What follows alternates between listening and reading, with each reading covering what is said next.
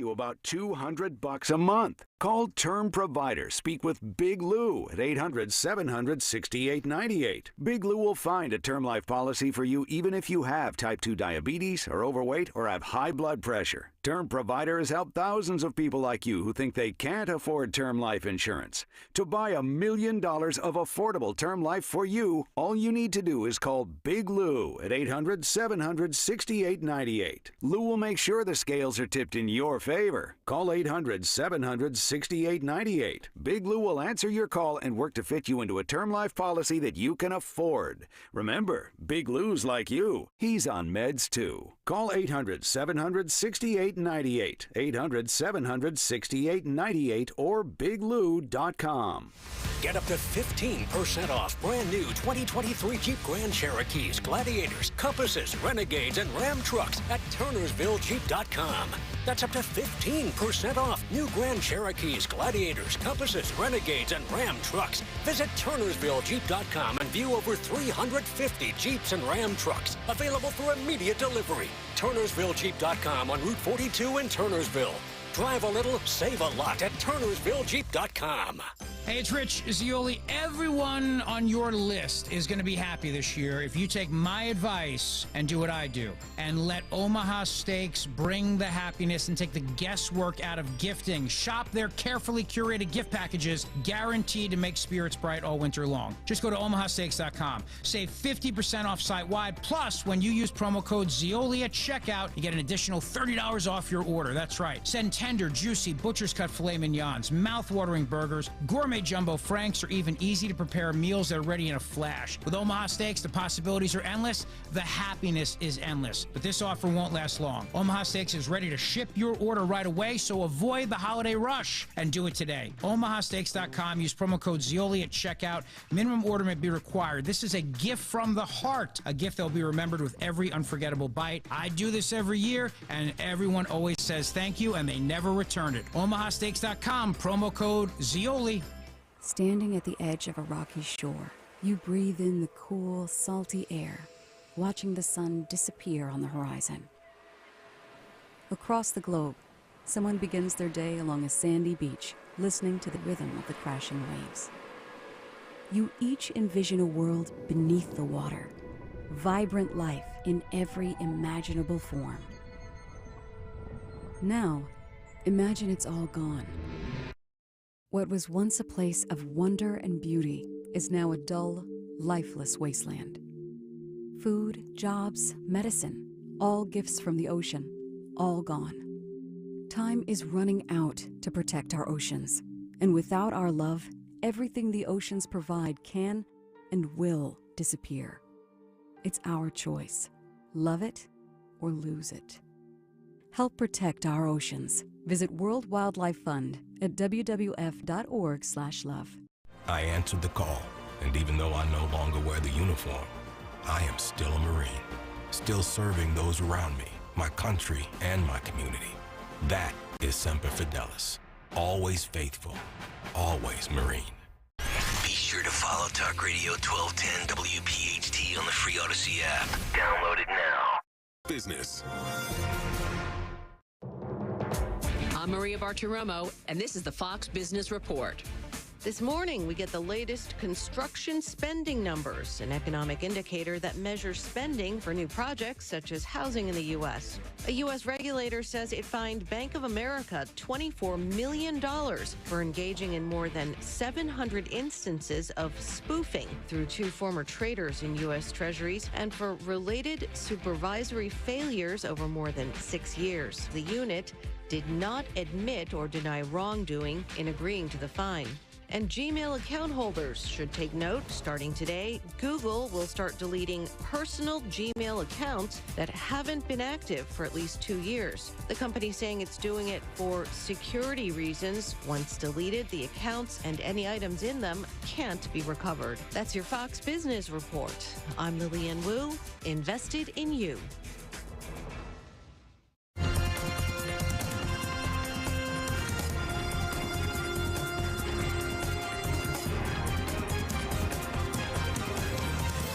This is the Fox News Rundown. There's been better news lately on inflation, but for many Americans, the cooling trend isn't making a dent. I want something done about the economy. Yes, you know, groceries shouldn't cost more than rent. Still, the holiday shopping season appears to be off to a solid start. I have a 7-year-old daughter, so the entire list is her, and she's come up with the list, and she wrote a letter to Santa. The National Retail Federation reports a record number of shoppers between Thanksgiving Day and Cyber Monday, though they spent a little less on average than last year, $321 and change versus $325. And while some shoppers are careful not to overspend, I want to pay, like with a debit card, only the money I have. Others are ready to accumulate more debt, at least temporarily. On Cyber Monday alone, a 42% jump in online spending using buy now, pay later plans. Unfortunately, Americans have a record amount of credit card debt, $1.08 trillion, according to the New York Fed. Ted Rossman is a senior industry analyst at Bankrate. What's really notable is that has jumped 40% just since the beginning of 2021. So there was this phenomenon early in the pandemic. A lot of people paid down debt. Those balances fell 17% at first, and now they've rocketed upward. So more people are carrying more debt for more time, unfortunately. We see 47% of credit card holders carry debt from month to month. 60% of them have had it for at least a year. So all these figures are moving in the wrong direction, unfortunately. Is that different than in past years, carrying all of that debt from month to month? It's gotten worse. 2 years ago, 39% of credit card holders carried debt from month to month. Now it's 47%. And 2 years ago, 50% of people with credit card debt had had it for at least a year. Now it's 60%. I think that speaks to the cumulative effect of high inflation, and higher interest rates are a big part of the story, too. The Fed has pushed rates higher by 5.25 percentage points since the beginning of last year, and that directly passes through to most credit card borrowers. Wow. So it's like a chain reaction. You have a hard time making ends meet as prices for everything went up. And so maybe then more people started turning to credit cards, and now those bills are costing more because of the higher interest rates to fight inflation, right? That's right. To be fair, it's not all bad. There are some silver linings. One would be that this $1 trillion plus figure, that's balances. That doesn't distinguish between what's paid in full and what's not. There are about half of cardholders who are paying in full every month. They're getting rewards and buyer protections. That's clearly the scenario you want to be in, if at all possible. The other thing is that even though delinquencies have gone up, they're still pretty low, historically speaking. And same thing for the debt to income ratio. That's actually looking pretty low compared to the recent past. So those are a couple of silver linings. But as they say, all news is local. For every person who's using credit cards and earning cash back and getting free trips and not paying interest, there's somebody else who may be stuck in a really persistent cycle of debt. So it really does play out differently at the household level. Where could this lead for the overall economy? Is it unsustainable and dangerous if people hit a wall where they just can't afford their credit card bills anymore? I think the job market's the biggest indicator. It's more of a lagging indicator than a leading one, but employment status is really the number one predictor of whether or not somebody's able to keep up with the bills. And there are so many contradictions in the economy right now. On the plus side, the job market's doing well. The 3.9% unemployment rate is one of the lowest in 50 years. The flip side of that, though, is high inflation and high interest rates and very low consumer sentiment. If you ask people how the economy's doing, about 8 in 10 say poor or fair, according to Pew Research. So there is some sort of perception versus reality thing going on here. Big picture, people are keeping up with the bills. I think the credit industry has actually had a great year because this is a very profitable situation for them. If they're charging higher rates and people are using their cards more, but they're actually paying them back. That's the key. If there's a recession, if a lot of people lose their jobs, that's when the delinquency rate really spikes. We're not seeing that yet. So I think right now, a lot of people feel like maybe they're treading water or falling a little bit behind, but they are still paying their bills back, which is why credit card lenders are still issuing credit pretty freely. One congressional analysis released by Senate Republicans finds the typical American household needing to spend over $11,000 more just to maintain the same standard of living as they had in January of 2021. Does that explain why so many people feel under pressure even as inflation comes down? I think it does, because when you ask people how they feel about the economy, overwhelmingly they say not so good. And I think the biggest reason is that inflation is gobbling up any wage gains people are making. And I think that's really the perception issue. It actually makes me realize that, honestly, people would rather have their wages going up, let's say 3% if inflation was 2, than if your wages go up 6% and inflation is 7 or 8 or 9%. And a lot of people feel like they're just kind of stuck on this treadmill and they're not getting ahead. Is using credit cards more the only way that spending is continued to help keep the economy afloat? Is it also, people sapping their pandemic savings, or is that long gone? I think the savings are long gone at this point among lower and middle income households. I think there are still some excess savings among upper income households, but you could sort of quibble about, is that even really savings at this point, or is that more just net worth? It is true that economic inequality has grown. A lot of people are using credit cards to get by. A lot of people are turning to buy now, pay later. That's been a big trend this past week with Thanksgiving shopping. Different estimates have put buy now, pay later growth as high as about 50% year over year. And I think that sales pitch is resonating with people, where maybe you make 4 interest-free payments over 6 weeks. It spreads out your cash flow.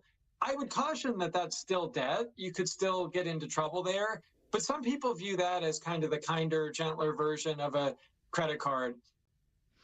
And I know the National Retail Federation was highlighting that, over 200 million consumers spent money over the long holiday weekend. That's a record, but on average, it was a bit less per shopper, right? So how worried should retailers be about that? I think retailers are doing okay. It's certainly not going to be a blockbuster holiday season, but it's not a disaster either.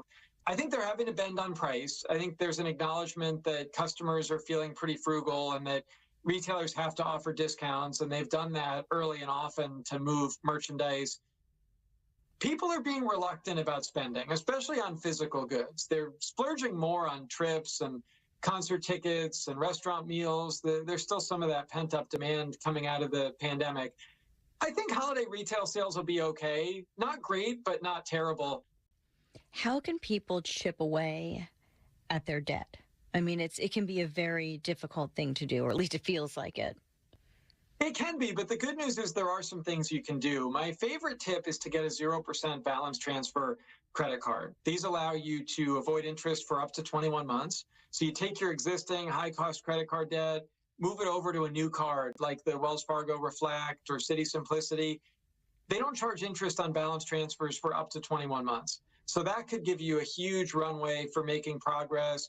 You typically need good to excellent credit, which most people have, but if you have a lower score or a lot of debt, maybe more than, say, $5,000, maybe then the best approach is to work with a reputable nonprofit credit counseling agency like Money Management International.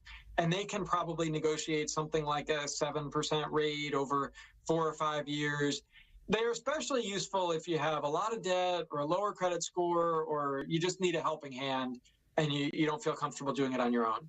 Does it hurt your credit score to either take that step and work with agencies like that, or to roll over your debt and, let's say, once isn't enough and you need to roll it over again to another 0% card? How many of these things hit your credit score? There is a little bit of a ding to your credit when you open a new credit card. It's probably something like 5 or 10 points for a few months. It's minimal in the grand scheme of things. I think it's well worth it considering all the interest you could save. We're talking hundreds, maybe thousands of dollars. But you bring up a good point about you can't just kick the can down the road. You need to actually make progress.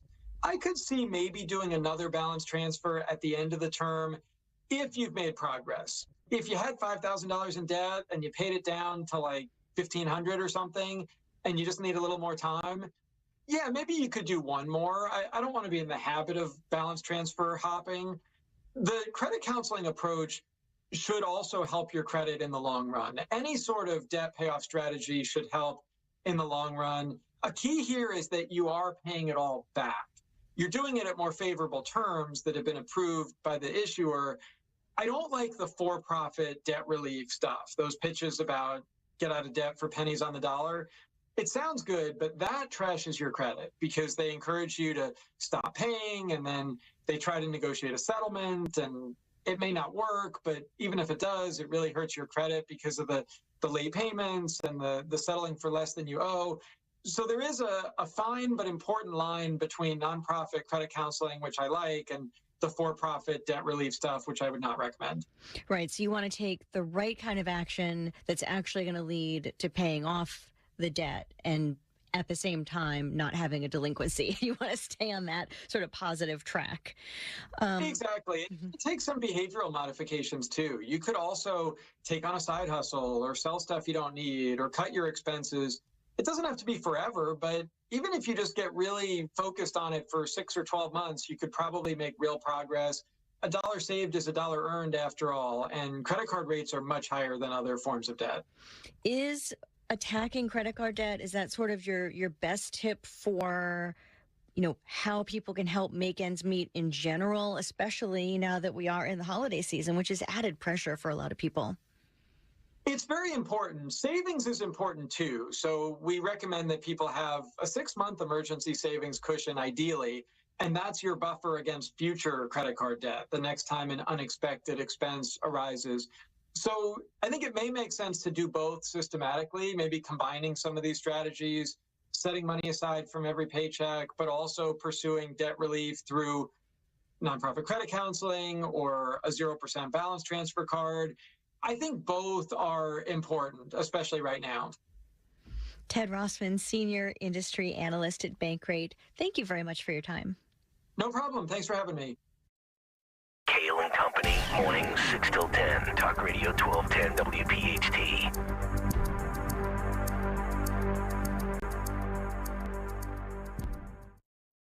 Hi, I'm Henry Winkler. My eyes are very important to me. My eyes connect me with things I love. I loved my late father-in-law dearly. He always lit up a room, but his vision dimmed with age. He had age-related macular degeneration, or AMD. And since partnering with Apellis, I've learned there's an advanced form of the disease called geographic atrophy, or GA. His struggle with vision loss made me want to help others know about GA's warning signs.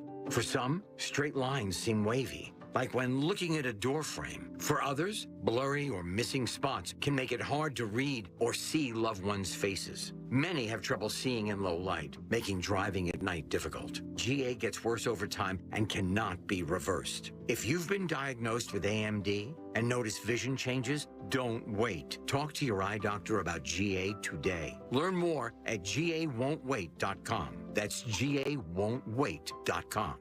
Mommy, I don't feel good. Oh, well, let me check you for fever. I've got this Exergen thermometer. Just sweep it across your forehead and, ooh, 100.5. Yeah, you're staying home today. That sure was fast and easy, just like at the doctor's office. Mm-hmm. Doctors recommend these Exergen thermometers. Clinically accurate and backed by over 100 clinical studies, get your Exergen thermometer at Walmart and participating retailers. Learn more at Exergen.com. Simply Safe was named the best home security of 2023 by U.S. News and World Report. But we don't do what we do for the accolades. We do it to protect you and everything you love. Our advanced sensors and HD cameras are powered by 24/7 professional monitoring for fast emergency response. Visit simplysafe.com/radio to get 50% off any new system today. Advanced home security, 24/7 professional monitoring for less than $1 a day. There's no safe like Simply Safe. If the market volatility of the past year has made you nervous about your retirement future, you're not alone. So many people are waiting for the perfect time to retire. And those folks are going to be waiting a really long time, I hate to say, because there's no perfect time. The market is always unpredictable and volatile. But that doesn't mean that it's hopeless. Jim Cipriotti has been helping people get to, through, and beyond retirement for over 20 years. And each week, he wants to help give you that freedom to retire. Listen to Freedom to Retire with Jim Cipriotti, now on Saturday mornings at 9 on Talk Radio 1210 WPHT. Hey, Joe DeCamera here. Big news from our friends at Family & Company Jewelers in Marlton, New Jersey. They've been in business for 86 years, and now is the time for the next generation to take over. They're having a huge passing of the torch sale with up to 70% off their entire store. It's happening now through December 2nd. Get your holiday shopping done early. Maybe even get the gal of your dreams, the ring of her dreams, a ring from Family & Company Jewelers. Save lots of money on that ring with the passing of the torch sale. Only from Family & Company Jewelers, South Jersey's diamond destination. 40 days to lose 20 to 40 plus pounds. With NJ Diet, it only takes 40 days to lose a contractually guaranteed 20 to 40 plus pounds. They use your hair, saliva, and blood work to personalize supplements that will target your hormonal imbalances so you can shed that fat. Then NJ Diet uses DNA info to help you keep it off. Locations in King of Prussia, Cherry Hill, and Newark, Delaware, or from anywhere with live online video consultations. Call 855-5NJ-DIET or visit NJDiet.com. That's NJDiet.com. When you need to know, depend on KYW News Radio 1039 FM. Israeli fighter jets strike Hamas targets in the Gaza Strip soon after a week-long truce expires, showing the war has resumed in full force. A federal judge blocks Montana's first-in-the-nation law banning TikTok, and Congress is voting today whether to expel New York Republican George Santos. Get the latest anytime on KYW News Radio, now on Crystal Clear 103.9 FM. You've never needed us more. Fox News, I'm Sue Gussman. Israel's military says it has resumed combat and is firing on targets in Gaza, accusing Hamas of violating a ceasefire. Secretary of State Antony Blinken on Thursday said Israel has the right to defend itself. Hamas cannot remain in control of Gaza.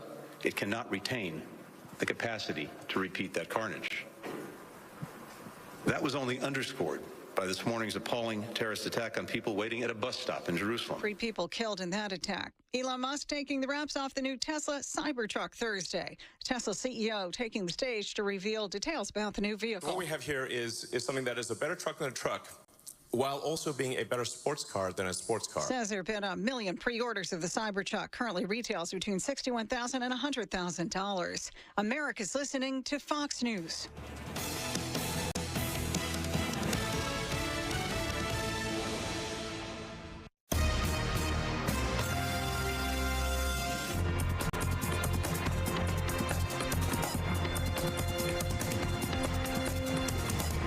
Is the Fox News Rundown.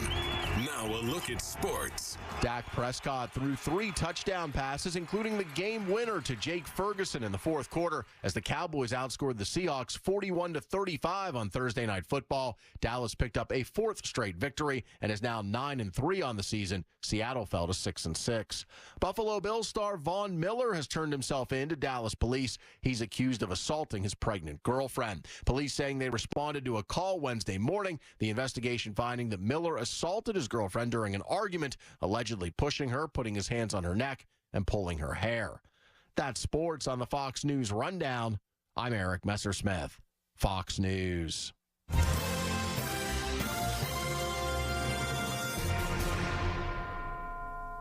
Now an update from Outkick's Hot Mic. Today's media is ad-libs. You just use a different adjective or verb and you just write in the open blanks on the headline and the story and then repost the same crap over and over and over again. What does all this become? Sports it should be the playground of life. I don't care going to a stadium who I'm sitting next to. Far too many people now are trying to push a narrative that I should care who I'm sitting next to. I don't, because it's the game. We have that and a concert where I highly doubt people on the left or the right really listen to the lyrics that they find catchy in a song nowadays.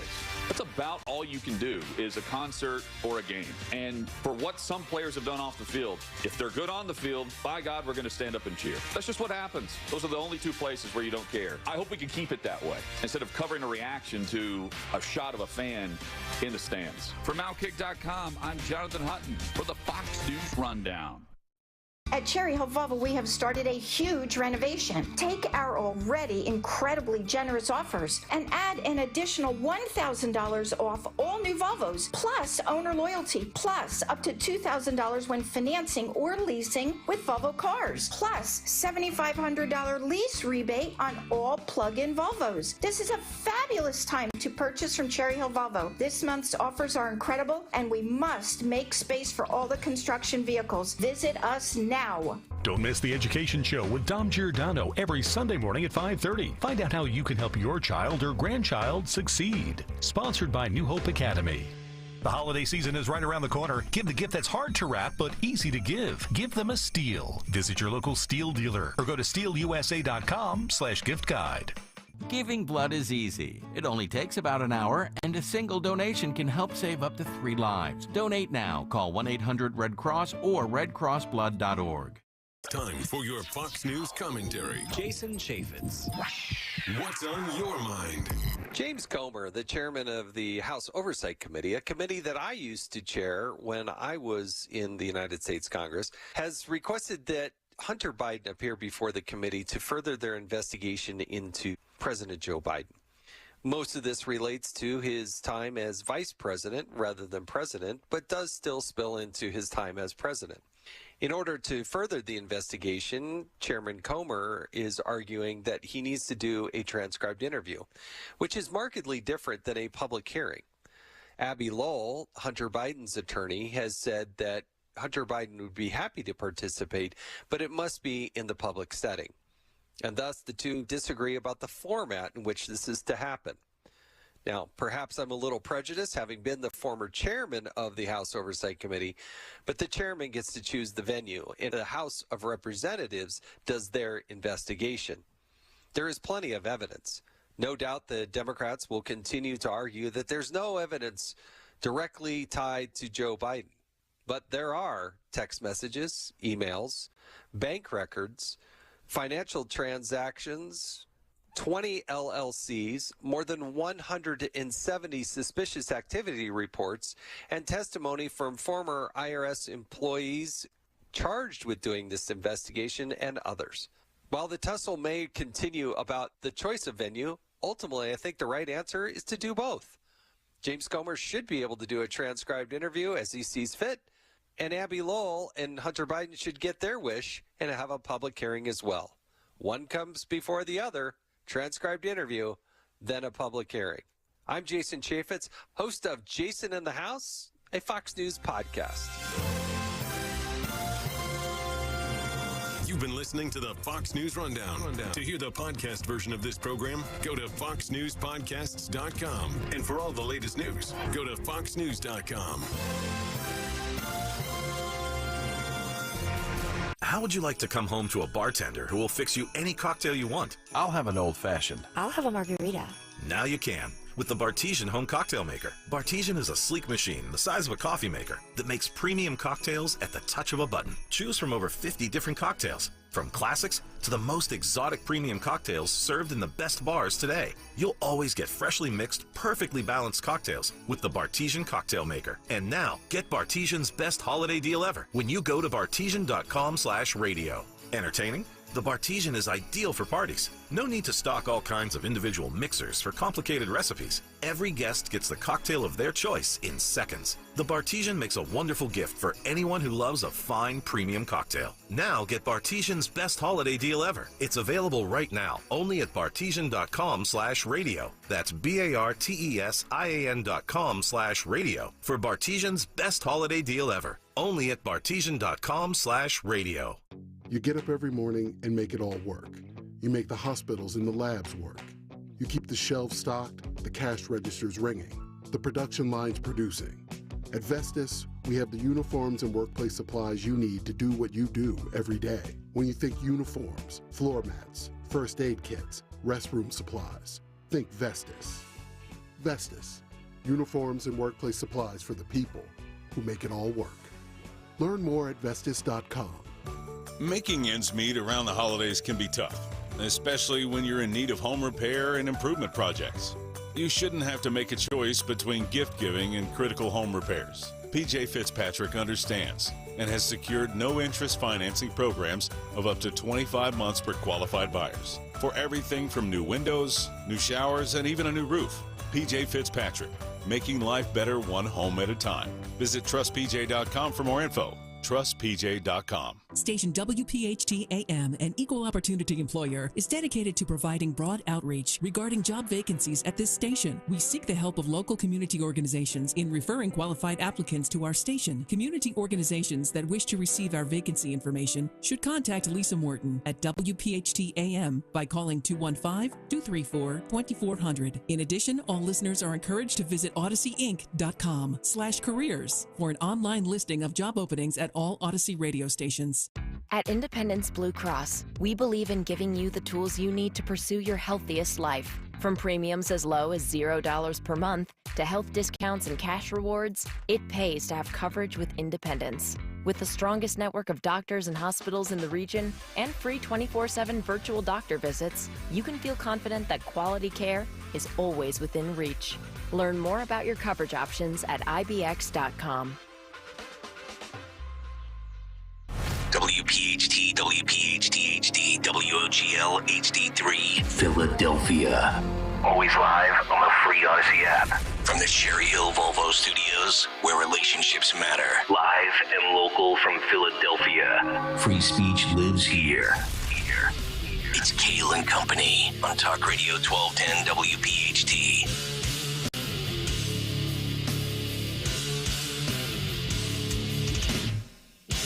And away we go, live on this Friday, December 1st. It is indeed Kayal and Company right here on Talk Radio 1210 WPHT. We are always live on the free Odyssey app and streaming live for your video viewing pleasure on YouTube. As we head until 10 o'clock this morning, 855-839-1210, the phone number. Twitter and Instagram, the radio station at 1210 WPHT. I am at Nick Kayal, Kayal. Dawn Stenzelin with the news. Greg Stocker, the chairman of the board. Anthony Dorenzo, Phil Almquist, the associate producers. Bye-bye, November. Hello, December. Oh. And how about that debate last night? What a performance we had on live television. Was it? Yeah, I would say so.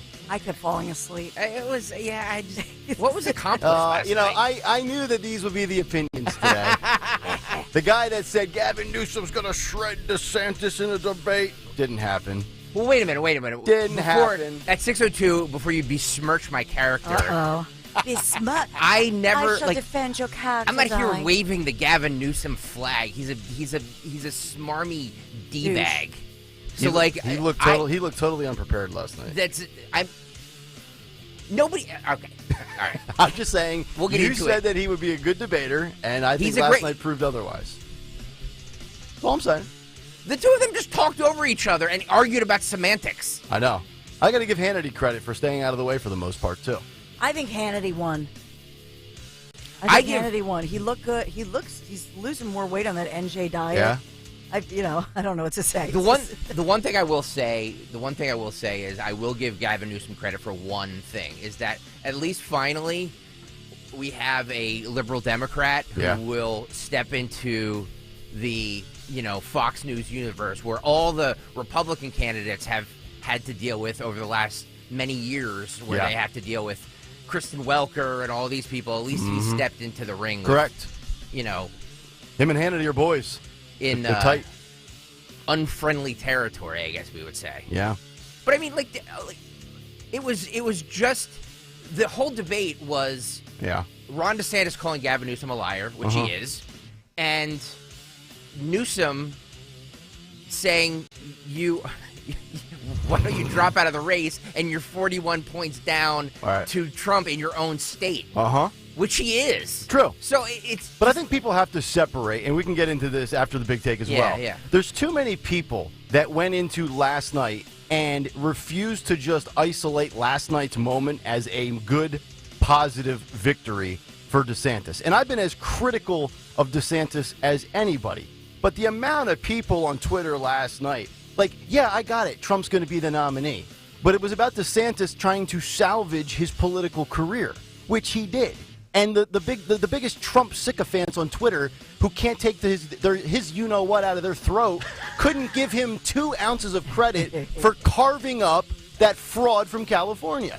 So I'm ready to go. Anybody wants to debate today, 855-839-1210. Let's go, because this guy ain't mailing squat in on a Friday. I don't care how good the ratings are.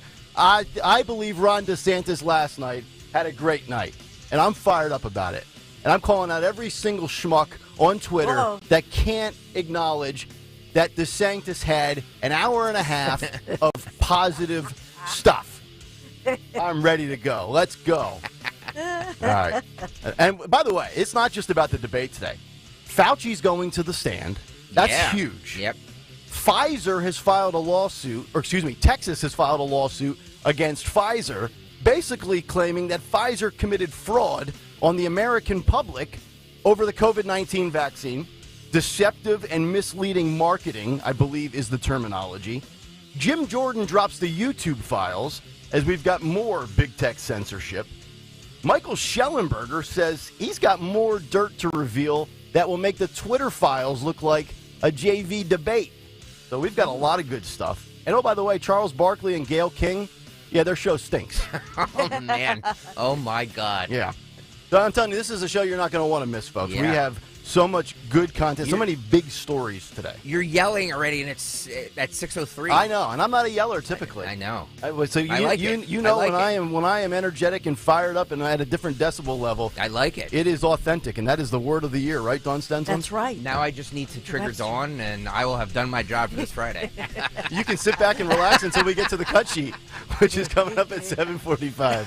All right, let's get to the news because there's a lot of it. Round number 1, and away we go with Dawn Stenson at 6:05 on a Friday morning. Good morning. On this Friday morning, we're feeling the warm-up already, so a lot of changes in the forecast. We are sponsored this Friday morning, December 1st. December 1st, TikTok got to get moving on your holiday shopping with a little help from our sponsor, Joseph Anthony Retreat Spa and Salon. So in the news, number 1, and they've been holding these news conferences. The search continues this morning and through the night for, yes, another escaped prisoner in Philadelphia. We're making national headlines on this one. Philadelphia police searching for that prisoner, escaped custody while on work detail. They say they identify him as 34-year-old Gino Hagen-Cotter. He was an inmate at Riverside Correctional Facility, working a detail assigned in the Orchard behind the Philadelphia Industrial Correctional Facility on State Road. This happened around lunchtime, according to officials. So he asked a guard. It was the old, I need to use the bathroom trick. And they said, of course, go ahead, go to the bath. The good news is this guy is not there's no record of violence with him. So that's why we can be a little lighter with this one. But still, Philadelphia Prisoners Commissioner Blanche Carney said she held another news conference and said that this is what happened. He snuck away. He never returned after using the bathroom and jumped a fence. He climbed a fence and then jumped over it. It's unbelievable. And this is a guy, I think, who was convicted of burglary in the past. So he's probably one of these kleptomaniacs who can't help but break and enter and then steal other people's property. And to your point, that the issue is he was there was a drug charge. They were going to put him in a half house for drug addiction and treatment. Then there was the theft, the burglary charge, so an escalation. Mm-hmm. So the concern that they're putting out there is that this guy is desperate for drugs, then wants to steal stuff. So they're saying if you see the guy's pictures plastered everywhere, don't approach him. Got to fix you. You got to get your urge and your fix, and then you steal to pay off the vice that you need to consume. This is I think this is the 4th escaped inmate in this general area now in this calendar year. Correct? We had Cavalcante. We had this guy. There was one other one also in Chester County. There was a second one in Chester County. And I'm drawing a blank on the 4th one, but I believe that's 4 now in 11 months. Yeah, because there were some from the Northeast. You're right. Yep. I will tally those up for you.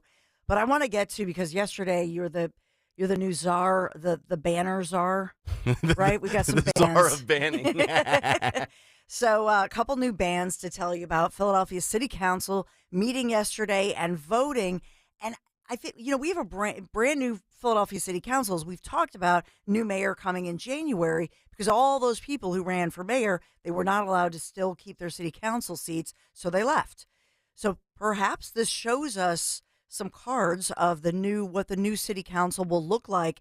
And in this case, they voted, you had the sponsor and 11 co-sponsors on this one to ban the wearing of ski masks in certain public places.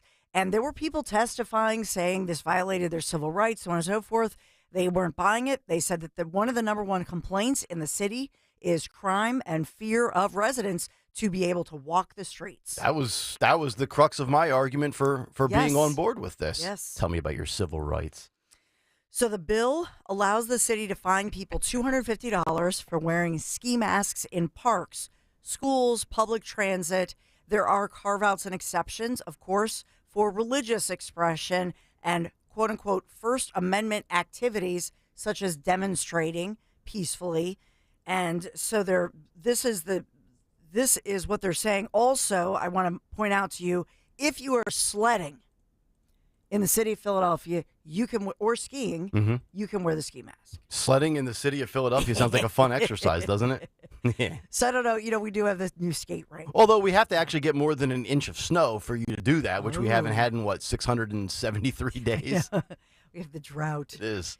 Then the ACLU, in Pennsylvania, has already said that these situations are putting a chill on First Amendment activities. ACLU is saying they're watching this, but this passed council, and council members say that this is balanced, it's thoughtful, and it is putting the residents of Philadelphia, it is making the priority to fight crime and also to allow police to fight crime. Oh, what a concept. Who's enforcing this, though? That's my question. We're going to have the new ski mask police. Dun, dun, dun. Right. It's another thing for cops to have to worry about when they should be worrying about the crime that's rampant in the city. We have to worry about who's wearing ski masks or not. But to your point of enforcement, it garners some headlines, it gets some attention. Dawn's talking about it, we're talking about it now. But unless you actually put it into act and act on this, then it's nothing more than window dressing. True. We'll see. I think what they're trying to do is the old another tool in the toolbox line. So if Sherelle, if the mayor-elect is going to allow, let's say, certain stop and frisk, which she promised, and then it goes along with the ski mask, it would give law enforcement who already have some suspicion, it would allow them to pull.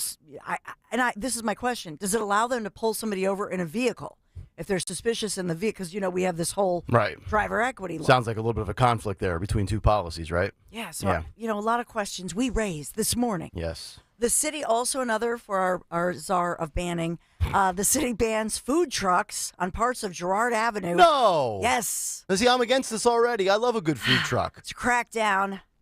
So this is a ban you're against. That's correct. Okay. It's case by case basis, sir. It's like Game of Thrones. Yes. When they have to go before Khaleesi. Yep. Not that you're like Khaleesi, but if you had a blonde wig, right. And they go, sir, I want to ban the food, and they have to make their case. As a Temple University alum who lived off of food trucks for 2 years, I am pro food truck. In this one, they banned the food trucks from operating along the busy 2-block section of Girard Ave in the Fishtown neighborhood. And they've said that it's just a latch-stitch situation. They've banned these trucks for the 2-block stretch because it causes it causes a lot of mayhem, and the residents are complaining, and so they're done with it.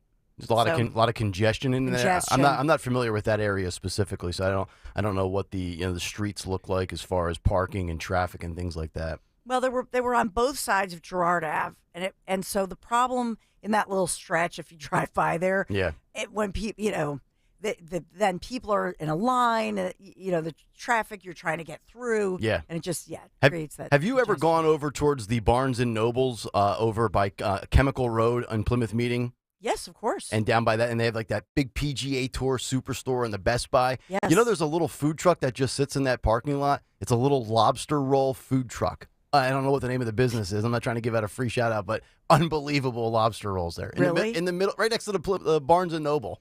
How do they wash? Here's my question. How do they wash their hands, and where do they go to the bathroom? I never thought about that. Okay.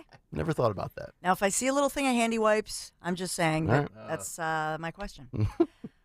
And so I saw this headline, and I thought it would interest you that the Eagles will end up back on Monday Night Football because of the NFL's latest decision to flex out the Chiefs and the Patriots. So the Seahawks game will be moved in the NFL's first Monday Night Football flex. So we're going to a flex program. Normally, they flex out a bad Sunday night game that didn't materialize with what they thought would be good teams, and they put the good teams on Sunday night at 8 o'clock. Now they're doing this on Monday night. So here's the issue with this. This is a road game for the Eagles. I got to imagine there's a lot of Eagle fans that already bought tickets that were planning to travel with a flight to Seattle on Sunday. Now the game is on Monday. I don't know that they've taken into account a lot of people traveling with flights. I agree with you. I'd be steamed up if I couldn't get my flight switched. Because we all know the one team in the NFL fan base that travels everywhere is the Philadelphia Eagles. Yeah. So you can bet that they would have a huge representation in Seattle. Yep. So yeah, hopefully people can pull a switcheroo. Yeah, I don't like this. Yeah. Sounds greedy by the NFL. Just leave it the way it is. I don't want to have to watch. I do morning radio. I don't need to have the Eagles on at 8:30 on a Monday night. Well, I just think we should have Eagles equity. I do. And if they did this, they have to provide the transportation. I agree. The Eagles. By the way, 1 o'clock. Like, what's wrong with 1 o'clock on a Sunday? I swear they haven't. On a Sunday. They haven't played a 1 o'clock game other than like one game this year. It's not just because we get up at the ungodly hour we do. Yeah. It's just like I don't know. I feel like football should be played at 1 or 4 o'clock. I love a 1 o'clock game. The end. Get it in, get it out. I can get on with my day. Yeah. Yep. So we are sponsored by Joseph Anthony Retreat Spa and Salon, the secrets of finishing your holiday shopping. 3 locations, Glen Mills, Springfield, Center City, Lowe's Hotel. Visit in person or online, josephanthony.com, where gift cards are available. That's josephanthony.com. And the forecast, I think you're going to like it because today we are 51-ish degrees, so another warm day. But we do have some showers moving in later in this evening. So for the bulk of the day, however, those showers hold off. Then showers overnight. But here's the thing. We clear out for tomorrow. Originally, they had told us that we had some rain for tomorrow. That's been changed. Yes. Woohoo. So 62 degrees for your Saturday. Yes, we will have some cloud cover, but it's going to be unseasonably warm. So it's a terrific day to get the family and the ladders and put up those decorations outside. Watch college football championship games. Wait, hang on. Play golf. Nick, you're missing her audience one right now. Yeah. She's talking to Larry, who's also not listening because he's on a competing radio station. Yeah. But the boys should be listening too. Okay. Yeah. So the audience of 3 in this case. Great day to get the kids outside in the yard, That's rake right. up the leaves. You got all afternoon, Skippy. Doing some work. Yep. So 62 degrees for your Saturday. Rain holds off. Sunday, 54. However, some showers on Sunday. I don't see much precipitation then moving forward next week. But tomorrow, wow, what a sweet day as we enjoy 62 degrees. This is Kayal and Company News Live. All right, Dawn, thank you very much. 6:17 Friday morning. Let's get to the last big take of the week. The Big Take on Kayal and Company. All right, the big take this morning, a glimpse into the future. Last night at 9 p.m. on Fox News, Sean Hannity sat down with Florida Governor Ron DeSantis and California Governor Gavin Newsom in the great red state versus blue state debate, a preview of the 2028 election debate, perhaps a preview of the 2024 election debates next October. Or at least on the Democratic side of things, if Newsom supplants Biden this summer at the DNC convention.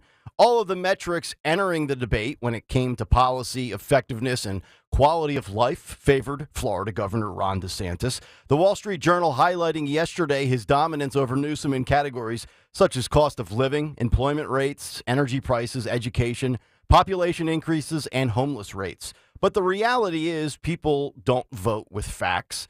They don't vote with logic. They vote with feelings and emotion. And entering 2023, you could argue that both were the future of their respective parties. But things have changed. Going into last night, DeSantis has shown his shortcomings, and the shine has already worn off. Newsom remains the guy for the Democrats, but his timeline may have been accelerated as Biden has deteriorated. Now, Newsom has failed California, and he's also in a sticky situation should the Dems want him to jump over Kamala Harris. Can't have that in the day and age of diversity, equity, inclusion, identity politics because, well, the white man jumping past the African-American female won't sit well with the progressive faction of the party. And this should be in DeSantis' wheelhouse last night, right? He doesn't pick fights with Republicans for the most part. He only counterpunched Trump after Trump initiated the onslaught of attacks and haymakers at him. DeSantis typically jousts with the media and with Democrats and those who he disagrees with when it comes to a political ideology. Now, for Newsom, this should have been the night where he shows why he is the far better option than Joe Biden. But he couldn't be too good, right? Because then he forces the Dems' hand to give Joe the boot. And here is the interesting little tidbit. Americans are exhausted by Trump and Biden. Polls show that Americans want something else. Yet DeSantis hasn't caught fire going into last night, and Newsom has been a failure who comes off as kind of a slimy sleazebag. And the reality is this, DeSantis wouldn't be here last night if he was actually living up to his Florida success and posing a legit challenge and threat to the incumbent Donald J. Trump. But then the debate began. The debate took place in Alpharetta, Georgia, just on the outskirts of Atlanta, Georgia, with no studio audience. It was just Hannity, DeSantis, and Newsom. Empty room, just three men. DeSantis with an incredibly awkward smile to start the debate in the introductions. If you saw it last night, you know what we're talking about. And Hannity made it clear from the jump he's moderating. He's not offering opinion as a noted conservative. Issues at the forefront to be discussed included taxes, the economy, immigration, crime, guns, homelessness, education, parental rights, abortion, and gas prices. Now, they opened up on total net migration, where people are leaving one state and moving into another. Newsom deferred the coin toss, letting DeSantis start with migration. Bold move, considering Florida is gaining massively over the California exodus. And I think it was all downhill from there for Gavin. DeSantis went on the attack, talking about how awful California has been under Newsom's reign. Listen and watch this. When I was in the Navy, I got orders to go to Naval Amphibious Base Coronado in Southern California. And I was a lifelong Floridian, but I went there and I was like, man, this is one of the most beautiful places on earth. And I think California has more natural advantages than any state in the country. You almost have to try to mess California up. And yeah, that's what Gavin Newsom has done since he's been governor. He's the first governor to ever lose population. They actually, at one point, ran out of U-Hauls in the state of California because so many people were leaving. Of course, he's imposed restrictions on his own people while exempting himself from those restrictions and going to the French Laundry while his people were suffering. He led the country in school closures, locking kids out of school while he had his own kids in private school in person. Now, he's very good at spinning these tales. He's good at being slick and slippery. He'll tell a blizzard of lies to be able to try to mask the failures. But the reality is they have failed because of his leftist ideology. And the choice for America is this. What Biden and Harris and Newsom want to do is take the California model and do that nationally. Ron DeSantis coming out strong. I think if Gavin Newsom could do that one over, he would have taken the ball first, so to speak. What was Newsom's rebuttal? Well, he had no answer for the facts. He immediately pivoted after kissing Sean Hannity's butt. This was shades of Kamala and the Democrats' playbook. Distract, divide, and just go down a different road and a different memorized script that really doesn't have much to do with the initial question. After Hannity pushed back and said that, Mr. Newsom, you haven't answered the question, here was what Gavin finally did offer up. Listen and watch. The last 2 years, more Floridians going to California than Californians going to Florida. No, I put up on the by the screen. way, that's going to be fun to fact check. So we'll just start right there. California has no peers. California dominates, size of a 21-state populations combined. It's the 5th largest economy in the world. We dominate, #1 manufacturing state. We dominate in two-way trade and research and development, access to innovation, more scientists, more researchers, more engineers, more Nobel laureates in the state of California than any other state in the nation, the finest system of higher education. It's the birthplace of life science and biotech and nanotechnology. We dominate in green tech. We dominate in high tech. We dominate in artificial intelligence. So with respect, I think it's an interesting campaign strategy for Ron DeSantis to be bashing a state of 40 million Americans when California simply has no peers. And California simply is losing people. No idea what any of that has to do with the initial topic of migration and the question posed by Sean Hannity. If anybody thought that was sound and solid, I think you're crazy. All he did was tout the Dems and Biden and Harris and artificial intelligence. And then, and you didn't hear it in that clip, he says the most notable thing to come out of the migration topic was that he won't be the nominee in 2024. It's good to know, if in fact you believe it.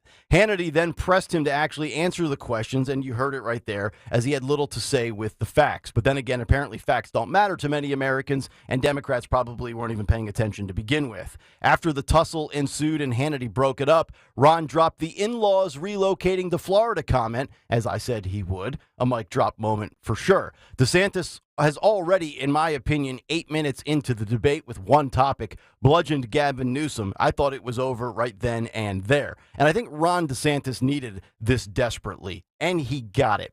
All Newsom could do was smile and laugh. I think he's an empty suit. He looks the part, no doubt about it. If you're casting a Hollywood cast for a movie about the White House and a president, Gavin Newsom would fit the bill to a T, but he offers zero measurable substance.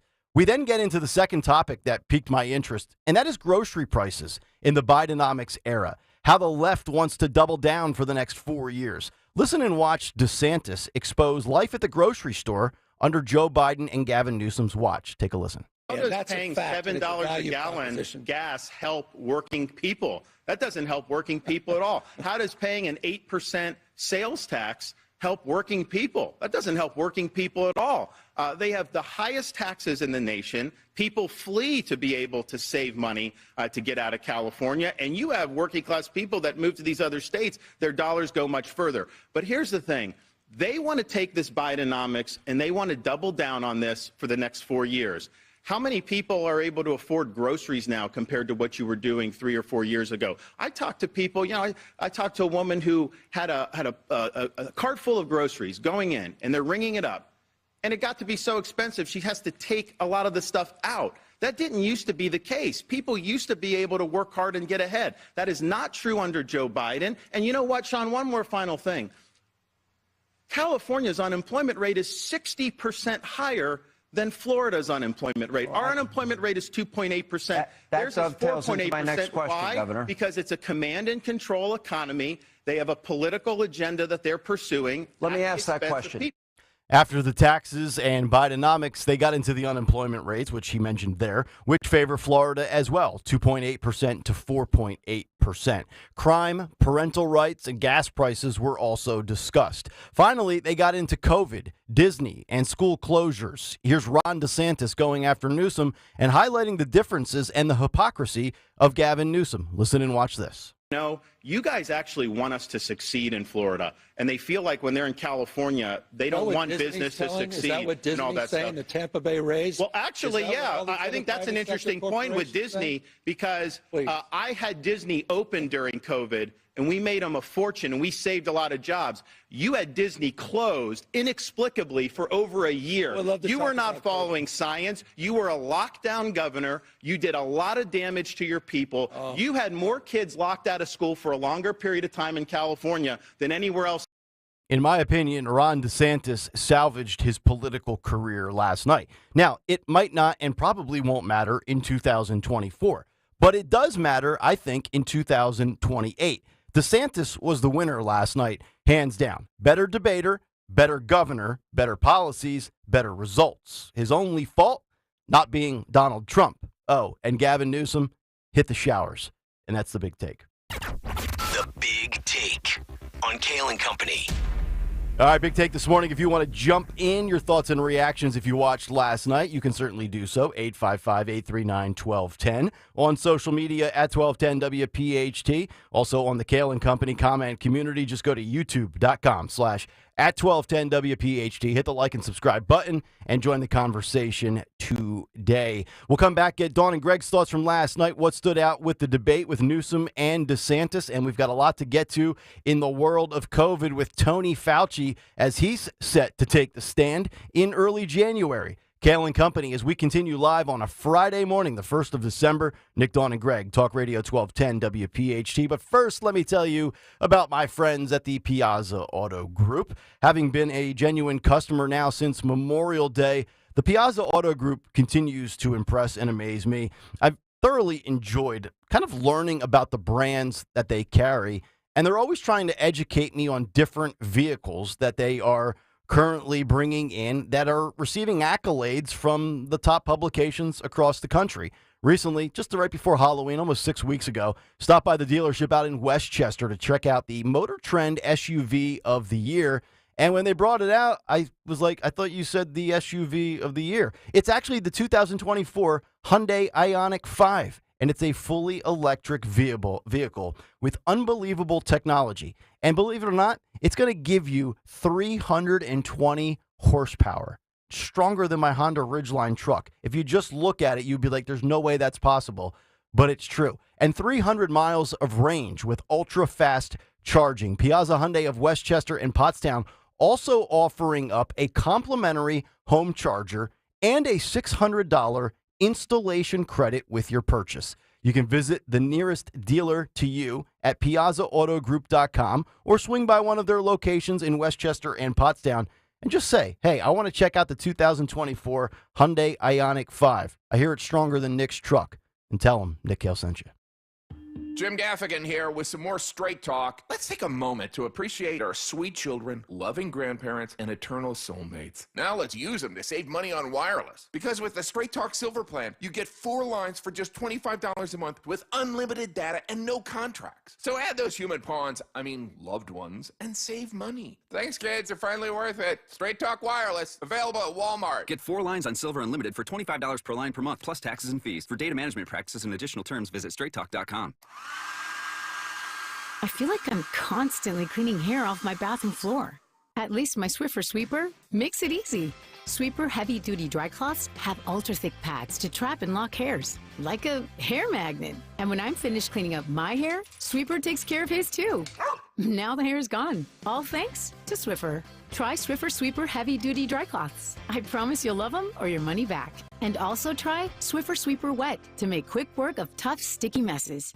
See Joe Conklin with the City Rhythm Orchestra in a salute to Philly sports fans at Westchester University, January 26th and 27th, in the Broadway Theater in Pittman, New Jersey on February 25th. I love the orchestra. Can't wait to hear the band. The city is on fire right now. It was fantastic. The Birds? Keep this party rolling, baby. Awesome. This is funny. That's Conklin and City Rhythm at Westchester University and the Broadway Theater in Pittman, New Jersey. For tickets, go to joeconklin.com. joeconklin.com! At American Heritage Credit Union, our rates allow you to choose what works best for your lifestyle. Save for the summer with a 5-month certificate at 5% annual percentage yield. Or be prepared for next year's holiday season with an 11-month jumbo certificate at 5.50 annual percentage yield for balances of $100,000 or more. Learn more at AmericanHeritageCU.org. Federally insured by NCUA. Not a member? Join today. Look at you. Your life is under control. Errands done. Leaves raked. It's time to give yourself a reward. You know you've been waiting all day for your favorite tasty cake treat, but which one? There are so many great choices. Is it the delicious Crimpet or the mouth-watering candy cake? No matter what you choose or where you are, it's always time for a tasty cake, so choose what feels right and enjoy. You've earned it, and you know you deserve it. Tasty cake, except no substitutes. Join us at Odyssey as we all do our one thing. Together millions of things for our planet. If you get a new tablet or cell phone this year, recycle your old one, either by donation or an e-waste program. When we each share our one thing, it becomes a million things for our planet. What's your one thing? Be sure to follow Talk Radio 1210 WPHT on the free Odyssey app. Download it now. now.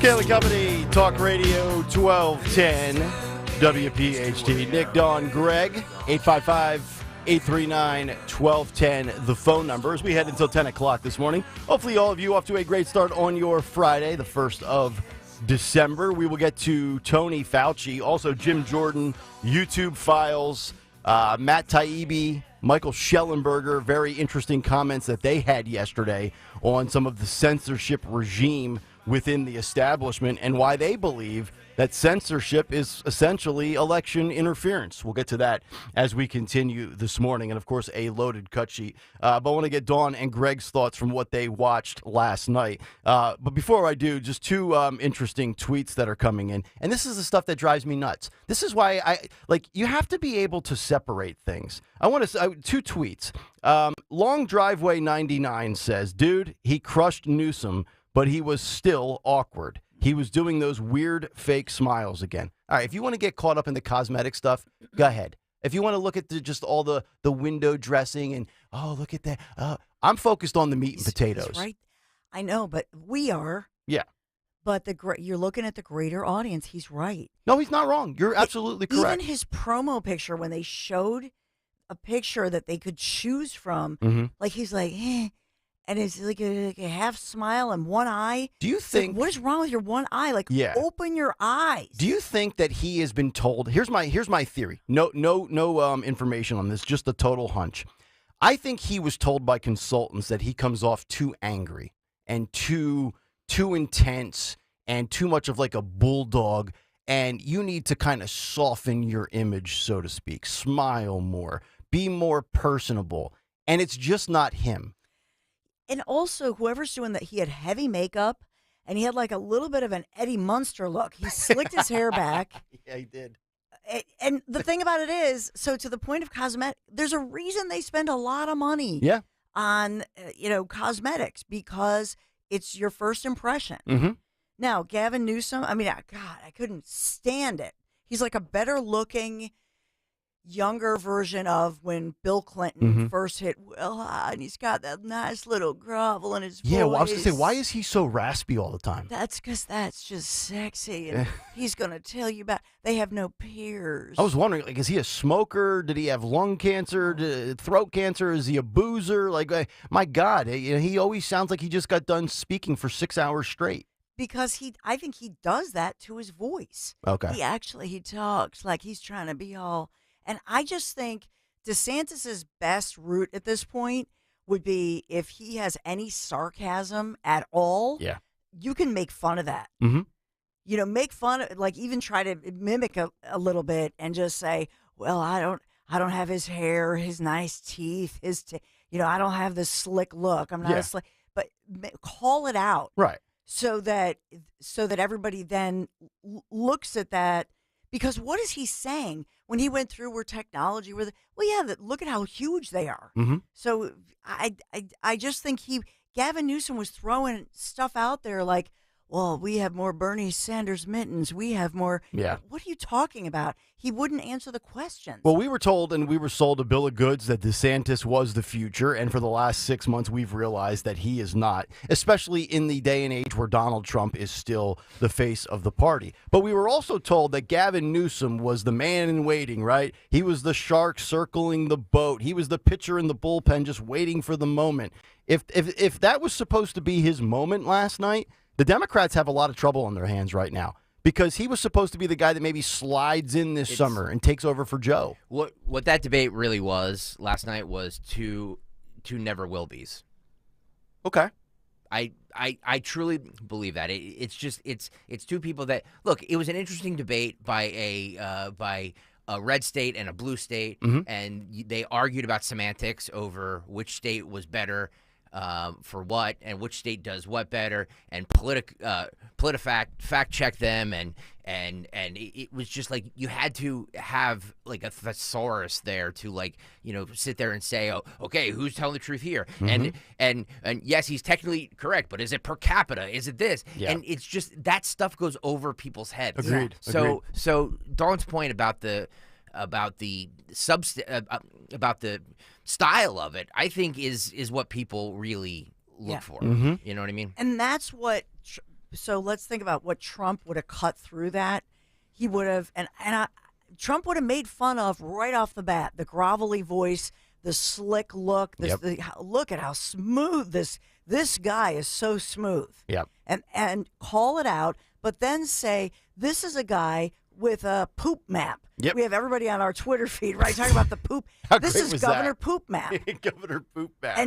And put it out there. This is a guy who's saying all of this technology that he can't run his state. No. He can't literally get excrement off of the streets. And that's the amazing part of it is DeSantis came prepared last night. He had the poop map, and it was almost as if Newsom didn't prepare at all. And if you let DeSantis beat you, what's going to happen if you trot out Newsom against Trump? Trump won't need to pull out poop maps or be polished or be memorized and rehearsed like DeSantis. Trump will just shoot from the hip and absolutely wipe the floor with Gavin Newsom. And I think Joe Andre makes a great point on Twitter. He just sent us a tweet. He said, DeSantis slaughtering Newsom is why the left will attempt to prevent the presidential debates from happening.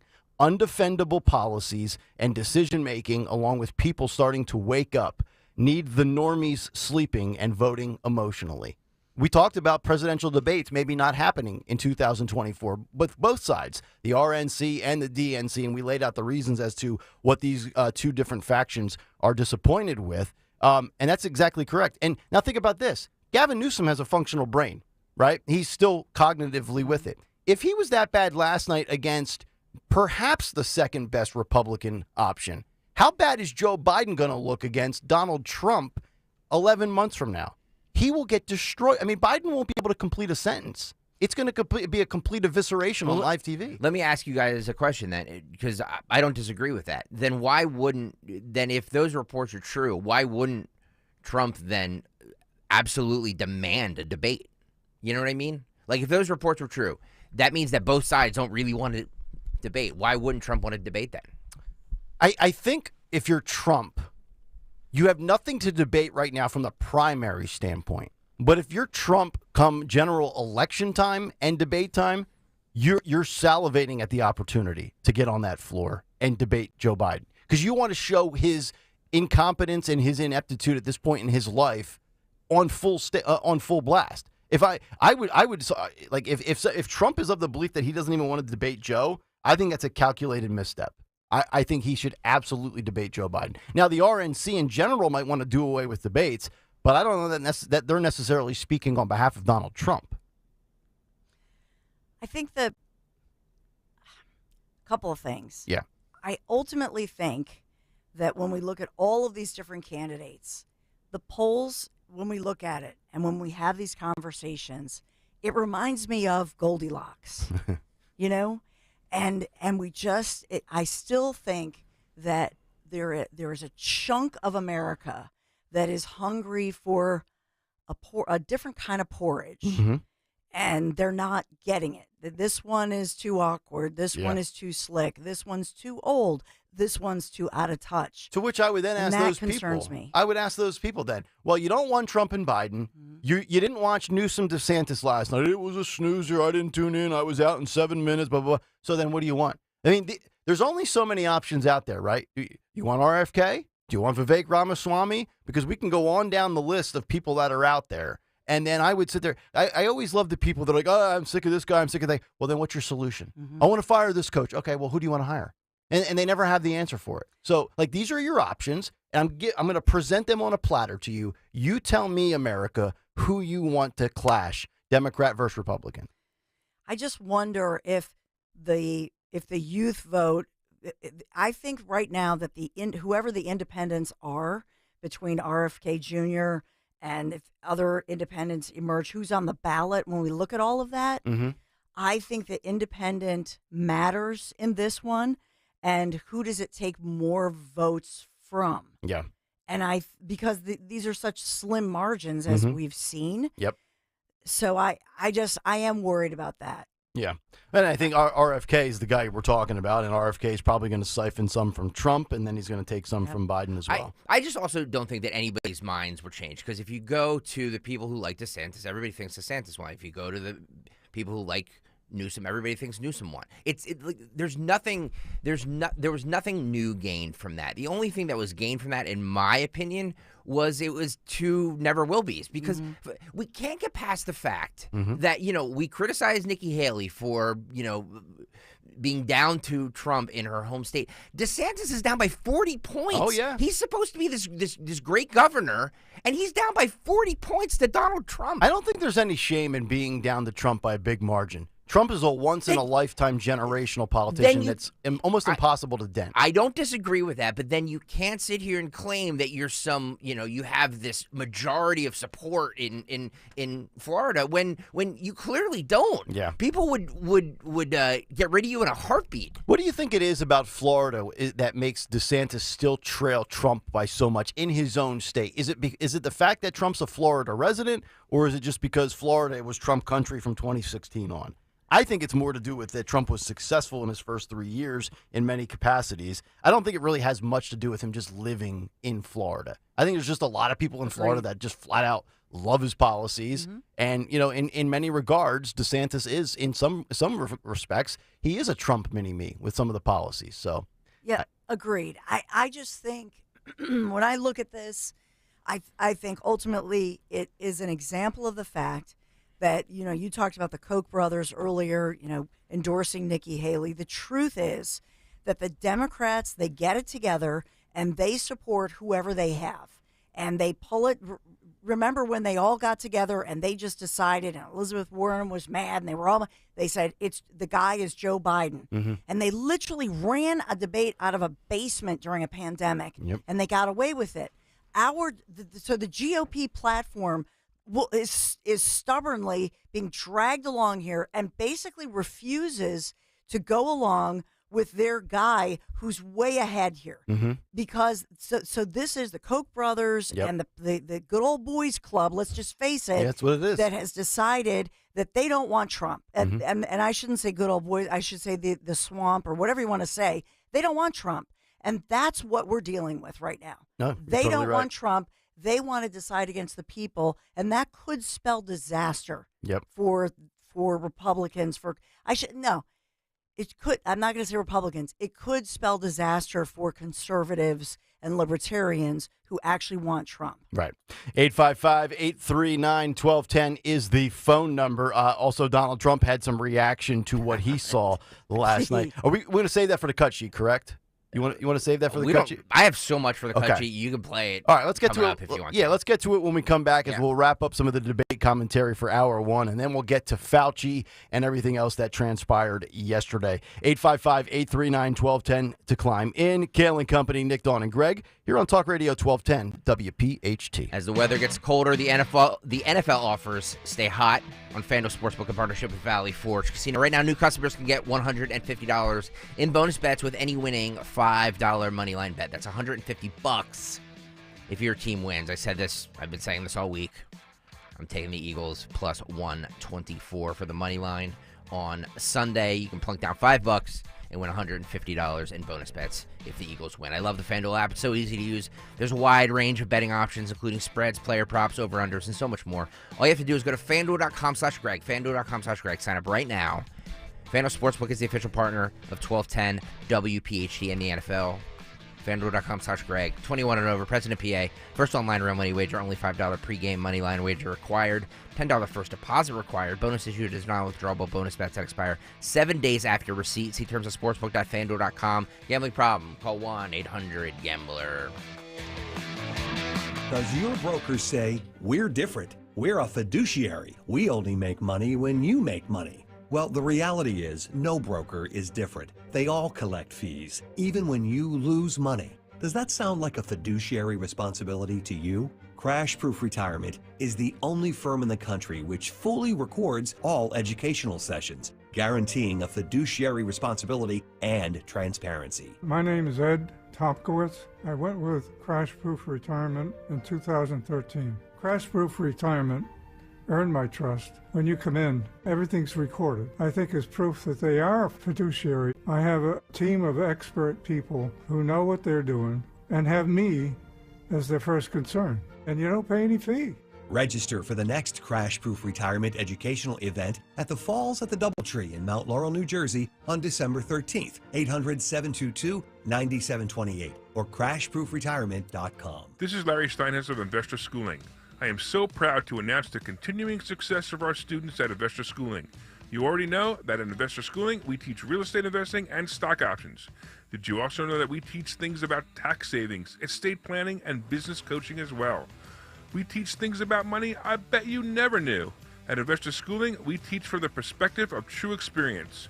If you want to see what our students think about Investor Schooling, please check out the over 160 5-star Google reviews. To find out more about how you can change your financial life, go to investorschooling.com or call 866-424-2829. That's 866-424-2829, and you can attend a complimentary class this Thursday at 7 p.m. Attend that class and see for yourself what Investor Schooling is all about. Go to investorschooling.com or call 866-424-2829. That's 866-424-2829. We can't wait to see you this Thursday. Finding great candidates to hire can be like, well, trying to find a needle in a haystack. Sure, you can post your job to some job board, but then all you can do is hope the right person comes along, which is why you should try ZipRecruiter for free at ziprecruiter.com/free. ZipRecruiter doesn't depend on candidates finding you. Its powerful technology identifies people with the right experience and actively invites them to apply to your job. You get qualified candidates fast. So while other companies might deliver a lot of hay, ZipRecruiter finds you what you're looking for. The needle in the haystack. 4 out of 5 employers who post a job on ZipRecruiter get a quality candidate through the site within the first day. ZipRecruiter, the smartest way to hire. And right now, you can try ZipRecruiter for free. That's right, free. Just go to this exclusive web address, ziprecruiter.com/free. That's ziprecruiter.com/free. ZipRecruiter.com/free. Dom Giordano at noon. Kayal and Company now on Talk Radio 1210 WPHT and the free Odyssey app.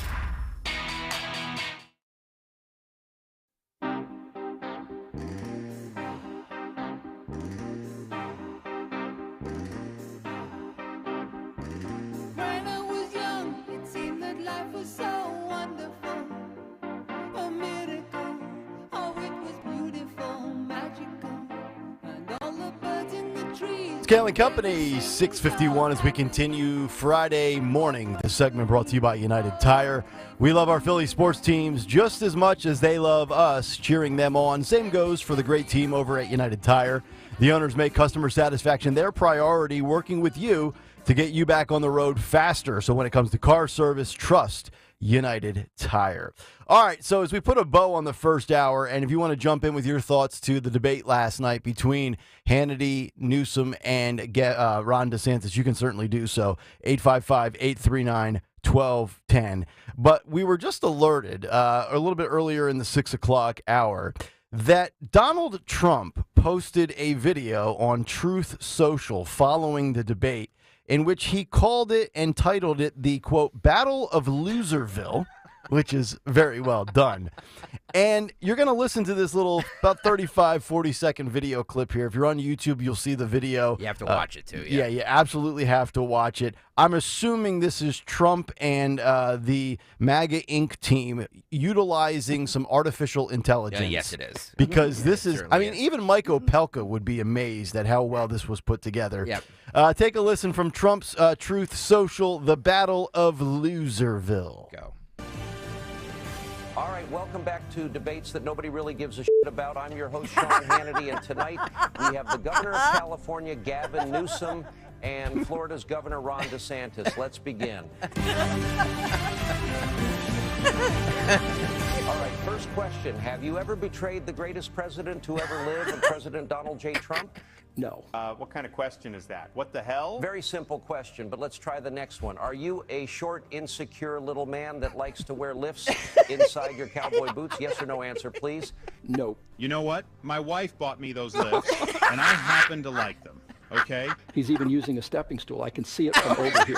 Governor, we clearly said no step stools. You either get off of it or you're leaving the stage right now. And then you watch him. He shrinks. He shrinks. And then he walks off the stage. It's amazing. And that, folks, right there is why you don't have to show up at any debates. You just drop a truth bomb, and people like us eat it up and laugh hysterically. That is amazing. Who won the debate? Donald Trump. The Battle of Loserville. Donald Trump won that debate, guys. It shows. By the way, it's very telling too that in that he took the most shots at DeSantis. Yes, absolutely. Right? Yeah, that's absolutely. true. He probably actually, I think he genuinely probably likes Gavin Newsom better than Ron DeSantis at this point, which is really saying something. So that is incredibly well done. When I first got this sent to me, I'm like, wait a minute, this is just and I'm like, oh, okay, I better listen to this. And exactly right. My wife bought me those boots. Mustard. Nice work by Trump there. All right, 855-839-1210. Yeah, and again, look, I think ultimately DeSantis needed to have some sort of positive press, some good showing. I think he got it. And I also think probably the biggest takeaway, two things from the left. Gavin Newsom saying that he will not be the nominee in 2024 is interesting because nobody asked him that. That was like staged. That was scripted. He had that rehearsed. I don't know if he's just trying to throw people off of his scent or if he genuinely means he's not going to step on Joe's toes, or maybe he's been told to wait his turn, or maybe they don't want him overstepping Kamala Harris. Take it for what it's worth. It's coming from a politician's mouth, and if a politician's mouth is moving, they're probably lying. But that was pretty much, I think, the biggest thing that Gavin Newsom, because we've been saying for weeks that he's been kind of circling the waters. He's waiting to pounce. Some people have speculated this summer at the DNC convention. From his lips last night, though, he says he will not be the nominee in 2024. Do we believe him? No, of course No, not. I I don't believe don't- anything he said. Do you? No, probably not. I mean, because I'm still of the belief as long as Joe Biden has a pulse and is breathing, the Dems will roll with him. But maybe it's a different story if Newsom puts on a better performance last night. I think if you're a Democrat today and you're behind closed doors, you're like, all right, we got one guy who can't put a sentence together. Our shining ace from California didn't really shine last night, you know. And then we've got the Veep, who's an abject disaster every time she sits down at a college tour. So, their options are not great, and yet somehow, some way, they might end up winning. So, there you go. 855-839-1210. Dawn will have some news to kick off hour number 2, and then a COVID trifecta from Fauci being set to testify to the mystery pneumonia now landing in the U.S., 146 cases in one state specifically. Awesome. Yeah, and also COVID cases in the last 2 weeks have tripled just in time for election season. It's Kayal and Company, hour 2 next. Join the Faith and Liberty Discovery Center on Saturday, December 2nd to kick off the Christmas season with free admission to the museum, crafts for the kids, holiday movies, see our Christmas tree, and a 19th century inspired Christmas train display. Meet 1210's own Dom Giordano and meet former Birds player and 5-time Pro Bowler Irving Fryer. And stick around for the Philly Holiday Parade happening right outside our doors. Celebrate Christmas and experience the Faith and Liberty Discovery Center at 5th and Market Streets, where the good book meets the history book. Hey Philly, it's quarterback Jalen Hurts and Window Nation's Harley. Hey Harley, what's the right play? How about 0% interest for 5 full years? What? And get 50% off all style windows. Oh right, it's halftime at Window Nation. Score new windows for your home at half price. Save 50% on all style windows. And for a limited time, get 0% interest for 60 months. That's why you should call my team, Window Nation, today. Yeah, Jalen. At 866-90-NATION or visit online at windownation.com. WPHT, WPHT-HD, WOGL HD3 Philadelphia. From the Cherry Hill Volvo Studios, where relationships matter. Always live on the free Odyssey app. Pajamagram's famous naturally nude pajamas are back. A very luxurious Christmas gift for her, one that'll make you a holiday hero. This year, Pajamagram has upped the ante. How about a free Barely There Naturally Nude nightie? How about $75 of savings? How about gift packaging options and quick delivery? That's an effortless 2-in-1 deluxe gift that you both are guaranteed to love. Soft and silky with a Barely There feel, curve caressing with a fit that's better than lingerie. Best-selling for a reason. Pajamagram's naturally nude pajamas and nightie are designed to make her feel amazing and drive you wild. Now is the time to win Christmas. Now is the time to go get your special someone naturally nude from Pajamagram. But hurry, this gift sells out every year. Shop now while it lasts. Head to pajamagram.com for naturally nude pajamas and save $75 on a free naturally nude nightie. When you need to know, depend on KYW News Radio 103.9 FM. Israeli fighter jets strike Hamas targets in the Gaza Strip soon after a week-long truce expires, showing the war has resumed in full force. A federal judge blocks Montana's first-in-the-nation law banning TikTok, and Congress is voting today whether to expel New York Republican George Santos. Get the latest anytime on KYW News Radio, now on Crystal Clear 103.9 FM. You've never needed us more. You get up every morning and make it all work. You make the hospitals and the labs work. You keep the shelves stocked, the cash registers ringing, the production lines producing. At Vestas, we have the uniforms and workplace supplies you need to do what you do every day. When you think uniforms, floor mats, first aid kits, restroom supplies, think Vestas. Vestas, uniforms and workplace supplies for the people who make it all work. Learn more at Vestas.com. Lose weight and feel great with NJ Diet. NJ Diet uses DNA and blood work to help you lose weight and keep it off. Tune into the radio show Sunday at 2 or visit njdiet.com. Pastor Brad Lacey here, First Baptist Church, Conshohocken. Join us Saturdays for the great message and be blessed. 5 a.m. right here on Talk Radio 1210 WPHT. Chronic pain, cancer, fatigue. Find out about the benefits of medical hydration therapy on Health Watch with Dr. Molly Fantasia every Sunday morning at 8 on Talk Radio 1210 WPHT. Calling on Sewell, New Jersey to follow 1210 WPHT on the free Odyssey app. Download it now.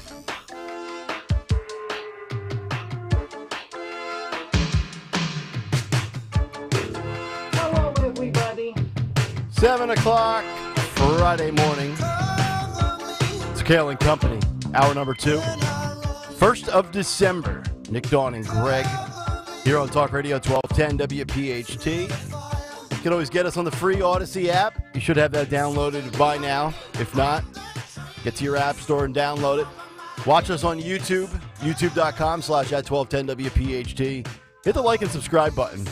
Greg wants 6,000 followers by Christmas. I think we can do it. We got to 5,000 right around Thanksgiving, Black Friday-ish. We could do this. Cut sheet coming up, 7:45. Also, the editor at Deadspin gets exposed for being a fraud.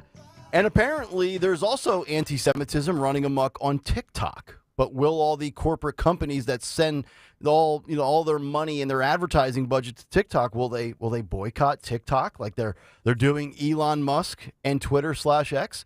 We'll get to that as we continue. Plus, Fauci is in the news, Jim Jordan with the YouTube files, and a lot of other good stuff as we continue today. But first, let's get to the news. There's a lot of it around number 2, 7:01, and for that, we give you the great Dawn Stensland. And good morning. We are sponsored this morning by ECI Comfort this morning. 35 degrees right now. I'll tell you when the warm-up begins, especially for the weekend.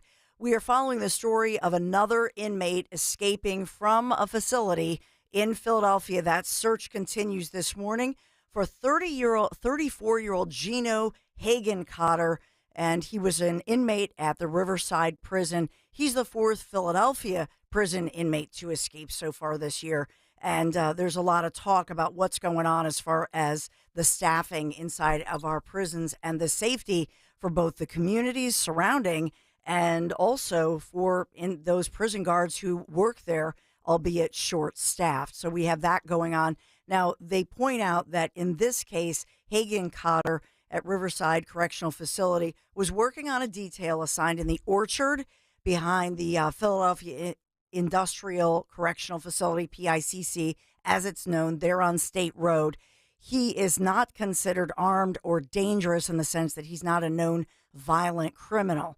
He had some drug issues. He had a burglary and theft, accusation against him.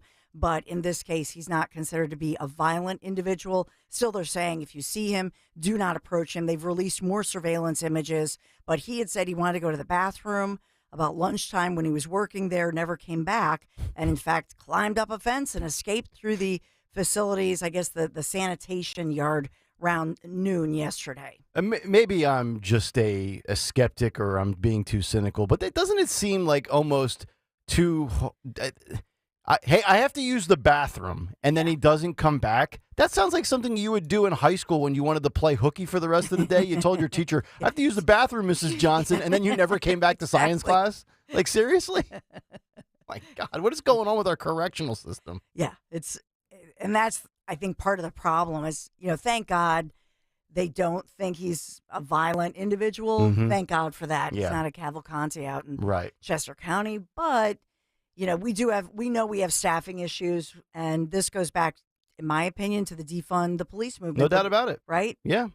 Yeah, nobody wants to work in the criminal justice system this day and age because you get smeared and you can't do your job to boot.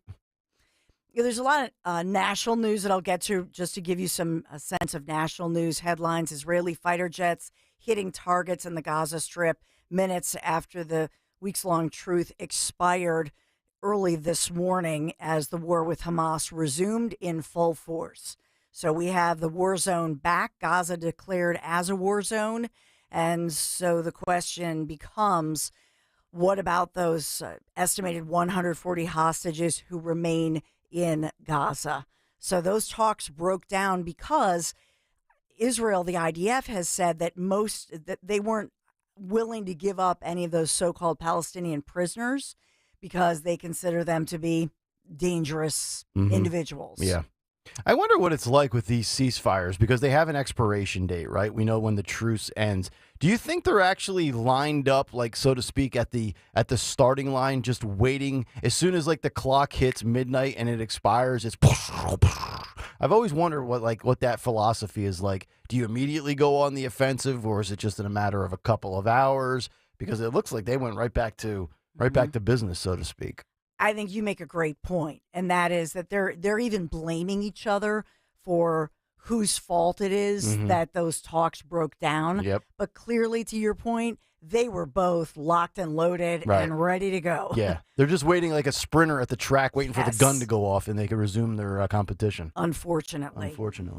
So we have that going on a national level. I'll just point out to you that Republican Representative George Santos is set to face the vote on his expulsion from Congress, and that is swirling. So I thought I would just headline that one for you, some national and international ones. Bringing us back home, Philadelphia is making national news because of this ban on ski masks that our new city council, certainly many new members, but it went into effect. They voted on it, and it is indeed controversial. But ultimately, city council says they are representing city residents who are sick and tired of all the criminal activity and becoming victims.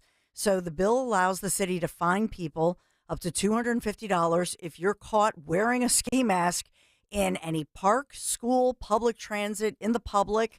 And of course, there are First Amendment activities like protesting, demonstration, or if you're someone dressed in full, let's say, religious garb, such as women of, let's say, Muslim religions who believe that they need to cover up. That's their right. So they're not talking about that. They're talking about suspicious criminal activity, as they say. ACLU of Pennsylvania, I'm not seeing that they've filed anything yet. I think they're watching this very carefully. Yeah, the only thing I'm okay with is the only thing I'm against is the banning of the mask out in a public place like a park. You want to wear that outside, that's fine. But inside of a school, inside of a business, inside of any type of retail establishment, you mentioned public transportation. No, take the mask off. You're not going to hide your identity and try to commit crimes in this acceptable era of always wearing masks over our face that we created over the last 3.5 years. No, get rid of it. Yeah, it's spooky. Yeah. I don't know if anybody saw the Northern Lights, but I guess NOAA, the National Oceanic and Atmospheric Administration, they're saying that we have this geostorm that's heading toward Earth. And as well, we will be able to see the so-called Northern Lights, the Aurora Borealis. You think of Alaska usually, but I guess that overnight and into this morning, there are some people who are reporting that they could see these Northern Lights. But also, we may see early today disruptions with electronics, radio frequencies, and GPS signals. Oh, great. Because of the geostorms. And we know Americans moving are very good at living their life when their electronics go down. I'm telling you, it is remarkable. Like when you lose internet at your house, or the power, or the TV goes out, or you have no cell phone reception. We've become so conditioned that if we don't have the internet at our hands or social media at our disposal, we don't know how to function in society anymore. This will be a fascinating exercise on humanity if this happens today. Well, we know who to blame, though. By the way, I'll just, I know it's on the front of the Inquirer this morning, but I just wanted to point out that we have this weekend many of our Pennsylvania Society folks and Sherelle Parker, the new mayor-elect, I should say, many of our politicians will be in Manhattan, and this is for the Pennsylvania Society Biggity Big meetings, such as U.S. Senator Casey and others. It brings up the question, why does our Pennsylvania Society meeting, why do they go to this event in New York, in Manhattan? Every year we talk about this. They're not, all the Democrats from our region, they travel to New York for their convention. Mm-hmm. And why not here? Yeah, right. What's so wrong? What's so bad about Philadelphia? Yeah, we're a big city too, right? It's bizarre, but I thought I would just say it's coming. It's this weekend in Manhattan. Maybe they feel safer there. Our sponsor, ECI Comfort, is cold weather getting you down. We'll stay warm with ECI Comfort. Your go-to HVAC experts upgrade to the reliability of Trane heating systems, and it'll keep you cozy when it matters most. Call ECI Comfort for your comfort needs or online, ECIComfort.com. And speaking of comfort and cozy, today, 51 degrees. We will have rain moving in later in the day. South Jersey will feel a little warmer, maybe 52-ish, but tomorrow, warmest day of the week, 62 degrees, and the rain holds off. So we'll get the rain this evening and even overnight, but that will tee us up for quite an unseasonably warm Saturday with mostly cloudy skies, but it's going to feel good. The rain may return for us Sunday, 52 degrees. Kayal and Company News Live. All right, Dawn, thank you very much. Men, get ready to put up the Christmas lights tomorrow. The ornaments, the wreaths, everything outside. Rake up the leaves. You're going to get put to work tomorrow, boy. Yes. Mine are up already. Yeah? Well, Dawn waits till like Christmas Eve to put everything up. Okay. Right? Don't. Did we go through this a few years ago? Did we do this exercise on the air yet? When it's acceptable? I feel like a few years ago we went through this, Dawn, where you like finally got them up December 18th or something. Yeah. It's a little late, but you could December 3rd to I December didn't have 10th. That's why I'm putting down the, How is it that you have a household full of men I know. that never do anything to help you out? How do you tolerate that? Truthfully, honestly, we're busy. and so that's everybody's working and doing. And right. We got this week, winter track is in session, so Larry's driving somewhere. So truthfully, we're super busy. Winter track? Yeah, winter track. Who runs track? He does throws. Oh, Larry. No, David. Larry. Oh, you're talking about Michael. Okay.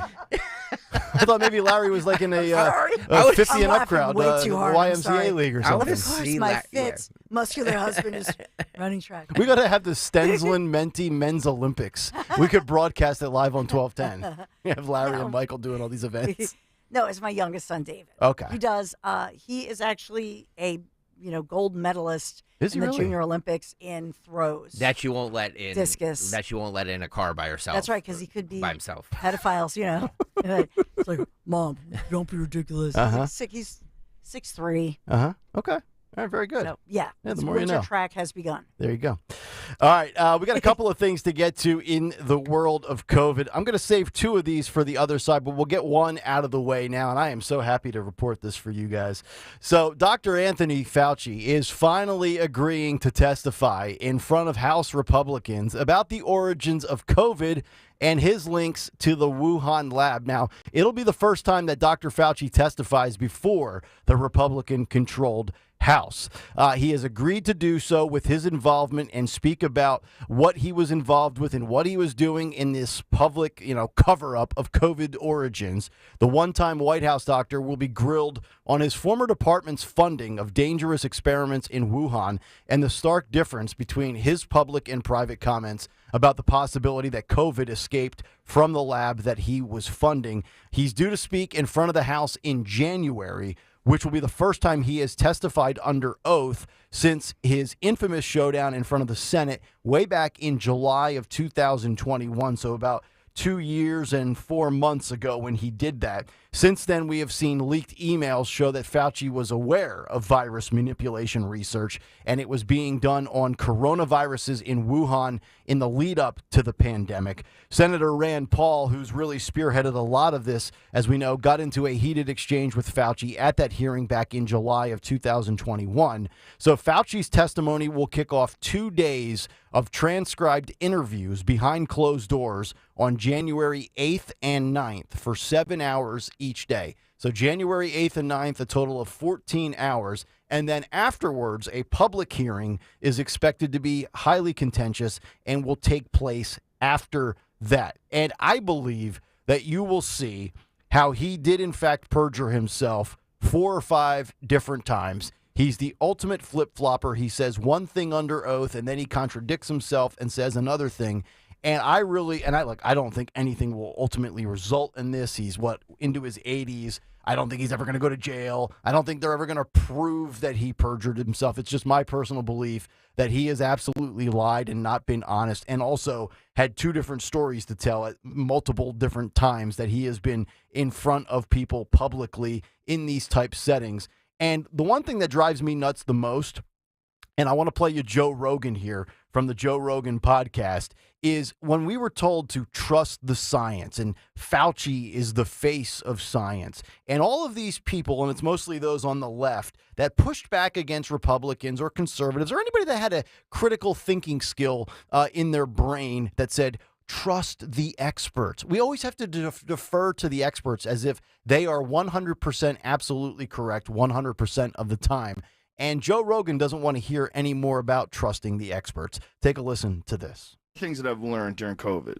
This whole trust the experts thing, suck my okay, that's nonsense. There's a lot of these people that are fully and bought and paid for, and I don't trust just the experts anymore. I trust some experts. I trust if I can understand what they're talking about and I know where maybe their conflicts lie, I can see, well, why would they be ignoring certain studies but highlighting others? Oh, there's a conflict of interest. Oh, there's some money involved. Oh, maybe there's a revolving door and they can get into some nice agency or some corporation after they're done with the agency. I think the takeaway from that, for me, and I'm just speaking for myself, is I'm not anti-science. I'm not anti-vaccine. But I don't just go in lockstep with what every single doctor tells you.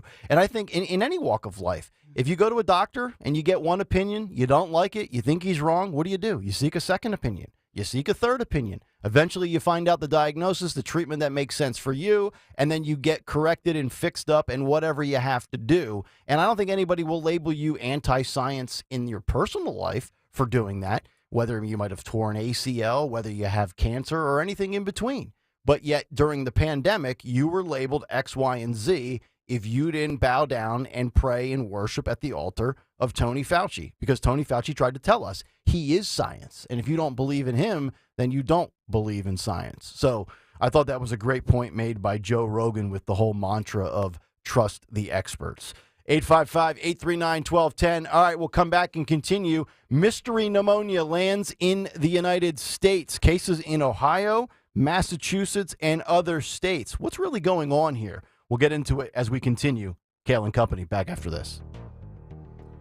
But first, we have to talk about, let's just picture ourselves, right, on the hotel balcony, just savoring the sunset, sipping on that limoncello behind the Isle of Capri. Join me next spring. We're going to discover the wonderful sights in southern Italy with my friends from Conservative Tours.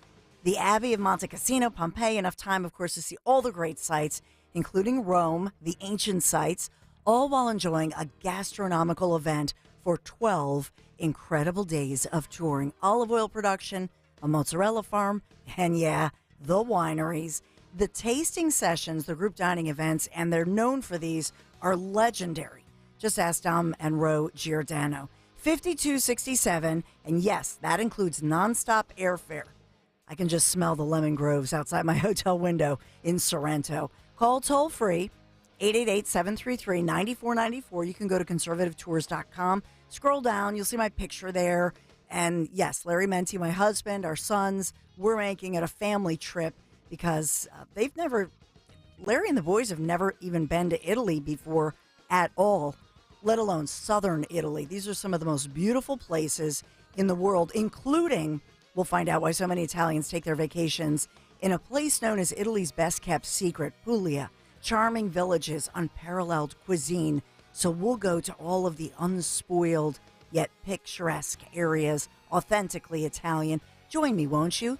Conservativetours.com, conservativetours.com. Tell them Dawn sent you. Listen to Kayal Company every morning this week at 9:20 and win tickets for Sebastian Maniscalco before they go on sale. You can win a pair of tickets to see Sebastian Maniscalco's It Ain't Right Tour 2024 at the Wells Fargo Center on September 27, 2024. If you want to get a temperature gauge on what society is looking like, go to jury duty. The people there are one step away from being a defender. Tickets on sale 10 a.m. Friday, December 1st at Ticketmaster.com. Listen to Kayal Company mornings at 9:20 this week on Talk Radio 1210 WPHT. I can't wait for what's next. Even with higher stroke risk due to atrial fibrillation, an irregular heartbeat not caused by a heart valve problem. Eliquis, apixaban tablets, reduces stroke risk. It's the #1 cardiologist prescribed blood thinner. Don't stop taking prescription Eliquis without talking to your doctor, as this may increase your risk of stroke. Eliquis can cause serious and in rare cases fatal bleeding. Don't take Eliquis if you have an artificial heart valve, abnormal bleeding, or have antiphospholipid syndrome.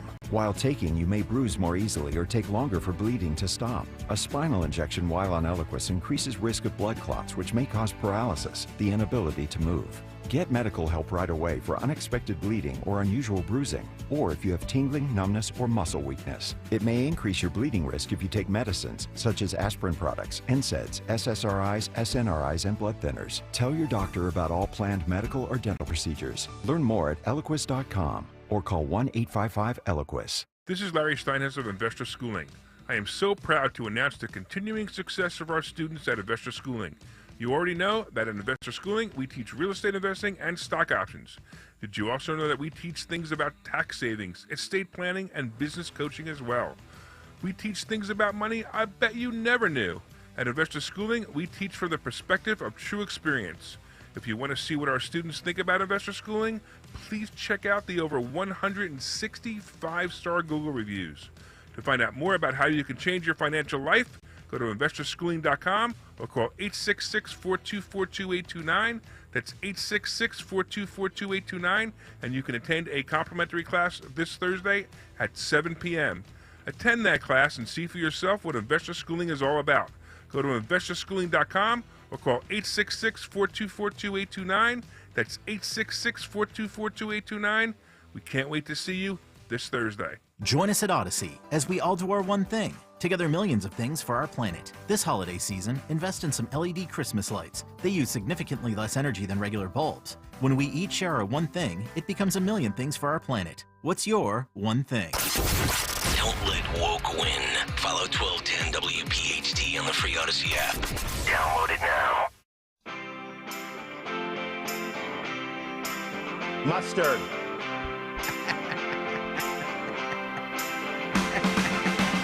Kayal Company, 722.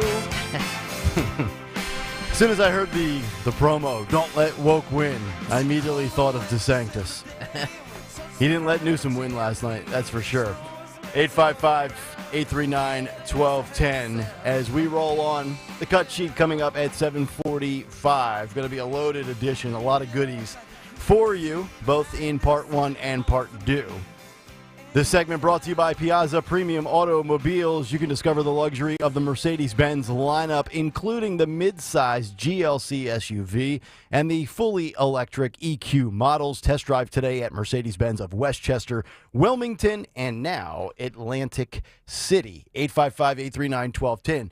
That's how you climb it. So a couple of things here with COVID, and we just talked about how Fauci will be testifying 2 days behind closed doors, and then a public hearing will follow those activities on January the 8th and the 9th. And we've been following this story for a handful of days now with this, mysterious pneumonia. They call it white lung pneumonia that was originated in China. Chinese hospitals, especially in Beijing, being overwhelmed, mostly affecting younger children ranging in the age group of 3 to 8 years old. And we said it was just a matter of time before it arrived in the United States. Now, what I think is interesting here, and this is why I think there's reason for optimism, you're not seeing it reported a whole heck of a lot in mainstream media.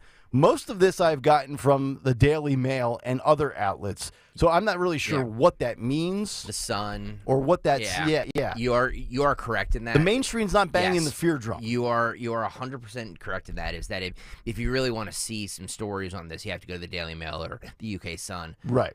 Which are both owned by News Corp, by the way. That's correct. Yeah. Well, and they're more British. Yeah. So the Brits, it's a foreign entity, like BBC and so on. Yep. So I think the American media stations maybe are not picking up on it because it's more of a concern, right? Overseas. Which is interesting. All of these diseases, going back to COVID, they seem to start in the Far East. They work their way across Europe. Then they come to the United States. They go from right to left on your radio dial, Mike. And yet all the bad policies from progressives and liberals start out on the West Coast, and they work their way to the East. Going from left to right across your radio dial, Mike. But here's the thing. So Massachusetts is now reporting, in addition to Ohio, that they are seeing spikes. Massachusetts saying it's being hit by the wave of white lung pneumonia in children, as Ohio County now issues a similar warning. In Warren County, just 30 miles outside of Cincinnati, there have been 142 pediatric cases of this condition, dubbed white lung syndrome, since August. Now, look, 142 cases since August, that's not a whole heck of a lot. Meanwhile, in western Massachusetts, physicians are seeing a whole lot of walking pneumonia, a milder form of the lung condition, which is being caused by a mixture of bacterial and viral infections. Neither outbreak is being caused by a novel pathogen, and not all of the pneumonia cases are being caused by the same infection. But a source, and this is now where I do get a little concerned, a source at the CDC told the Daily Mail that nationally, quote, nothing is out of the ordinary in this data. So you take that for what it's worth. I have very little faith anymore in places like the CDC, the WHO, and the NIH.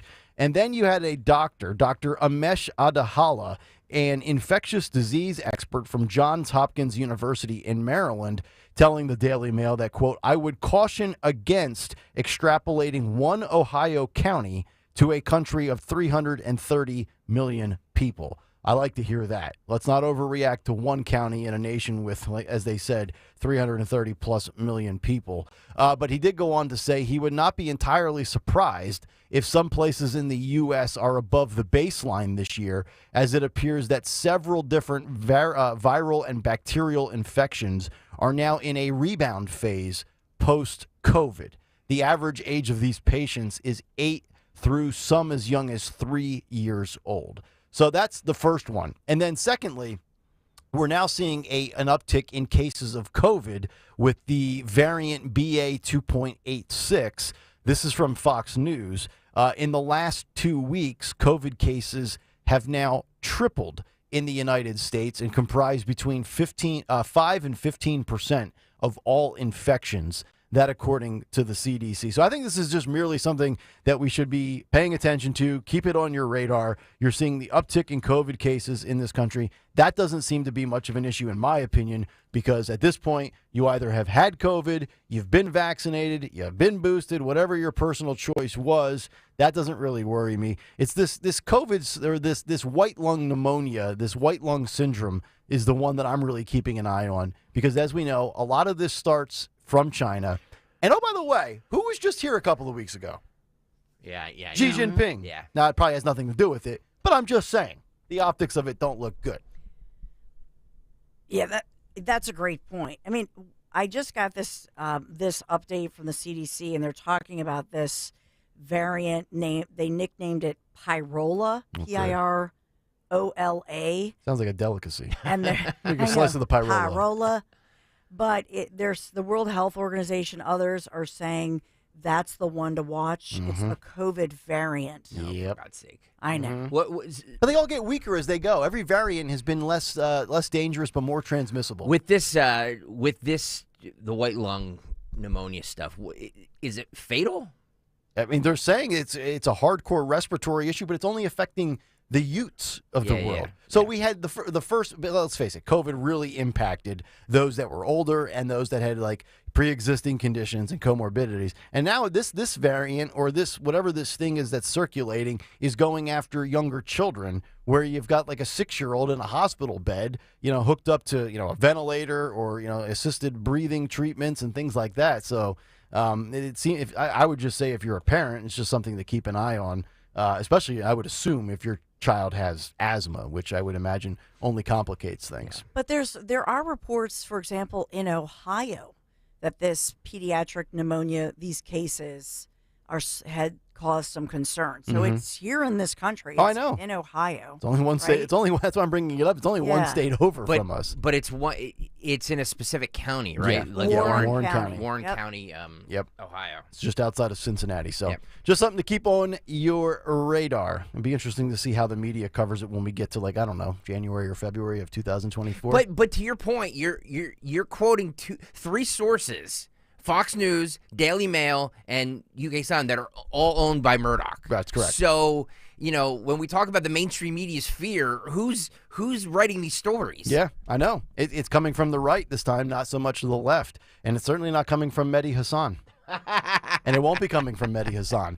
Details on that story as we continue later on this morning. 855-839-1210. Cut sheet in just about 15 minutes. But we just talked in the last couple of days about all of these big, massive left-wing corporations that are pulling their advertising budgets away from Twitter and away from Elon Musk, because on X, anti-Semitism is running amok. Well, actually, there's a survey out that shows it's worse on TikTok. So will those same companies pull their money and their ad spots from TikTok? The details coming up next. Kayal and Company, Talk Radio 1210, WPHT. You've heard me talk about What a Crock and their delicious ready-made meals before. If you're a busy parent like me, or maybe you could just use some easy meals but delicious, healthy, hearty meals, you are going to love What a Crock. So I just put the meal in my slow cooker in the morning, run around all day, and when we come home, dinner is simmering and just smells so good when you walk in through the mudroom into the kitchen, and Larry and the boys are like, oh, that smells great. What's for dinner? I say, What a Crock is for dinner. Unlike most meal kit companies, and this is what's critical to me, there is not any prep required at all. Cleanup is a breeze. It is literally as simple as dropping a meal into your slow cooker and boom, dinner is handled. Done in one and done. Whatacrock.com has a huge menu, more than 50 meals you can try, from the classics like old-fashioned pot roast and chicken Alfredo, which are delicious, to the new favorites like the stuffed chicken parm meatballs and the honey garlic chicken with veggies. Like I told you before, the chicken parm meatballs, that's David's. He asks for those every night. So it's delicious because in the very center is a little bit of that cheese, in the center, like this melted cheese. Oh, my goodness. They're so delicious. You just bite into them. So tender. I know I'm making you hungry.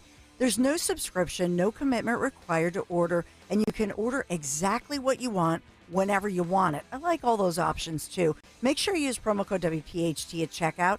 Get $10 off. WhatACrock.com. Code WPHT, $10 off.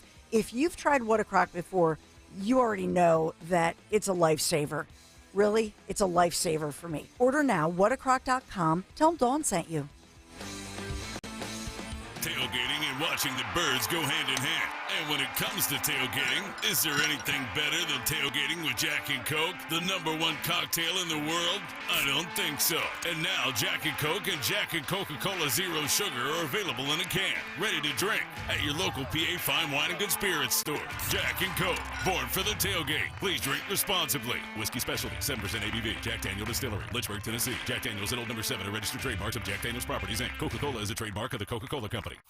Get into the holiday spirit and listen to Philly's official Christmas station, B101, for all the sounds of the season, from Mariah to the holiday classics. It's the most wonderful. Plus, keep rocking around the Christmas tree no matter where you are with B101 on the free Odyssey app. Turning your home into a winter wonderland? Ask your smart speaker to play B101 Philly. Enjoy the holiday season your way on the radio, on your smart speaker, and on the free Odyssey app.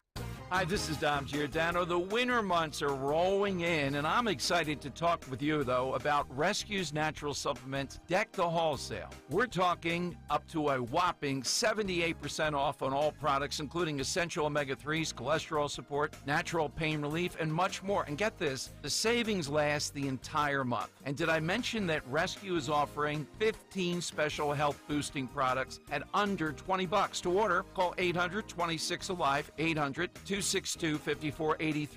You'll speak to a Rescue product consultant or shop online at res-q.com.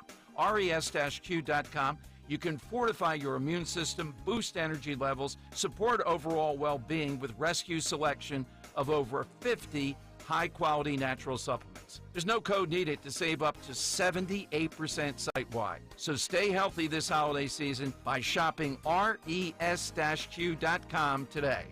Between global jihad, China, Russia, and our southern border, we are in for a long and protracted battle. You need to prepare for the worst. Protect your home, protect your family, and protect your investments. It's time to reach out to the Oxford Gold Group. They make it simple for whether you are buying more gold, diversifying your 401k, or buying gold for the first time. Call 833-995-GOLD or visit jessekellygold.com. That's jessekellygold.com. Immerse yourself in premium nationwide coverage, contract-free plans, and always-free activation with Consumer Cellular, now at your local Target. While you're there, check out our newest phone, the Iris Flip. It's all the phone and camera you need, plus it features a user-friendly design, making it the perfect flip phone. From now to December 16th, you can score $10 off when you buy the Consumer Cellular Iris Flip at Target, making it only $39.99. Visit your nearest Target for the full scoop. Hey, Riverton. We know your favorite station is Talk Radio 1210 WPHT. Always live on the free Odyssey app.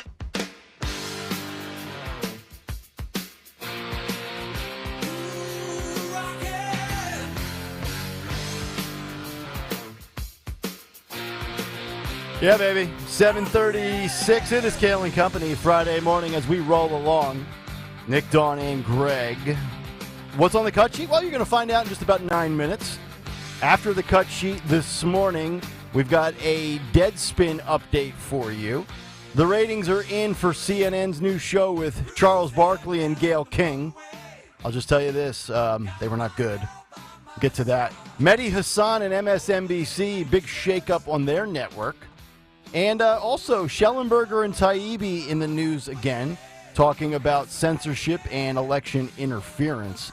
And then also, we have to get to this story probably in the 9 o'clock hour about airplane seating etiquette when it comes to being a single flyer versus a family and who is out of line. We'll get to that. There'll be some visual with that on the YouTube side of things, so stick around for that. 855-839-1210 is how you climb in. So I thought this was very interesting. Elon Musk has been making a lot of headlines lately. I like Elon Musk in many regards. Not everything. I'm a fan of his when it comes to free speech and what he has done for Twitter. Not necessarily on the same page with him when it comes to climate and electric vehicles and things like that. But he has been somewhat of a mouthpiece, a leader, a spokesperson for people on the right that want their chance to share their opinion on social media, and he has certainly reestablished a two-way street of speech on X, formerly known as Twitter. Now, he's taken a lot of heat for what people perceive to be an anti-Semitic comment.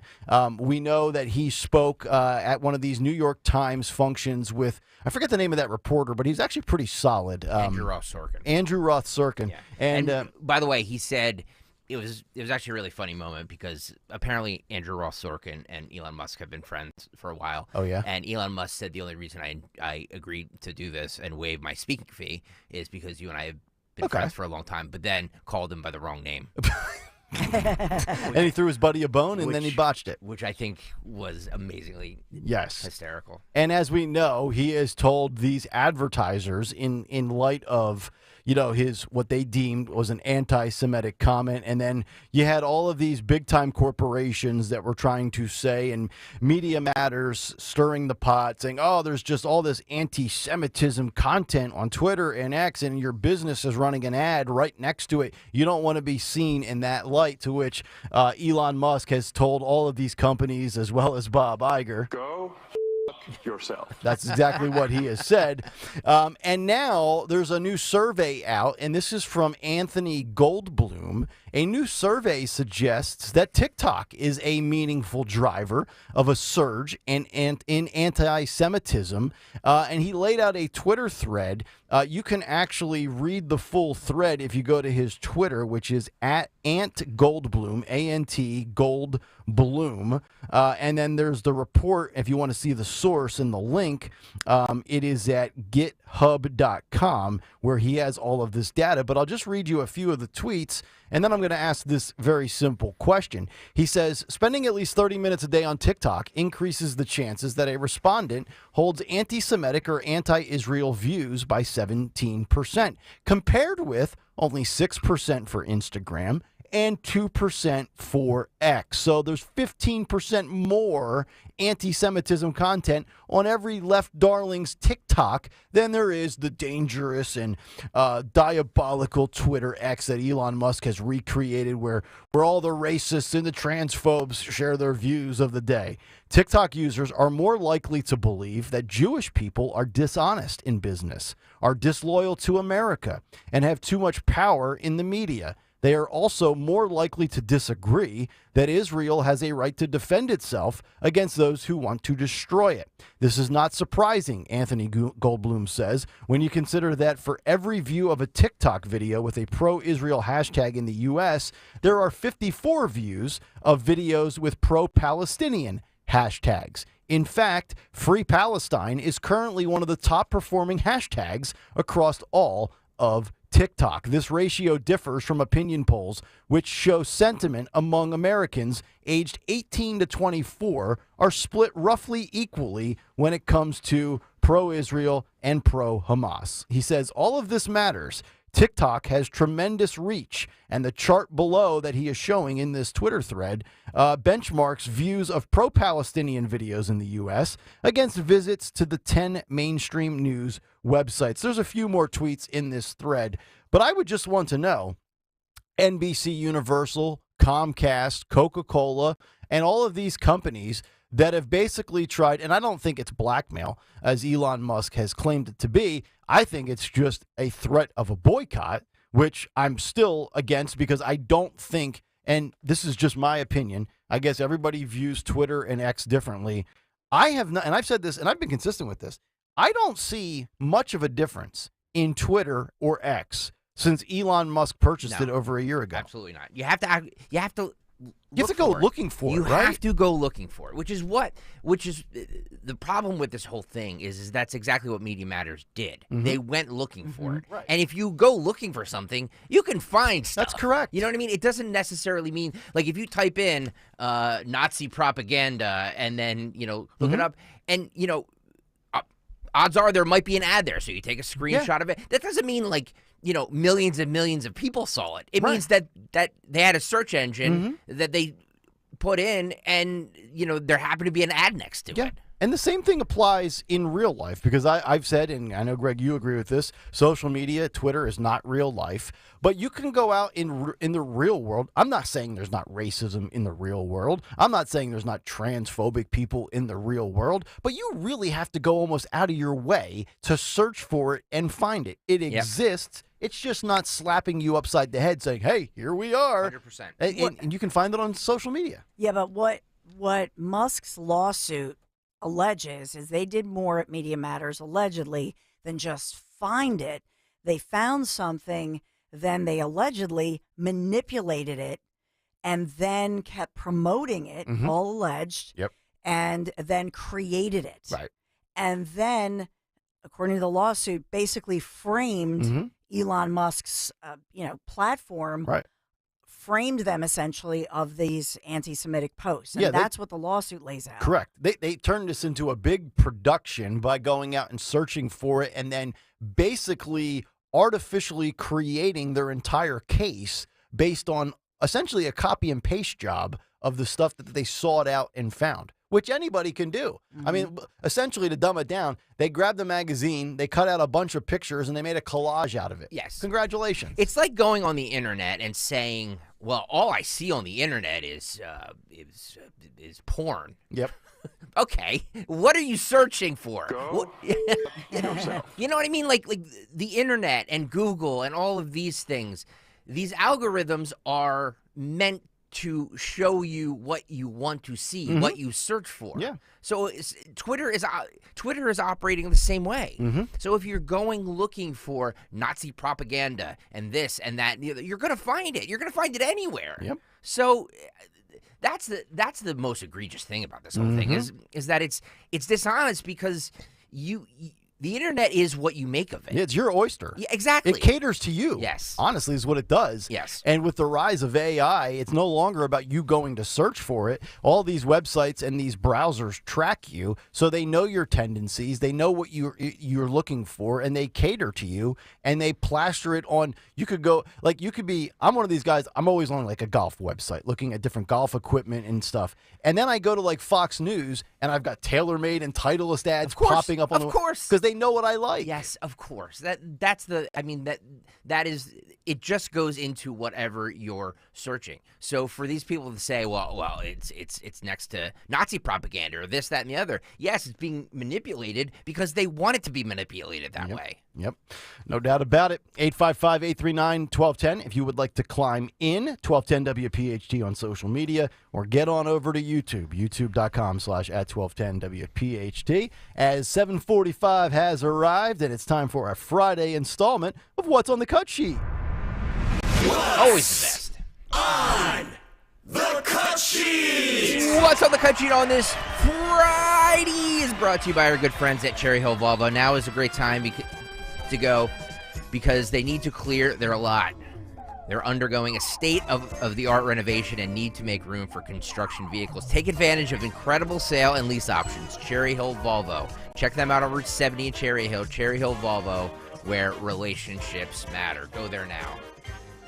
Tell me you heard about them on 1210 WPHT. Listen, look, if you're watching on YouTube, I have 4 pages. Okay? Oh, my God. I have a ton of stuff here. I have all the DeSantis v. What's his name? Newsom. I will get to that in 1 second. I just wanted to get a few other clips out of the way. Sure. Little Brian Stelter was on The View last night, yesterday, promoting his new book. And he told it's all about the Fox News Dominion lawsuit. He praised the ladies on The View, saying how important their job was, saying that The View is must-watch TV because you guys are louder than the liars. Oh. Or it's just the dumbing down of America. Cut one, guys, go. Can I mention one thing? I do think, because I have a few friends at Fox, they have a handful of very good reporters like Trey Yanks, Jennifer Griffin, people who cover actual news. And it is so hard for those journalists, that they have to be next to basically people espousing propaganda. That's what makes it a very uncomfortable environment. It's multiple things in one. Fox, though, it still is the beating heart of the GOP. Yeah. I think it's really important to study it for that reason. We have to know how it works and how it sometimes doesn't work, how it goes wrong, because we should all advocate to have a truthier, healthier environment. That's why I love this show. Like you guys are louder than the liars. Ourselves all the Be time. louder than the liars. Ryan, you're welcome at this table, at this very truthy table, anytime. Well, a couple of things. One, they are loud. He's not wrong there. Two, I don't know what it is. I thought kind of reading books was a thing of the past. I thought people kind of read things digitally. I don't know. Maybe I should get into the I'm going to write a book business. Who the hell wants to read Brian Stelter's book is my question. Well, apparently not a lot, because it was published on November 14th. Stelter's book to this date this is according to Nielsen Bookscan, has sold 3,800 copies. 3,800 copies. And it's been out since when? Since November 14th. Okay. He's been 17 days. He's sold 3,800 copies, so I don't think he's going to be cracking the New York Times bestseller list anytime soon. So to your point, no, nobody is reading that book. However, for you to say that nobody's reading actual physical books is wrong. Yeah, I was being facetious. Oh, I know. Tongue in cheek. But does he do the audio version? Because that would be fun to play parts of it. Oh, Dawn, This is you Brian Stelter, and you know how he's. Phil, Anthony, if you can get on that, if you can use my corporate card, and we'll download the Audible app and get Brian Stelter's audiobook. By the way, listening to books like the audio version is amazing. Yeah. I do it all the time. Yeah. I listen on the treadmill, and people do it sitting poolside when they're relaxing. Absolutely. Yeah, it is a pretty cool concept. Absolutely. One thing on the actual content of what he said, I think again this is where you have to differentiate between two different facets of whether it's Fox News or MSNBC or CNN. There's a difference between the talk show hosts, the opinionists, the talking heads that do primetime shows, versus the shows that are on earlier in the day that are more news-oriented and fact-based with a little bit of opinion and commentary, versus the Trey Yanks of the world or whoever CNN sends out to Israel for, being on the ground. There's a total separation here between those true journalists that are giving facts and reporting on live wars versus the Jesse Waters of the world. I think, and I think that's the kind of stuff that I think bothers a guy like Stelter, who is essentially relegated to being what was his previous title at CNN? He was a fact checker.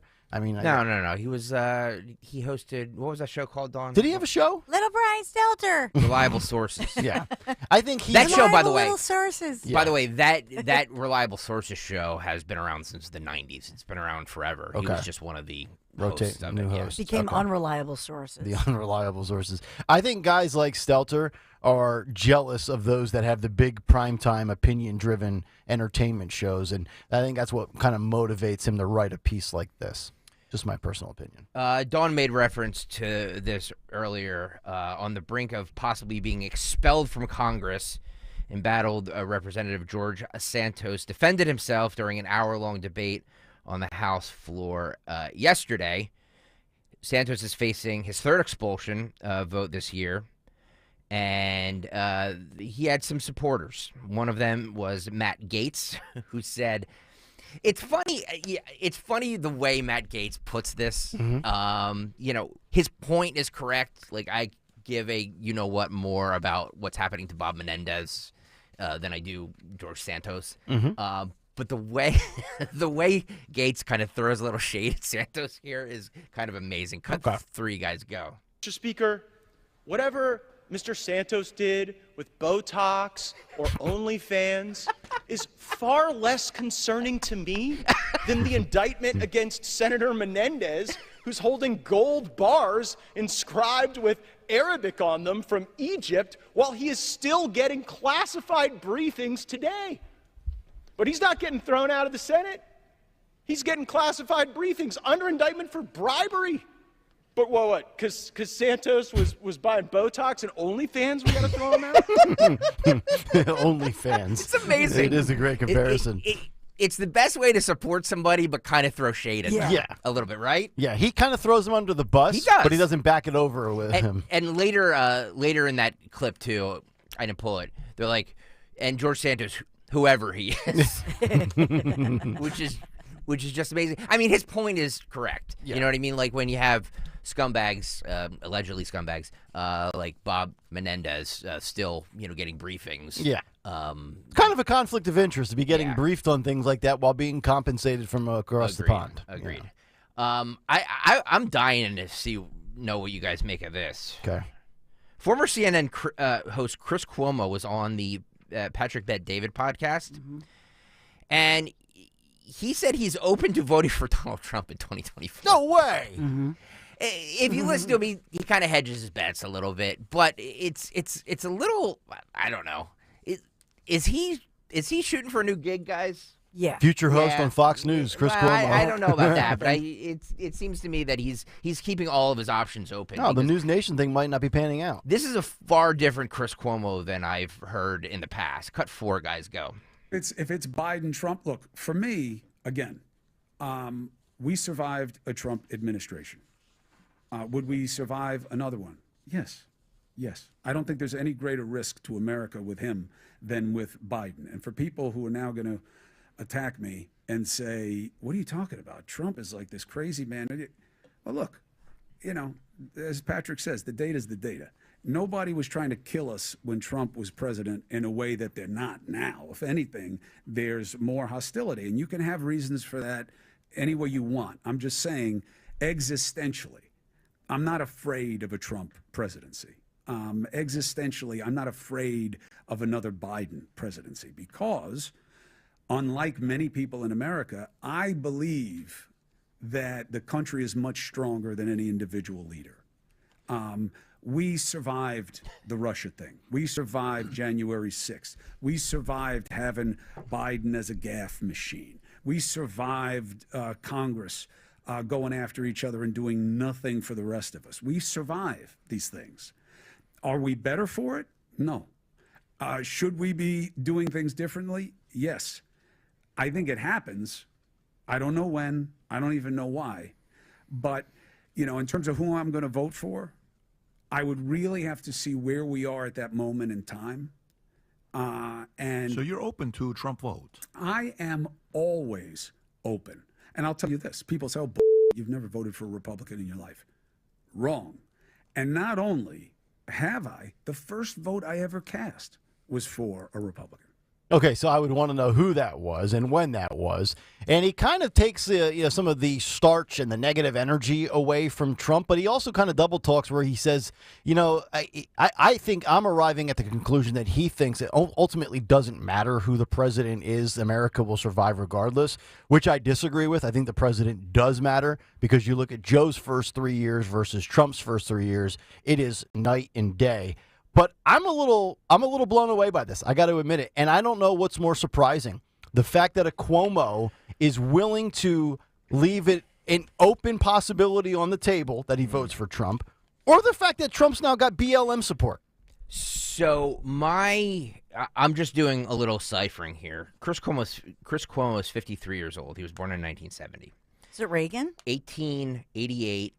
Would be 1988, probably 1988, 89. First Bush? I'm guessing it was either, no, it would have been 88, 89 would have been the end of the Reagan. Maybe it was, when did Rudy Giuliani take over New York City? 90. Mayor of New York City. No, it was 92? It was 89, wasn't 89? Okay, so you're thinking he might have voted Republican outside of a presidential election. I'm guessing it wasn't a presidential election. I'm guessing it was a local New York election. So that's why I'm thinking maybe Rudy Giuliani. Did he say president? No, he did not. He said the first. He said the first vote that I cast. Well, the first one that he would be eligible for is at 18 in 1988, and that would be HW. Because HW was 88 to 92. Yeah, but because Clinton took over in 93. Well, yeah, because it would have been November of 88. Right. So and now, if it's not that and it is presidential, then we're talking about who? I mean, did he vote for Bob Dole, G.W. Bush? I mean, I don't know. I have my doubts. 96. I think you're right. It's Giuliani. I think you're right. I think it was Giuliani. Okay. There was, at that time in New York City, 88, 89, when Giuliani was, running for mayor, like, he had everybody loved Rudy Giuliani. Mm-hmm. Yeah. At that time. He did a great job, too. Yeah, I'm guessing it was probably Rudy Giuliani. And here's the big 30,000-foot observation from this. Whether it's Cuomo, whether it's a BLM leader supporting Trump, whether it's somebody flipping from D to R like that mayor did in Dallas, Joe Biden's policies are indefensible. He's polling at 27% support with independents. Once you're cooked as a Democrat when all of the mainstream media bails on you. We saw this start about 7 or 8 months ago.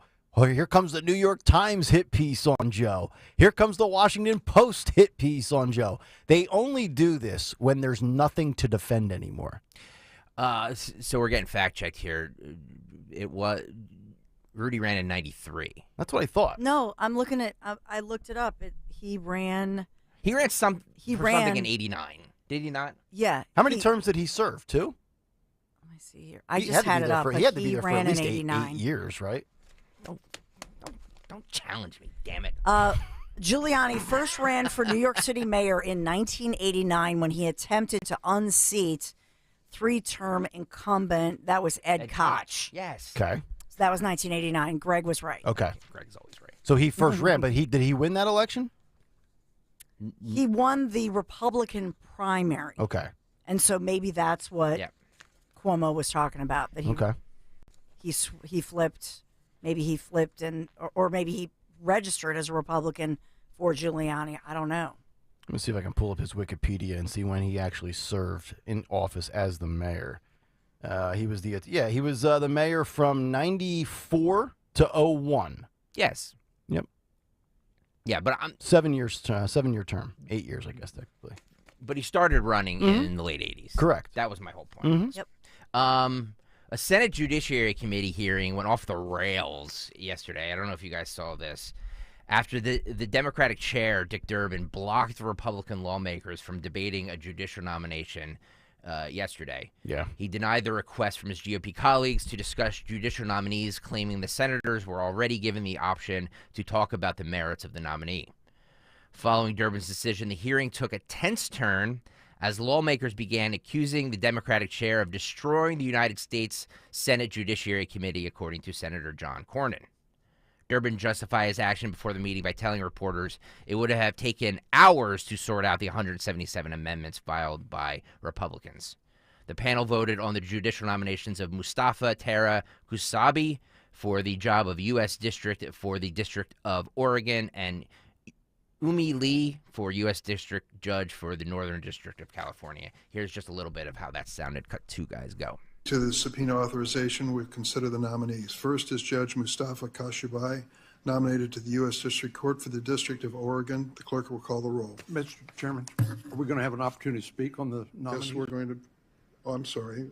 We already had done that at great length. Well, I think this deserves some commentary, given the nature of the nominee, and I'd like to ask to speak on the nomination. Senator, we've debated these 2 nominees twice. Mr. Chairman, I would also like to speak on the nomination. I understand what you'd like to do, but I'm saying that in fairness, we have debated these nominees twice, and I asked the clerk to call the roll. Mr. Chairman, you're denying us an opportunity to speak on a nominee? I mean, third time, no. Okay, do this. Just we don't do have it. a right to speak under the rules? Under the third time, I'd say no. So you're just going to make it up? So yeah. I'd like to There's going to be a lot of consequences coming here. You're going to have a lot of There's consequences Mr. Kennedy. coming if you go down this road. You better I've believe cautioned it. you. I've cautioned a lot of you. The clerk will call the roll. Listen to me. I've cautioned a lot of you. Ooh. Mr. Chairman. Mr. Chairman, don't we get the opportunity to speak? We're in a roll call. No, you're a Republican. So Shut you're up. telling us to shut up? Even though multiple You members want have us asked to to speak. shut up? Is that what you're saying? A lot of people didn't speak on the 2 nominees before. We've done. Would you raise your hand if you did not speak? Boy, and shocking. went on for 10 minutes. A Democrat saying, no, Republicans, you must be silent and be quiet. By the way, rough day yesterday for Dick Durbin on many fronts.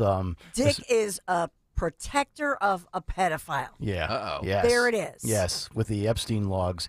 Loser. You have that Sick. cut, right? I think you have No. So Senator Marsha Blackburn, Republican from Brentwood, Tennessee. She actually lived about 10 minutes from me, except she's got a lot more real estate than I ever had. But anyway, Marsha Blackburn tried to get the flight logs released again of some Democrats, and Dick Durbin blocked her. Dick blocked her request to subpoena Jeffrey Epstein's flight logs. Yeah, it was a Dick block. This is yep, and it's sick. Yeah, it is. I mean, this is a guy. First, the guy's dead, but he's a pedophile. Yeah, what are they hiding? Exactly. Honestly, so, why is it so hard to find out who was? I mean, we already know Bill Clinton took 40 different trips, so they can't let if we already know about Clinton, I mean, can't we know about the so-called lesser Democrats, so to speak? well, I think I would love to know what's on the list of those flight logs because, to your point, I would assume his name might be on there if he's protecting it. or maybe he is, Greg, or maybe is he protecting big donors? Yeah. You know, There's a lot of people on that list that they don't want the public to realize. By the way, just to protect myself, I'm just alleging all of this stuff. I have no idea, but it appears to me that if you don't want something released, there's a reason for it. If you got nothing to hide, don't hide it. Yeah. Don't block it, Mr. Durbin. Sick. Yep.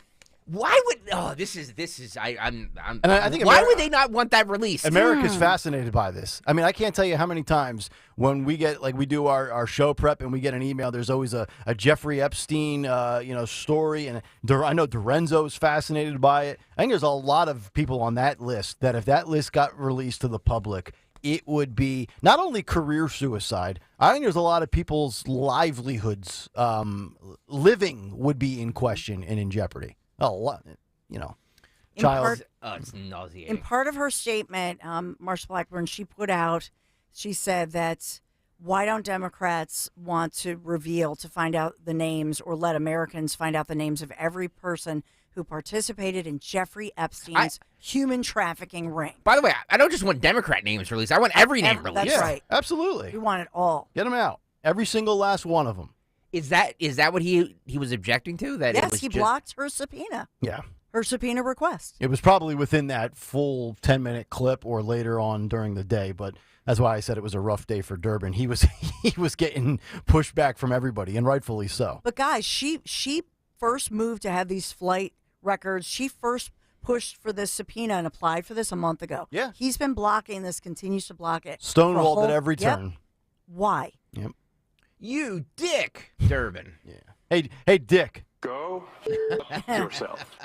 No, I think that's really outrageous. It is. And it's such a scandal. Yeah. All right, let's put a pin in this and come back to it. All right, the DeSantis Newsom debate. For those of you just tuning in late in the program, we spent most of the 6 o'clock hour on it, but it's worthy for you you people who just start listening in the 8 o'clock hour. First of all, where are you? We start at 6 a.m. Thank you very much. Sleeping in again. Sleeping in. It's Friday. Nice. It's Friday. So they both started off talking about the migration from Florida or California to Florida, Florida to California, back and forth. Cut 5, guys, go. Governor DeSantis have the first question. You will get the last word tonight. So I begin with you. For Governor Newsom, I will ask, what your response is on this as well.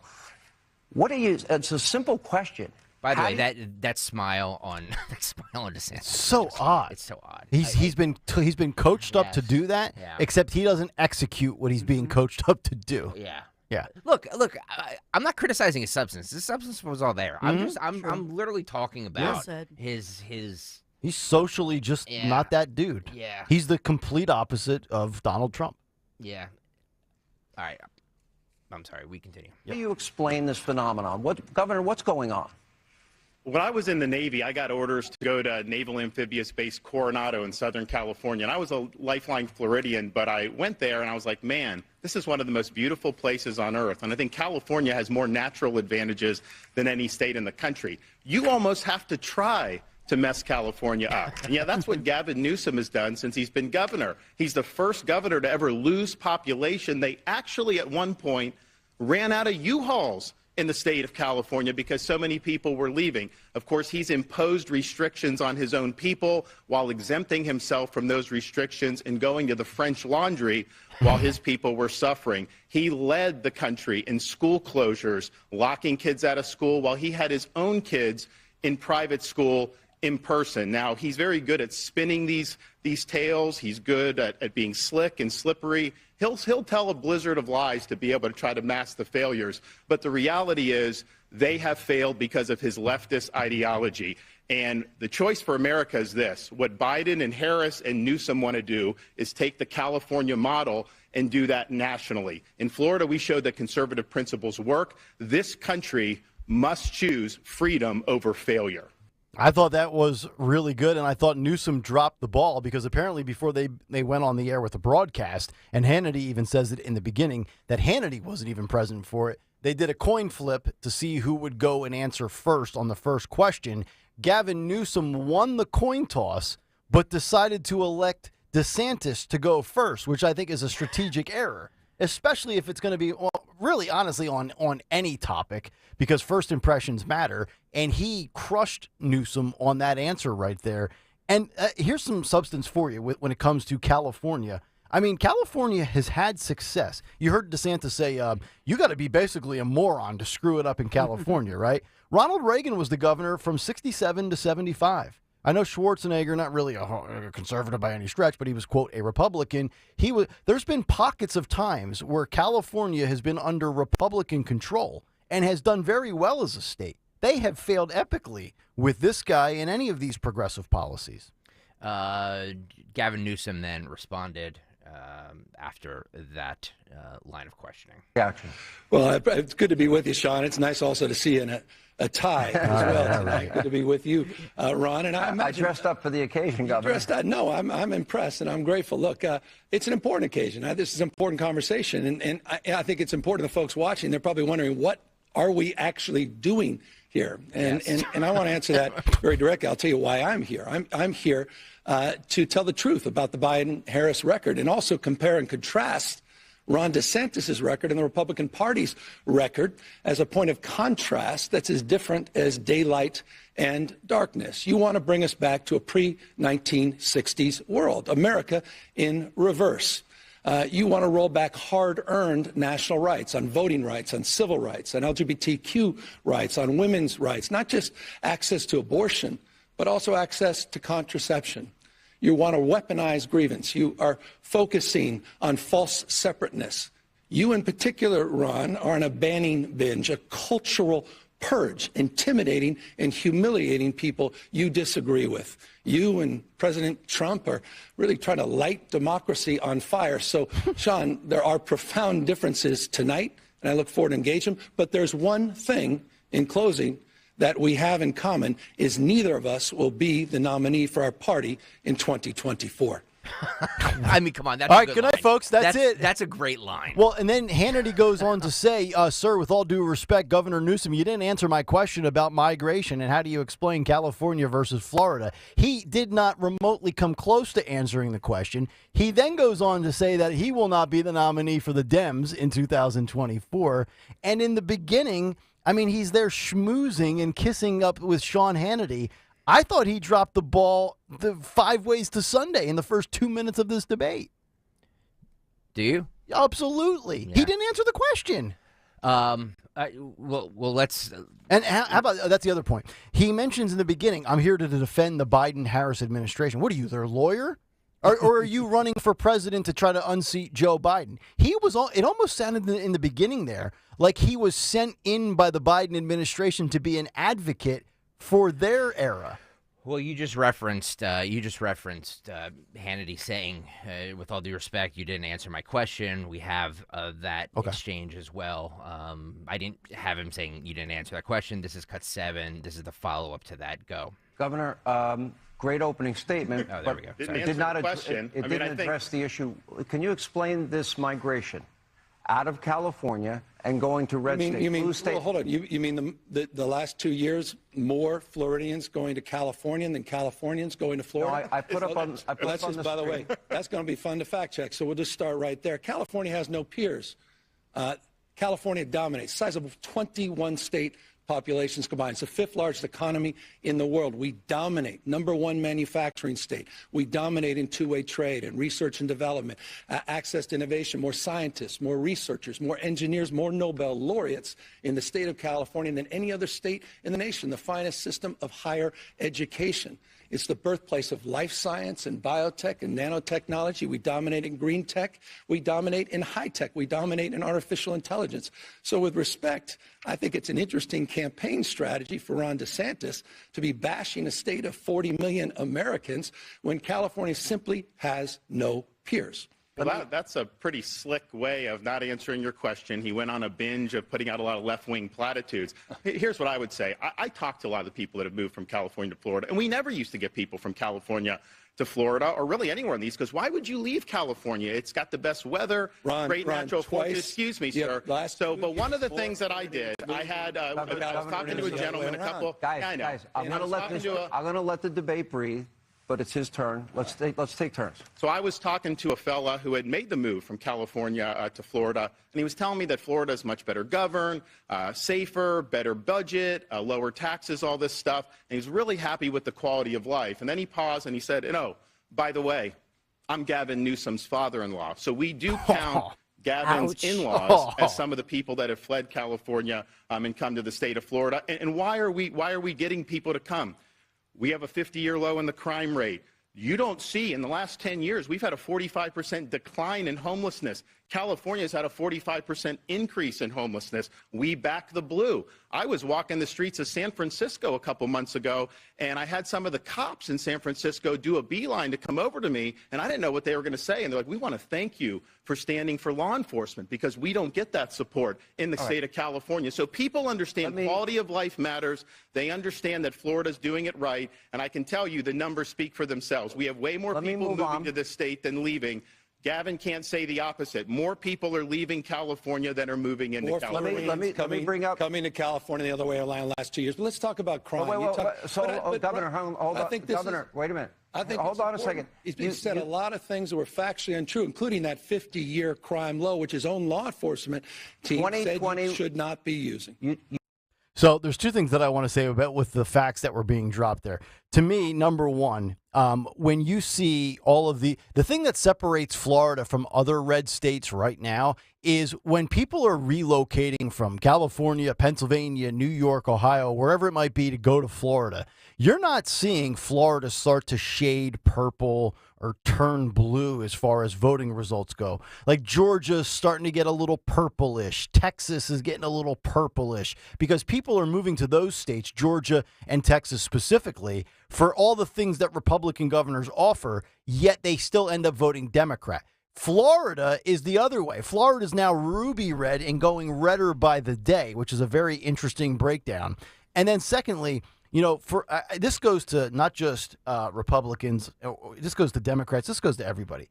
If you are tired of politicians that don't come through with their promises, then you should get behind Ron DeSantis. Because you can sit here, and I get it. You want to talk about the optics, the weird smile, the goofy laugh, the heels, the boots, all that.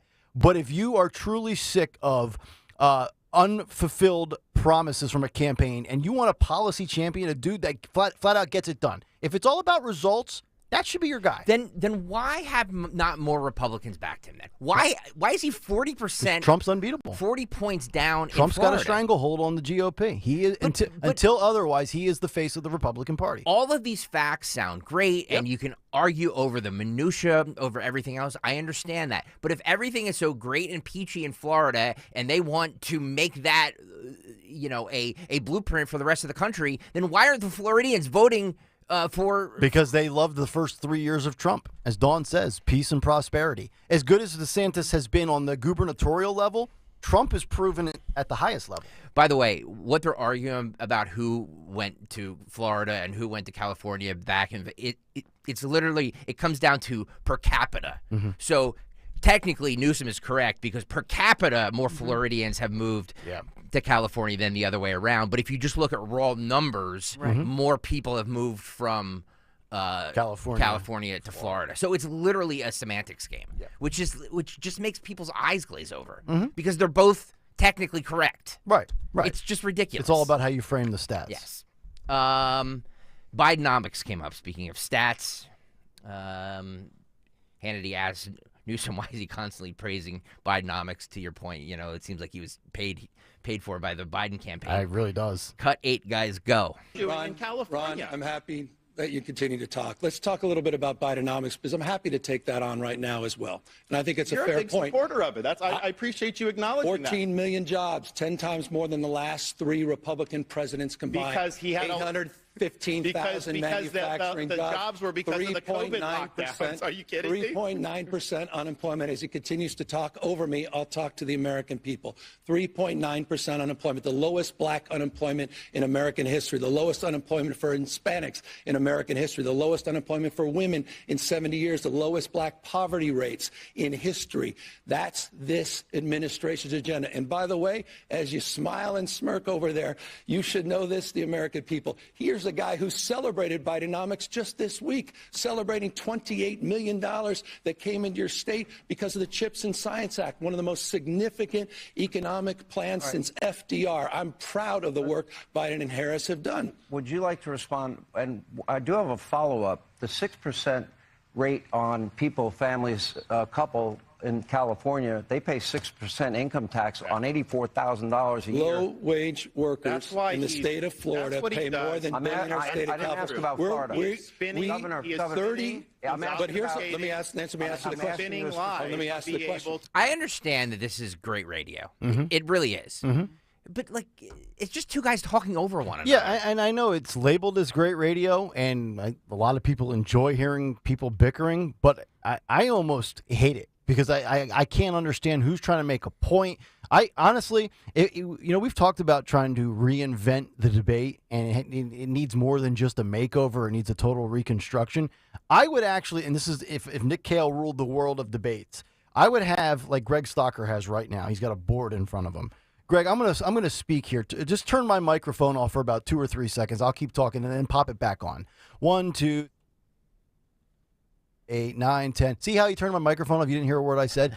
I wish that Sean Hannity and these moderators would literally have a mute button where they could just shut this person off so person B can finish their point. Now, I want some conflict, but when you have 35 seconds of 3 people talking over each other, I just want to just go. I'm just ready to leave. Well, especially when Hannity was trying to shut it down, I do think that, but they need to say it up front. If you're going to do that as Fox News, that's a policy decision.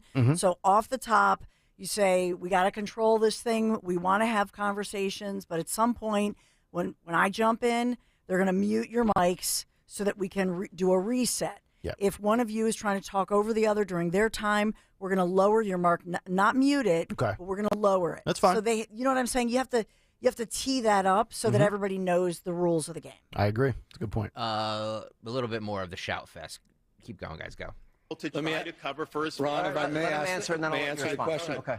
California has lower taxes, lower than 32 states for working families in the middle class, significantly lower taxes than places like Texas. You support a 6% income tax for people, I'm against regressive taxes that advantage billionaires and millionaires over working families and the working poor. People in his state pay more taxes on the low end than we tax people on the high end. That's paying a fact. $7 a gallon gas help working people? That doesn't help working people at all. How does paying an 8% sales tax help working people? That doesn't help working people at all. They have the highest taxes in the nation. By the way, if you're watching on YouTube, you saw the middle box Hannity there. He put the Chuck Schumer glasses on where it went down. How do you think Ainsley feels about dating a guy who puts the glasses on his nose like Grandpa does. Greg, you're saying this is not a good look? This is not a way to pick up chicks? Let me pull up my bifocals here. Sorry, I had to. But I've been wondering, how did Hannity pull that off? Well, we don't know if it's true or not. But Well, if it's true, how did he? I don't know. I don't know. I tell you. He knows jujitsu. Yeah, how about the fact that I'm a big UFC guy? I train. Like, does anybody look at Sean Hannity and say tough guy? He's a little pudgy dude. All right, here we go. Keep going here. People flee to be able to save money to get out of California, and you have working class people that move to these other states. Their dollars go much further. But here's the thing. They want to take this Bidenomics, and they want to double down on this for the next 4 years. How many people are able to afford groceries now compared to what you were doing 3 or 4 years ago? I talked to people, I talked to a woman who had a cart full of groceries going in, and they're ringing it up. And it got to be so expensive, she has to take a lot of the stuff out. That didn't used to be the case. People used to be able to work hard and get ahead. That is not true under Joe Biden. And you know what, Sean, one more final thing. California's unemployment rate is 60% higher than Florida's unemployment rate. Our unemployment rate is 2.8%. That dovetails into my next question, Why? Governor. Because it's a command and control economy. They have a political agenda that they're pursuing. Let me at ask the that expense of question. People.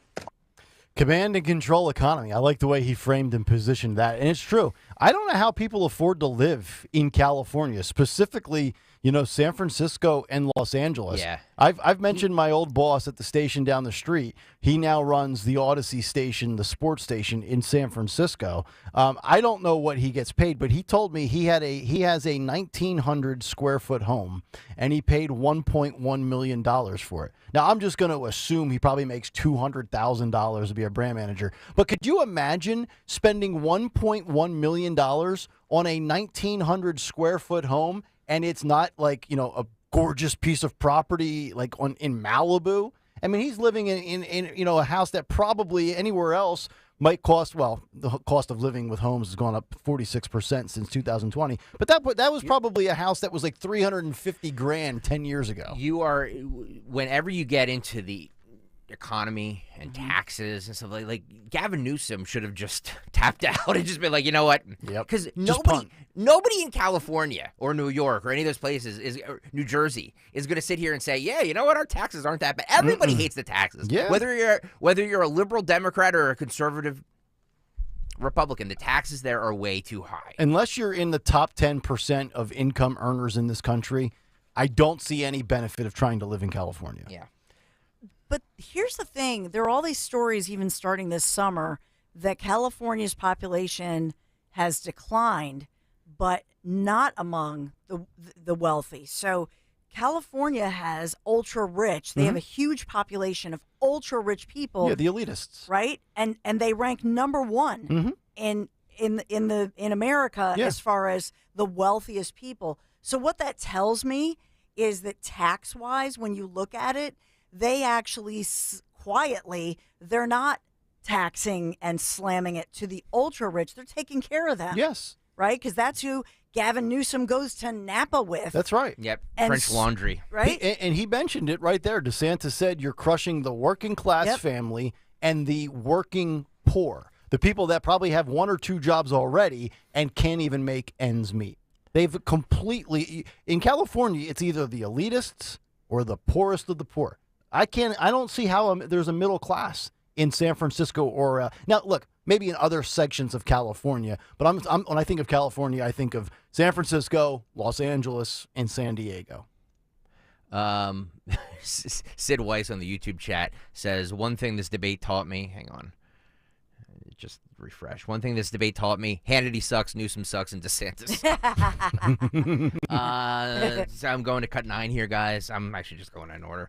DeSantis brought out the poop map. Yep.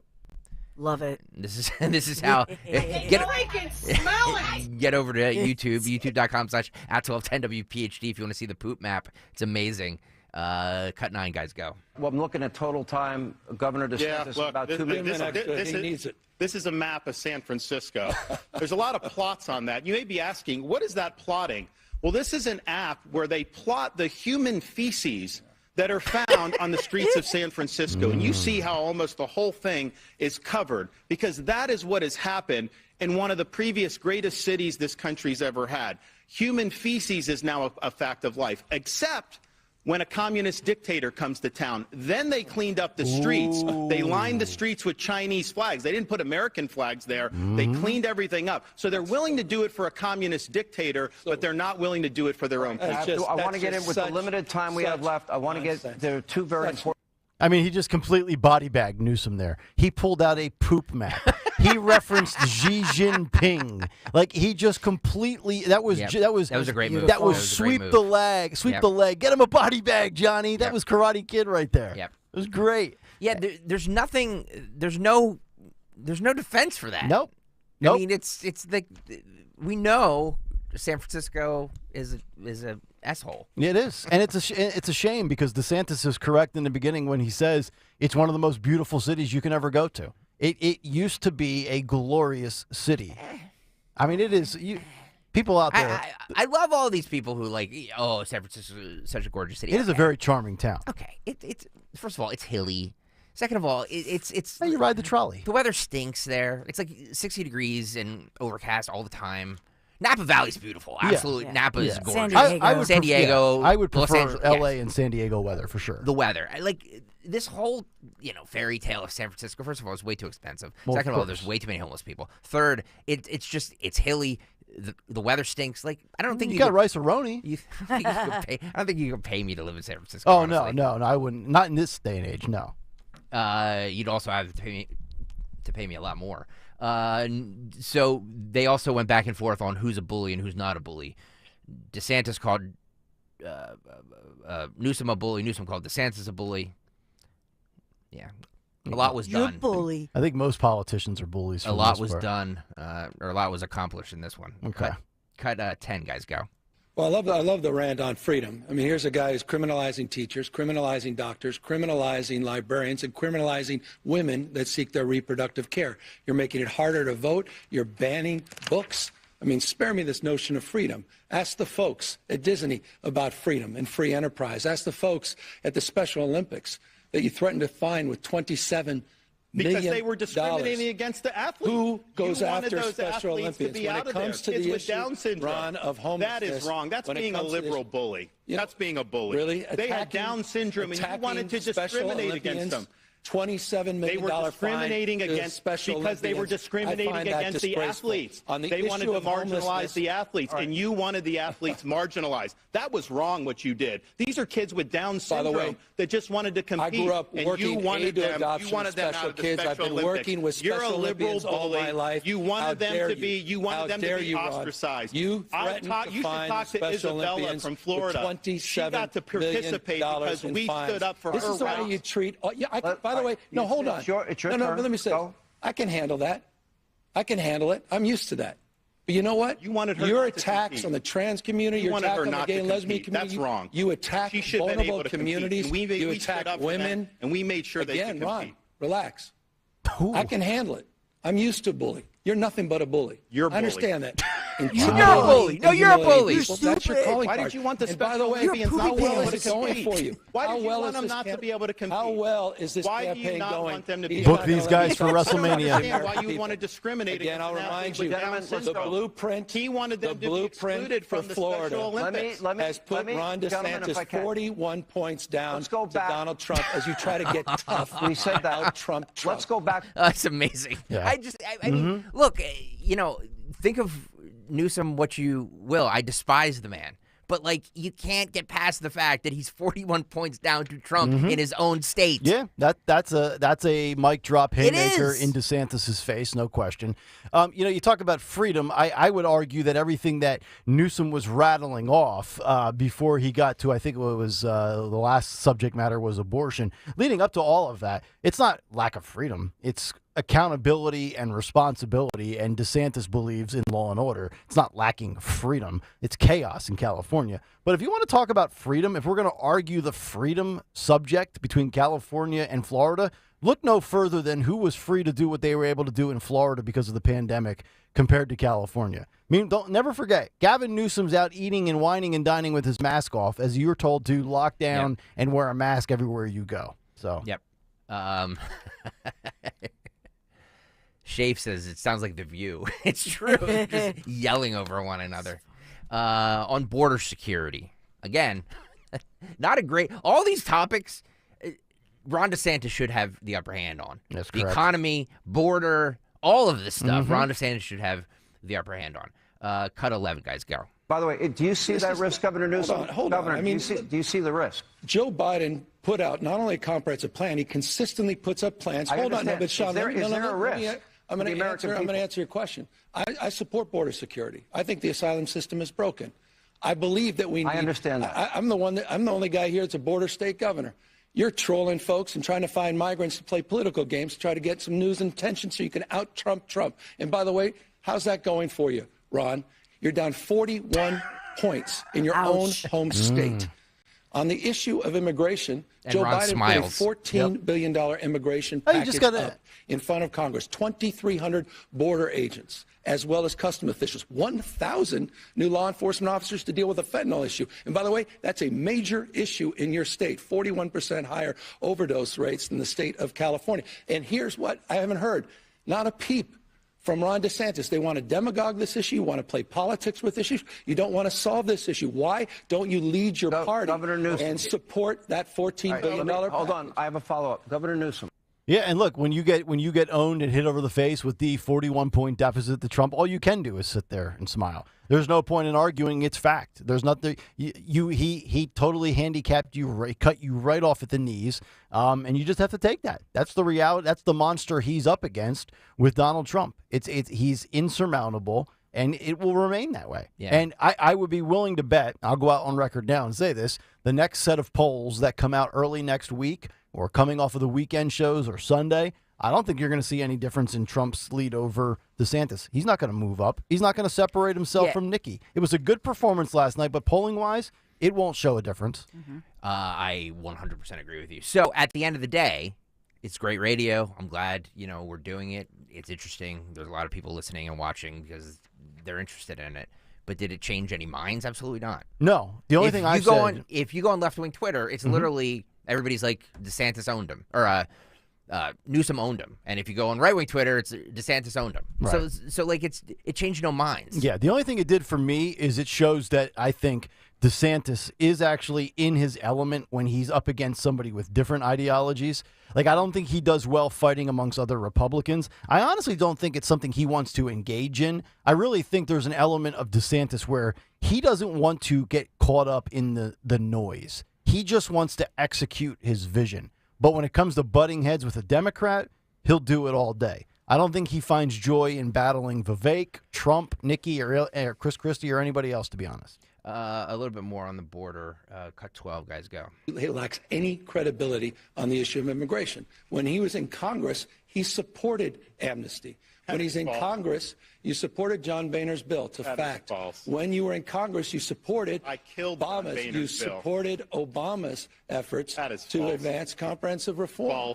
The last guy you want to talk to on the issue of immigration. Your immigration policy can best be described as a governor from the state of Florida going into another state, the state of Texas, lying to migrants, promising them jobs and housing, sending them to an island, Martha's Vineyard, and then sending them to a parking lot in Sacramento, California.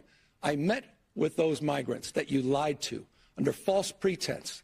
That kind of gamesmanship, using human beings as pawns, I think is disqualifying. So again, a guy who stands here who's been out on the Republican debate stage saying, well, he's going to be tough, he's going to shoot people with backpacks, and that he has a strategy to potentially even invade our second largest trading partner, Mexico, that has a record of supporting amnesty and supporting reforms under the Obama administration, is the last guy to be standing on stage talking about the issue of immigration reform tonight. Well, I'll tell you what, it's deja vu all over again with that flurry of lies. This is a guy that says the Biden administration is not lying to the public about the border. They go to the White House briefing room every day. They say the border's secure. They are lying to you. We know that that's not true. Gavin Newsom is lying to you when he says somehow I supported these things, which I didn't do. He's also lying to you about what it's going to take to solve this problem. California is a sanctuary state. They thumb their nose at federal immigration law, and this has real consequences. There was an illegal alien, Herbert Nixon Flores, who was in L.A., in custody. He was a repeat criminal. ICE wanted to take him into custody because then they would be able to deport him. L.A. refuses to work with ICE, and so they wouldn't turn him over. They end up releasing him on the street. He ends up murdering the mother of a 3-year-old little girl. Those policies are deadly. They do not work. And I'll tell you this. The Martha's Vineyard transport, Martha's Vineyard said it was a sanctuary jurisdiction. It kind of reminds me about Gavin Newsom when he restricted Californians, then he went to the French Laundry. These liberal elites, they like to impose burdens on you. They don't want to have to face the consequences of their actions. So we've got a lot of elites who want open borders, who lecture everybody else about it. Then the minute they have to deal with any of the consequences, oh man, all hell breaks loose. The moment it shows up on their doorstep, they completely flip their lid and lose their mind. I don't think it's a political stunt for Abbott or DeSantis or anybody to ship migrants to these blue sanctuary cities on buses, because these cities are like, yeah, we'll take you. And then all of a sudden they're like, whoa, we're full. No, you got to go back to where you're from. And the worst part of all of this for Democrats, these big blue mayors, they're begging the Biden administration, their own party, for help with this, and they're not getting it. Yeah. One more, and then we can do the Dawn's Big Three. They talked about the book ban. I have a couple more, but I'll save them for part two. Okay. They talked about the book ban in Florida. Newsom rattled off some books that are banned, and DeSantis said they weren't. Again, it's a semantics game. Cut 13, go. This should not be in schools. When people like on the left say that somehow you're banning books by removing this from a young kid's classroom, no, this is not age appropriate. And so we're going to stand for the rights of parents. I think we need to do that nationwide. I don't think you can have a situation where some states just trample on the rights of parents. Parents have a fundamental right to direct the education and upbringing of their kids. I mean, by the way, you've been on a banning bench. 1,406 books have been banned just last year under Ron DeSantis' leadership. I love that he keeps pulling this out. I've seen this. He's been doing this all over the campaign trail. What's wrong with Toni Morrison's books? It's not banned. What's wrong? It's not true. Not. What's wrong with Amanda Gorman's? It's not banned. And the poetry. 1,406. 1,406 books have been banned on your banning bench in the state of Florida. As it relates to parental rights, come on, California, it's in our Constitution, parental engagement. It's called the LCFF process. We actually require parental engagement on curriculum development, and we don't. Complete lie. We don't require K through third grade sexual education. That doesn't happen until middle school. What you're doing is using education as a sword for your cultural purge.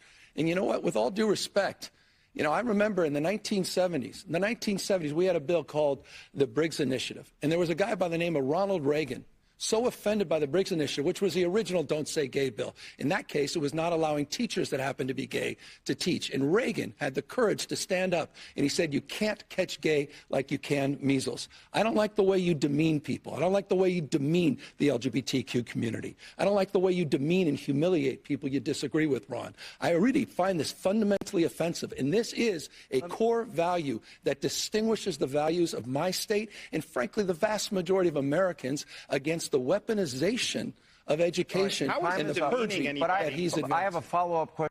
So he goes, I don't like the way you conduct business, basically, in your state. And it is fascinating that Gavin is going down the same rabbit hole that the mainstream media has gone down with these book bans or, you know, what has been rejected in the schools. Again, remember when he had the African-American Advanced Placement Studies course, and I think the syllabus was like 41 pages. There was like 2 paragraphs that were taken out of 41 pages that nobody really decided to read the rest of it. So I think Gavin Newsom is making the same mistake there. You heard DeSantis say, no, that Toni Morrison's books, they're not banned. So, I mean, the reality is the answer is out there. Just go into any of those schools, go into any of those libraries. If the books are still on the shelves, well, then they're not banned. So there you go. All right, that'll do it. Cut sheet part 1 in the books. Part 2 coming up 9:35 this morning. Right now at 8:40, we go to Dawn Stensland for the Big 3 at 8. It's the Big 3 at 8 on Kayal and Company. And Big 3 at 8 this morning, we are sponsored by Joseph Anthony Retreat, Spa and Salon.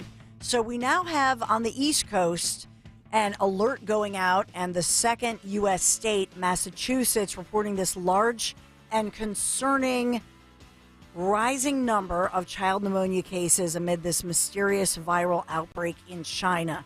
Doctors speaking out, and they're talking about Ohio, Massachusetts. Is this connected to China?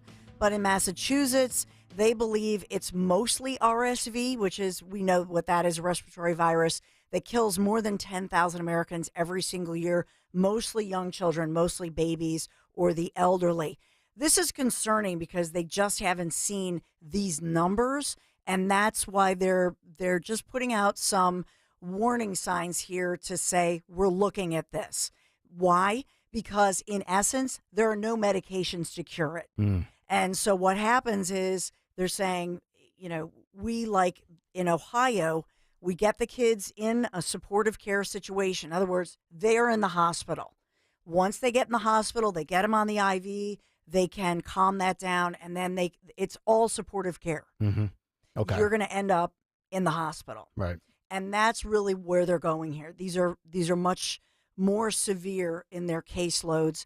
Most of the kids, I think this is telling, most of the kids, the average age is 8. Yep. And that's the same for Warren County, Really? Ohio. I thought it was younger. 8, really? 8. And Wow. what that tells me is that because of the pandemic, think about it. Yeah. You had all these school years, ultimately 3-4 Yep. school years, depending on where you were, where you weren't, first of all, you weren't just going out and playing. Yep. You weren't. So now you're just like the learning loss. Yeah. These poor kids in that 8-year-old range, they not only had learning loss in math and reading, but they had loss in, let's say, their baseline of their immune system. Immune system buildup. And Nick, this is in your wheelhouse because you have twin daughters. Well, believe it or not, it's actually good for kids to be around germs and dirt. I agree with you 100%. It sucks when they bring it home to us, the parent. But and that's coming from somebody who's a germaphobe, and I hate germs and dirt, and I hate most humans. But I agree with you. There's nothing more important than a kid's healthy immune system. Yeah. Get a runny nose, get a cough, skin a knee, brush an elbow. That's what being a kid's all about, not staying inside virtual learning. My son's had a cough for the last 3 weeks. It's just like, oh my Glorious, God. isn't it? Oh, God. The concern, I think, that as I look at this, and I'm reading between the lines and then looking at all, and they have a lot of different studies on this. So it's earlier we said, foreign media, but now I think we're starting to see people perk up in this country because you have some research institutes that are widely respected here. They're not in any way, they're not able to connect this to that pneumonia outbreak in China. We do have, the Wall Street Journal is calling it out. They have the World Health Organization calling it. They want more information about China. Is this something different? Is it the same?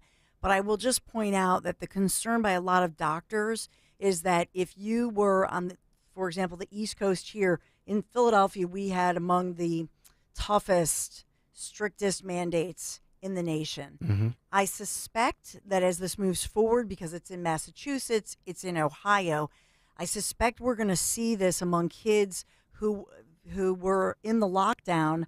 Now, I suspect we are more vulnerable in this area than other parts of the country. I was just going to say, let's see how it actually, I hate to make it political, but let's see how it plays out blue state versus red state. Which kids, like Florida, far more open, schools, things like that. Let's see how their immune systems are versus New York and California. The weather plays a huge role in that too. True. Because because of this crappy weather that we have here. We're locked inside for 3 months, and they're not in Florida. So, don't underestimate the power of vitamin D, which is the sun. You guys want to relocate the show to Florida right now? No. I'll sign up for it right now. I'll Susie pack Cool's up. I'll pack up back patio. Tell Susie I'll be there by Sunday. Kale and Company road trip. No. Palm Beach. I want to be on the East Coast though, not the West Coast. No. Number 2, the mystery of these non-human mummified remains. This has to do with UFOs. So we have a controversial journalist and UFO enthusiast making headlines. They claim that they've performed DNA analysis of these remains from Peru initially, and that they found 30% of the genetic material is not from any known species on Earth. Oh, so Dun, this dun, confirms we have extraterrestrials amongst us. E.T. phone home. Yeah. So now you have all of these, and then that's amid, we had talked, earlier the story about the UFO chief at the Pentagon level had resigned after, all of the information that had come out about UFOs. And so there are all these, individuals who are saying, this is it. You know what's going to happen? UFOs. If in fact they really do have what many skeptics or critics or, UFO enthusiasts, whatever you want to call them, if they really do have all of these busted up space shuttles and they've got ET and they got the whole Independence Day movie stuff going on in Area 51 and they've been covering it up for 70, 80 years. We look at the world today, right? We're on the verge of World War III. Some would argue we got some sort of a civil war in our own country right now. We're more divided than ever. They'll finally let the cat out of the bag when all hell's about to break loose in reality, and they'll use that as a way to distract us and keep us off of their scent for whatever else is going on. That's the motive. That's why I think this is starting to really start to build up. They're going to let out some information soon, just so they can throw us off of their original course. I'm debating number 3 because there are a lot of Trump headlines with the Trump campaign, as well as the fact that the Trump gag order was reinstated. That's Judge Engoron in the civil case, Letitia James in New York. But I will also tell you that the Supreme Court is weighing now on hearing the January 6 cases. This certainly could affect and impact the Trump cases. So 3 men charged in connection with the January 6 situation. They're trying to dismiss a charge that former President Donald Trump also faces. Okay. And so it would have an impact. In other words, so the Supreme Court today is set to consider this for the first time, whether to hear the appeals brought by those individuals who were charged in the January 6, 2021 riots. And so presumably, if the Supreme Court rules on it, let's say they throw it out, then Trump would automatically, they would be able to, throw that out as well. Right. So that's Gotcha. number 3. There was a lot of Trump news swirling in, so I was trying to just give you some headlines there. But Joseph Anthony Retreat Spa and Salon sponsors our Big 3, secret to finishing your holiday shopping. 3 locations, Glen Mills, Springfield, Center City at the Lowe's Hotel. Just visit in person or online, josephanthony.com, where gift cards are always available, josephanthony.com. Kale and Company, Big 3. All right, Dawn, thank you very much. Coming up at 9 o'clock, we have a trio of media stories to get to, from a Deadspin editor being exposed for a total fraud. We have more of a follow-up of this story from Deadspin where they tried to smear the Chiefs fan as a racist. Also, MSNBC with a major shakeup to their weekends, and Charles Barkley and Gayle King bomb in their debut on CNN. So we'll get to those 3 to kick off the 9 o'clock hour. But I did mention right around 7:20 or 7:30 this morning, we had a trio of COVID stories. Of course, the mysterious pneumonia type stuff that Dawn just mentioned that's going around. COVID cases have tripled in the last 2 weeks. And the big story that Anthony Fauci will be set to testify January 8th and 9th, 7 hours each day. And then after those 2 closed-door sessions occur, they will have a public setting, and we will all get to witness that. But one other story that is very, very interesting, and it's the first of its kind, and I'm reading this from Reuters. Pfizer is now sued by the state of Texas over the COVID vaccine claims. This is the first time that a state has gone after Big Pharma for what they are alleging is essentially fraud. This is Texas Attorney General Ken Paxton, who yesterday accused the drug maker of misrepresenting the efficacy of its widely used COVID-19 vaccine. He's basically alleging fraud. In a complaint filed in Lubbock County State Court, Paxton said it was misleading for Pfizer to claim that its vaccine was 95% effective because it offered, quote, a relative risk reduction for people who took it. Paxton said the claim was based on only 2 months of clinical trial data, and vaccine recipients, quote, absolute risk reduction showed that the vaccine was just 0.85% effective. Pfizer intentionally misrepresented the efficacy of its COVID-19 vaccine and censored persons who threatened to disseminate the truth in order to facilitate fast adoption of the product and expand its commercial opportunity, the complaint says. The lawsuit seeks to stop New York-based Pfizer from making alleged false claims and silencing, quote, truthful speech about its vaccine, and more than $10 million in fines for violating a Texas law protecting consumers from deceptive marketing. Now, Pfizer goes on to say that its vaccine, quote, has demonstrated a favorable safety profile in all age groups and helped protect against severe COVID-19 outcomes, including hospitalization and death. I would argue this. I think every GOP governor should join this suit because I think Big Pharma has operated without impunity for far too long. It's always bothered me that they can advertise the way they do in this country, and it doesn't happen in basically any other country around the globe. And I think I do think they committed a fraud because we were told if you take the shot, not only will you not get COVID, you won't spread it. It was patently wrong on both accounts. Yeah, I think this opens the floodgates for a lot of other lawsuits. And look, Pfizer has deep pockets, so like deep pockets. Mm-hmm. So what's $10 million to them, right? Exactly. Right. So at the end of the day, will it really make a dent in anything? No, but I think it could set an interesting precedent. Mm-hmm. So we'll see what happens. We'll see if other states kind of take the lead of Texas. Yeah. Follow behind Texas and follow similar lawsuits because we know blue states won't. Right. I'm wondering if Florida will follow, if Arizona will follow, if Texas will follow, if Tennessee will follow, Georgia on down the list, Alabama, you name it, Ohio.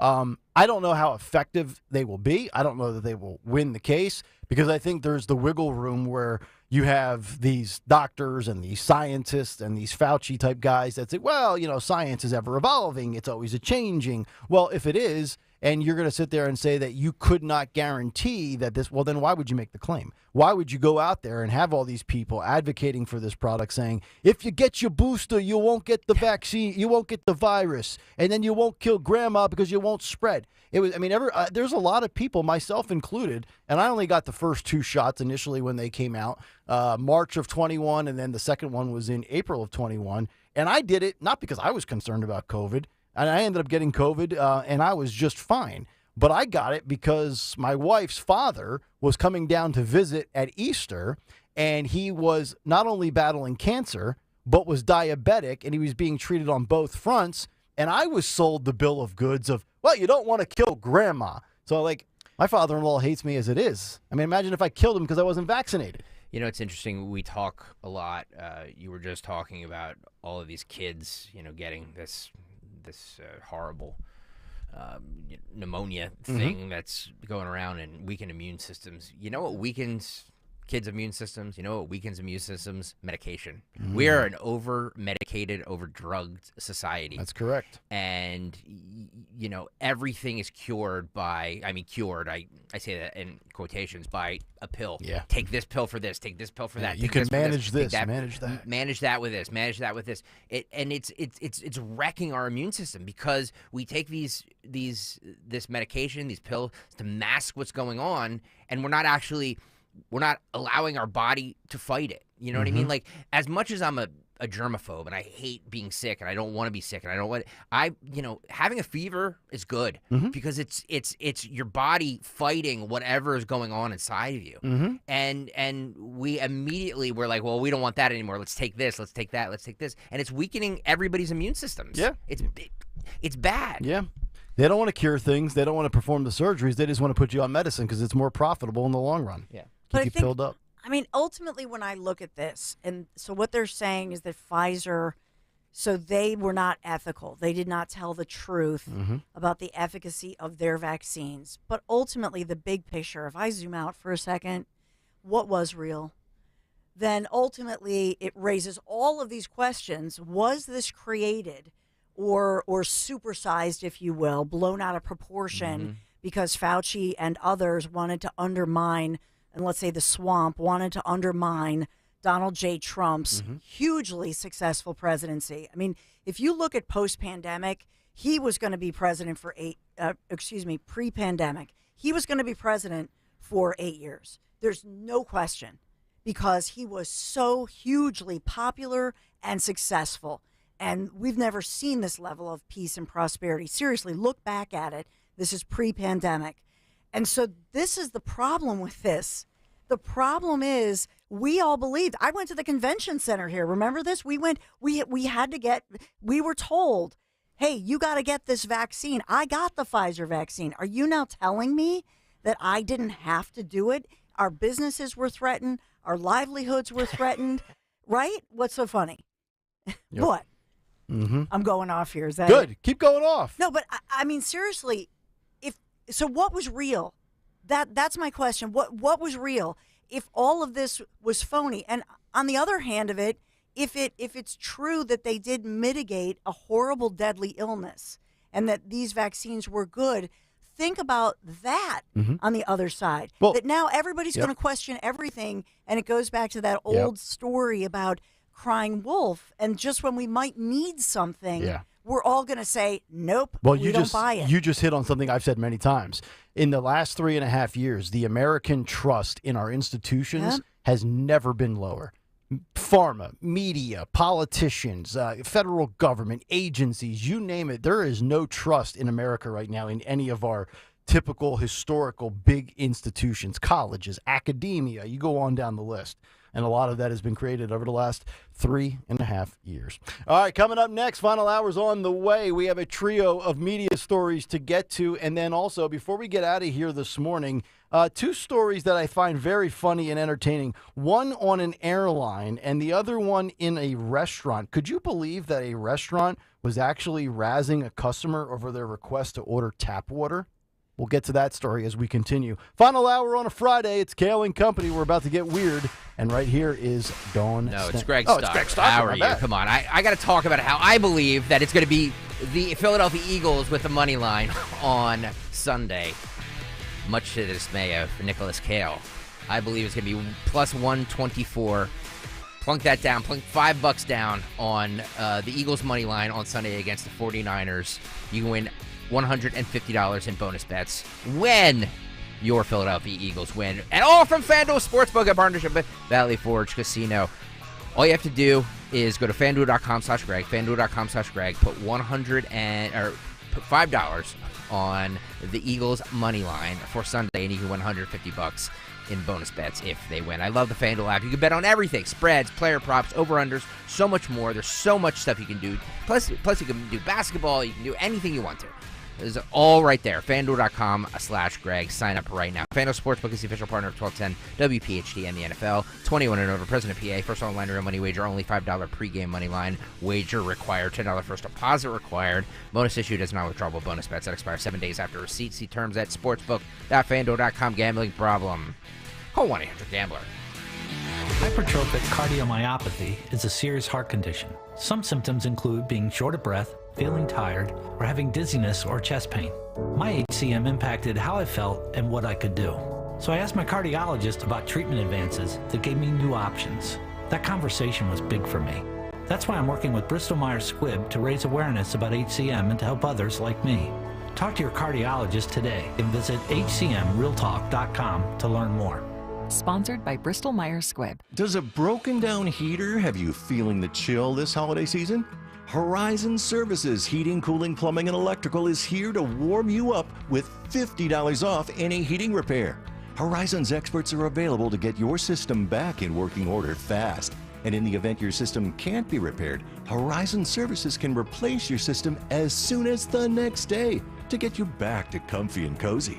Book your repair today at horizonservices.com. Lose weight and feel great with NJ Diet. NJ Diet uses DNA and blood work to help you lose weight and keep it off. Tune into the radio show Sunday at 2 or visit njdiet.com. Pajamagram's famous naturally nude pajamas are back. A very luxurious Christmas gift for her, one that'll make you a holiday hero. This year, Pajamagram has upped the ante. How about a free Barely There naturally nude nightie? How about $75 of savings?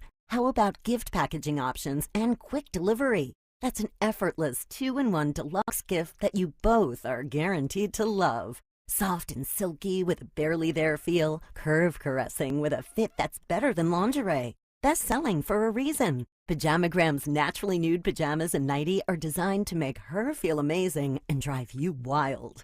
Now is the time to win Christmas. Now is the time to go get your special someone naturally nude from Pajamagram. But hurry, this gift sells out every year. Shop now while it lasts. Head to pajamagram.com for naturally nude pajamas and save $75 on a free naturally nude nightie.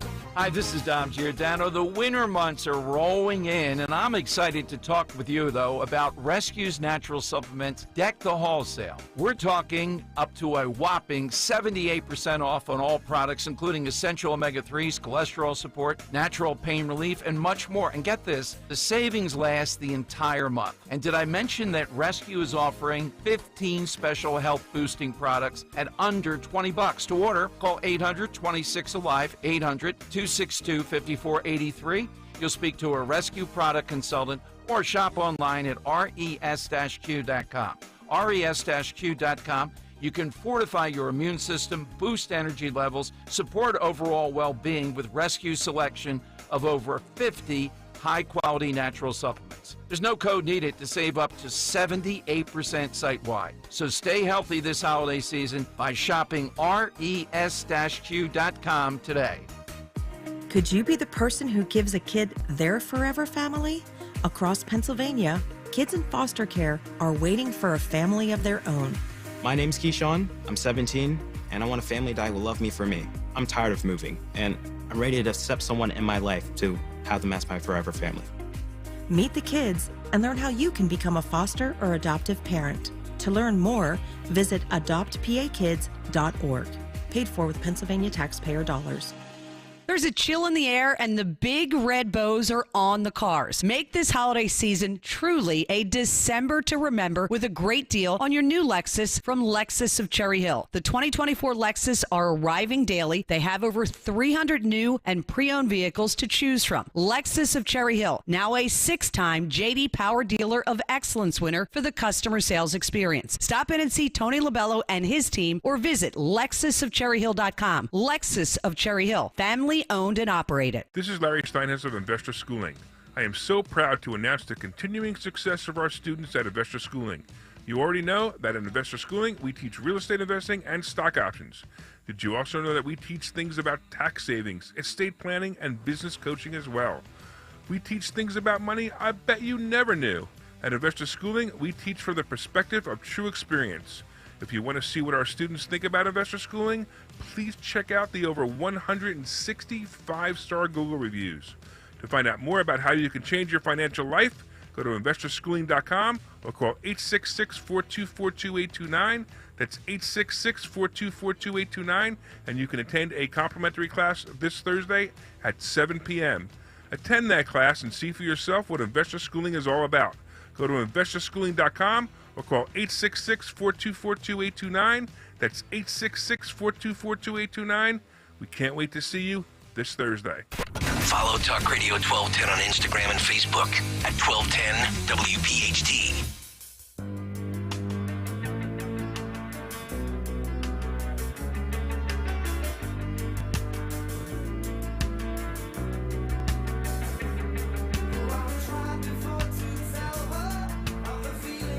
All right, 9:04, Kayal Company. Happy Friday, everybody. The 1st of December. It's going to be in the 50s today, 60s tomorrow, and sunny.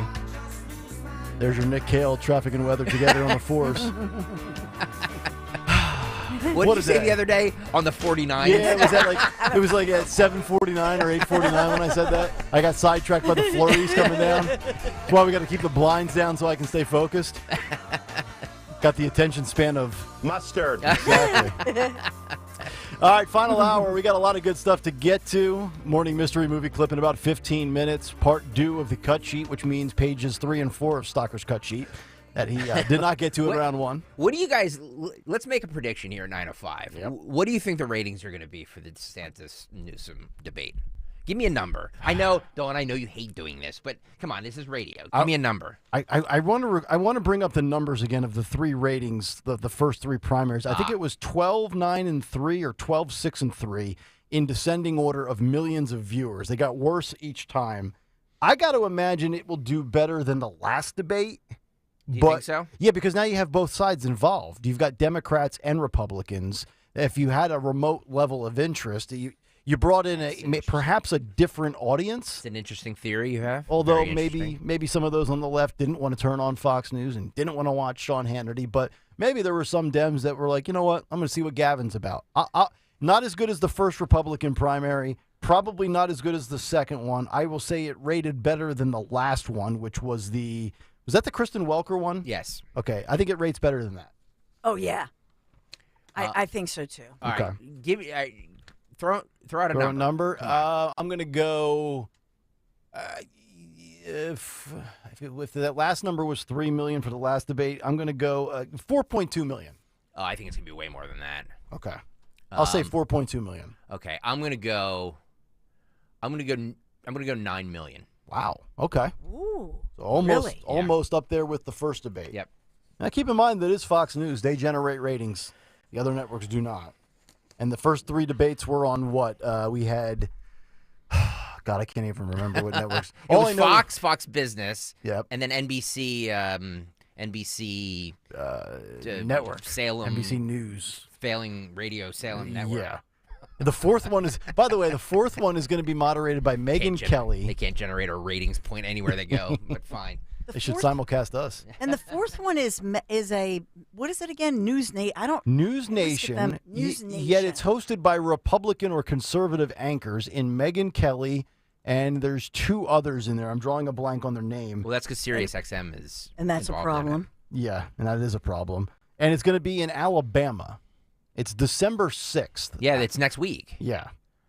So we'll have a big take on that, and it'll be interesting to see if DeSantis can carry over any of the momentum that he gained with Newsom in this setting, because as we've said, I don't think DeSantis has been bad in the first 3 primary debates. He just hasn't been the big takeaway reaction talking point the next day. We've been talking about the fact that, well, there was no Trump, and we've been talking about Nikki Haley versus Vivek Ramaswamy and the jousting, and DeSantis has basically been the middle guy on the stage, and he's been sitting there awkwardly just kind of looking to his left and looking to his right. Yeah, if you're just tuning in at 9:08, in my opinion, who won that debate last night was Donald Trump. Yeah. But, Dawn, give me a number, please, my love. I'm looking at his numbers. Usually Hannity's numbers are in the like 2 million. Yeah, 2.5. Yeah. I mean, they rock the ratings. Mm-hmm. So did he double his number on Hannity? That's why I'm saying. So if Greg is correct, then he would have almost tripled his number. Yep. I can't see him tripling that number. I really can't. Doubling, perhaps, which is why I'm going 4.2. There was a lot of promotion for this. Oh, yeah. It was promoted everywhere. Well, the 5 was pimping it every 5 freaking minutes. Yeah, it was promoted everywhere. There was ads in the New York Post. Yeah. I think 9 million might be a little low. Wow. I think that what you're going to see is a spike off the top because they were promoting it so much. So I think off the top, you could see a 12. And then it peters out. But yes, so then for the average, for the entire time, it's gonna go way down. Right. But Unlike this show, we stay at the same level for 4 straight hours. But I think they're gonna get a pop off the top. Yeah. And then you'll see the drop off as people say, "Meh, saw enough." Yep. All right. So give me a number, Dawn. Nobody's holding you at anything. This is just I know, but so I got 4.2. I got 9. I'll say 7 overall. Okay. But I think they're going to pop right off the beginning, and then it. Well, they have pills for that. 7. Blue pill. Yeah. Meanwhile, The first GOP debate, though, averaged on Fox 12.8 that's million what viewers. I thought. I want to say the second and the third was either 9 million and then 6 million, or 9 million and then 3 million. For some reason, those numbers are in my head, but I knew that first one was right around 12 million. So. All right, we'll see how that plays out. A couple of things here in the media. So how about this? Another little update, a new wrinkle to the Deadspin story, as a Deadspin editor is now accusing Bobby Barack from Outkick as being a sexist for trying to get Deadspin to comment on their egregious error. So they had reached out multiple times. According to Outkick, they had sent requests for comment to Karen J. Phillips, the author of that trashy hit piece of the Chiefs fan, the 9-year-old wearing face paint, Jim Rich, the Deadspin editor-in-chief, Jim Spanfeller, the GO Media CEO, and Julie DeCaro, the Deadspin senior writer. Only DeCaro replied, and she replied to the email request from Outkick asking when you're going to correct and amend your story. And she responded to the email request by telling Outkick to never ask her for comment. She then responded on Twitter with a series of posts. And then she goes on to lock and block out and make her account private so nobody could see her posts. So they got an email response from her. And actually, no, this was the Twitter response. So this is the senior editor telling one of the writers from Outkick on Twitter the following. She says, Bobby, you've been at this for days now, and I know the whole feed the foe outrage machine is your shtick. So a few things. What you will never get from me is a statement declaring what a person of color deems racist. Number 2, what you will not get from me is a statement throwing a colleague and friend under the bus. She must be friends with Karan J. Phillips, who wrote this awful hit piece that was 100% false. Number 3, she says, I find it really curious that you are laser focused on the only woman on the staff who wasn't even working when the story was published. It's almost like sexism. So she's immediately going to try to cry and claim that she's the victim. Here comes a male writer from Outkick being sexist by asking one of 4 people that happen to be a woman on the editorial staff for comment on this terrible story about this piece against this kid, which we gave you the audio yesterday. Him and his father were on Jesse Waters' Primetime. And I hope that, and I think we kind of read between the lines, it seems like they probably have lawyers already involved. And now she wants to come out and claim that Outkick is being sexist by calling her out for basically giving no comment. That's what people at Deadspin do. That is what Deadspin is all about. But the caveat to all of this, the nice little aha, gotcha moment. Apparently, speaking of sexism, this lady used to run a website that was designed to talk about the physical attributes and the sexy characteristics of men.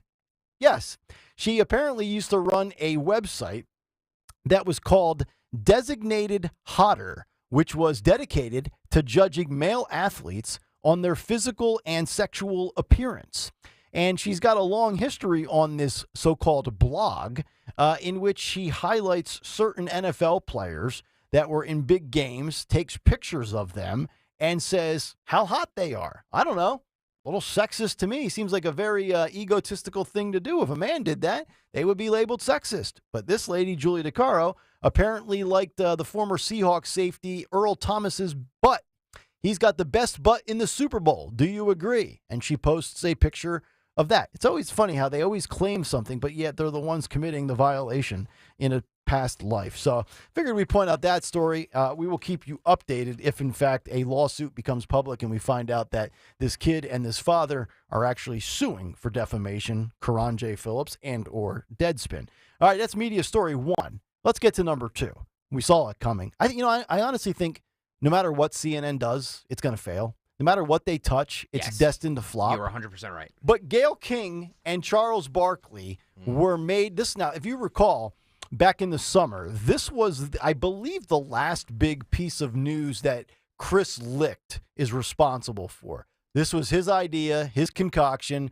Let's grab Charles Barkley from TNT, since TNT and CNN are under the Turner umbrella, so to speak, and we'll pair him with CBS's Gayle King and put them on the air together. Well, the show debuted last week, and Gayle King and Charles Barkley drew a mere 501,000 viewers. Oh, man. 501,000 viewers. We have about that many listeners weekly on Kayal and Company, folks, for its debut. And according to same-day Nielsen ratings, it's adjusted up a little bit from 486,000 in the national distance, the national parameter rankings. It finished a distant third amongst the big cable news channels in total viewers and didn't really move the needle from CNN's recent averages in that hour. In fact, it ranks as the smallest audience of any CNN primetime show that made a debut this year. Wow.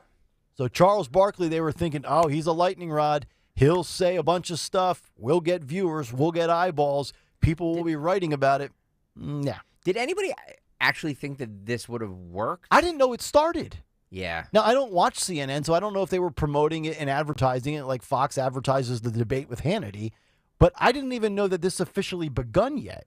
Or if it began, I would have thought it began back in the summer. We just haven't talked about it because it didn't make any dent in the ratings. Well, it's odd placement, too. It's only on once a week, right? So you have to physically, remember that it's on. And you know what I mean?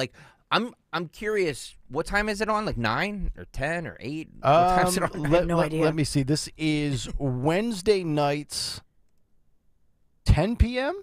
after Caitlin Collins. By the way, she gets up at 3 o'clock in the morning. There's zero chance that it's live at 10 p.m. Right. So totally taped. I'm sure this thing is completely taped. Yes. So this is, as for the ratings, the 501,000 viewers for King Charles is what it's called, because you take Gayle King and Charles Barkley and let's merge them. So some consultant got about $100,000 to come up with that idea. Hey, what about King Charles? That's pretty quippy. It's slightly ahead of CNN's November average for 10 p.m. weeknights, where the unwatchable Abby Phillip, keyword Phillip, no S on the end, it's not plural, Phillip, hosts CNN Newsnight. That show averaged 474,000 viewers in November. So it's basically what they wouldn't get on a normal night. Again, because it's once a week, there's really no hype around it. Nope. So you're just going to get the normal people that tune in to that station regularly. Yeah. So they preempt Abby Phillip for one night a week. So she does 4 nights, and then Gayle King and Charles Barkley are at 10 o'clock on Wednesday night. I don't know. To me, if I'm Abby Phillip here, I'm crying racism here. This is black on black crime, and I will not stand for it if I'm Abby Phillip. How dare you put Charles? This is sexist as well. They're putting Charles Barkley in over Abby. I would claim sexism. Well, I mean, that's why they have Gayle King there. Well, that's true. Well, so let me ask you guys this then. What was the show? The one clip I saw, they interviewed Steve Kerr. Oh, God. So is it a sports show? No, What is it? I think it's a hodgepodge of everything, but obviously Steve Kerr and Greg Popovich are 2 left-wing NBA head coaches. As we played you that clip of Popovich last week with, how dare you boo? We don't do that here. So, I don't think that's probably not the right spot for that type of show, unless they thought initially that they might get a little bit of humor out of Barkley like they do with Gutfeld. But Barkley's funny, but he's not a comedian like Gutfeld. Barkley's an entertaining guy. Oh, absolutely. I don't know what... I'll listen to Barkley talk about anything. I don't know what the appeal is. I don't know who they're going for that show. I don't know. It just... I think they put Gayle King in there for name recognition and journalistic integrity. I would actually go the opposite way. I would put somebody young that's got some pop culture savviness, and I would put that person, male or female, with Charles Barkley. You don't need to always no disrespect to Dawn or a journalist, you don't always need to have the serious Agreed. Traffic cop, so to speak, with the athlete. You can put somebody, you can make the best. Think about what's succeeding right now. Bill Maher, Club Random. It's completely the opposite of his TV show. Joe Rogan's podcast. Yeah. You don't all white guys. Yes. No, I'm just... That is very racist of me. I got to find a black comedian right now, or I'll be in HR at 10:02. But you got to break the norms here. And if you're CNN, the old formula, it doesn't work Yep. with that network. So now it still works for Fox with monologues with Jesse Water and Sean Hannity and Laura Ingraham. It still works for them, but CNN is a broken product at this point. Mix it up. I would say put somebody else in there with Charles Barkley, but that's just me. Yeah, they just need a complete revamping of that entire network. And there's no one thing is going to save it. So I think whoever came up with this concept, whatever they're paying Charles Barkley and Gayle King, I'm sure it's not a small amount of money. Oh, no. They should be fired. Well, it was one of the last things that Lick decided to put into motion. And then lastly, speaking of shaking things up, MSNBC has said, you know what, Mehdi Hassan, your show's not that good, and you've been very, very anti-Israel. Your show is officially canceled. That coming out yesterday from MSNBC. Are you guys surprised about that? No. That they canceled that show? No. Nope.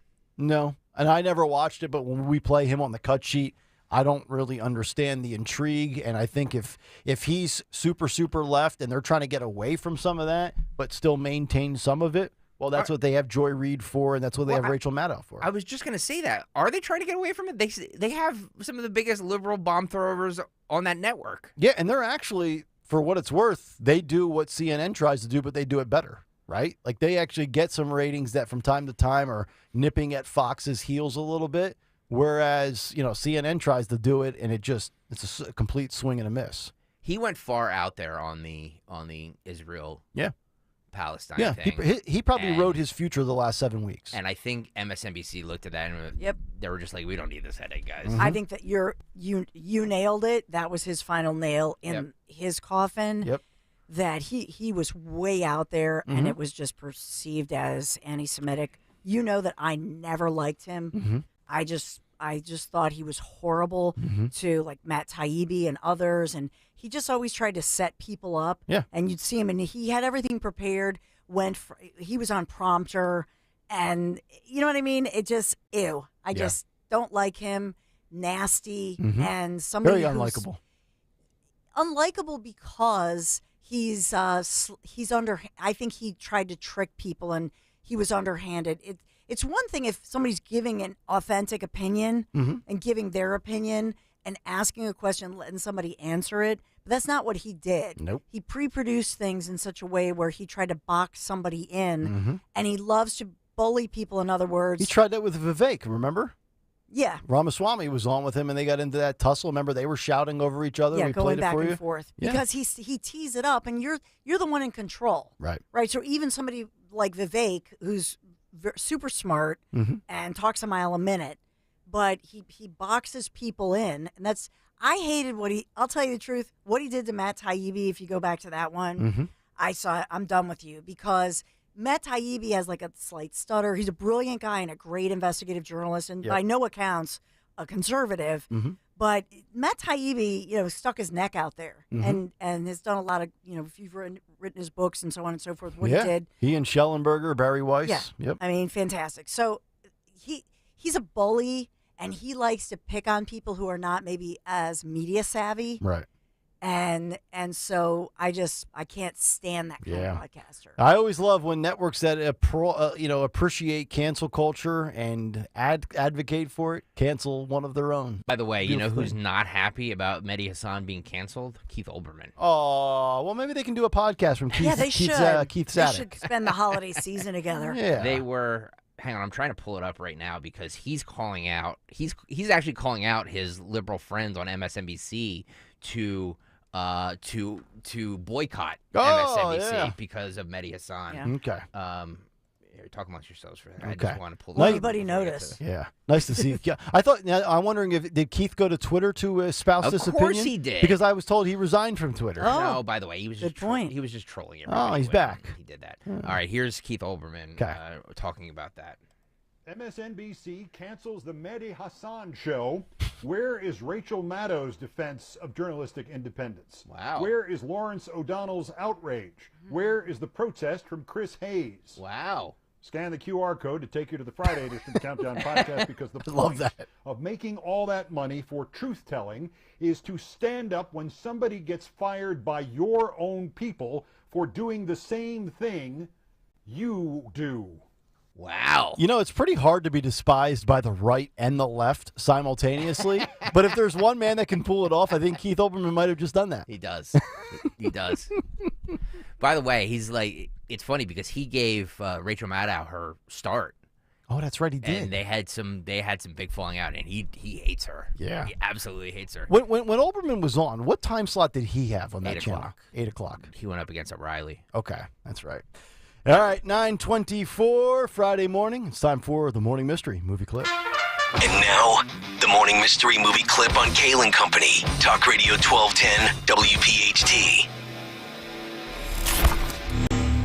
I want to see your permit papers. You need a permit to work on this street. Okay, I don't answer to you, buddy. I answer to the people. Mind your own business, please. The Salvation Army is my business. Hey, what's going You're on? crowded. What's going on This over guy's there? working without papers, and he's bashing the Salvation I'm Army. not bashing the Salvation Army. Hey, I'm not- Jermaine. Never bash anything. Hey, You're bashing going- it. No one bashing anybody. Don't make up lies. Jermaine? Show me your papers, clown.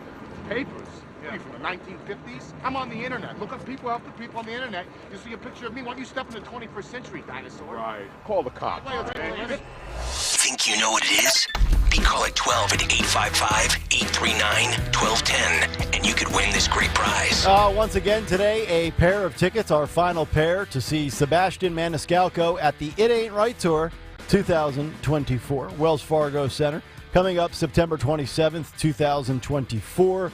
Tickets on sale 10 o'clock today at Ticketmaster.com. But you can win them before you can buy them in about 34 minutes if you can be caller 12 at 855-839-1210. Back after this with the winner and part 2 of what's on the cut sheet on a Friday edition of Kayal and Company on Talk Radio 1210 WPHT. You've heard me talk about Chapman Windows, Doors, and Siding. I love my new patio doors. I love all the work that Chapman has done in my home. And you know by now that if I needed windows, doors, siding, obviously I would only trust the Chapman family team. You may not think of Chapman right away for siding or stucco remediation, but you should. I trust nobody else with this investment in your home. If you're thinking of updating your current siding or maybe removing your current stucco and then replacing it with siding, I want you to think Chapman. Obviously, it would boost the curb appeal, but I would say update it with James Hardie plank or maybe some vinyl siding by James Hardie. It will obviously add the value to your home. Now would be a great time to get ahead of the ball. Plan your siding project for next year, for 2024. These certified Chapman installers are the professionals you want on this important job. If you or somebody you know are looking for windows, doors, siding, stucco remediation, the shutters with all those hardware options, just give them a call or you can text them, 610-431-8898. You can visit them online, take a virtual tour, ChapmanWindowsDoors.com for all the details. Tell them Dawn sent you. I can't wait for what's next. Even with higher stroke risk due to atrial fibrillation, an irregular heartbeat not caused by a heart valve problem. Eliquis, the Apixaban tablets, reduces stroke risk. It's the #1 cardiologist-prescribed blood thinner. Don't stop taking prescription Eliquis without talking to your doctor, as this may increase your risk of stroke. Eliquis can cause serious and in rare cases fatal bleeding. Don't take Eliquis if you have an artificial heart valve, abnormal bleeding, or have antiphospholipid syndrome.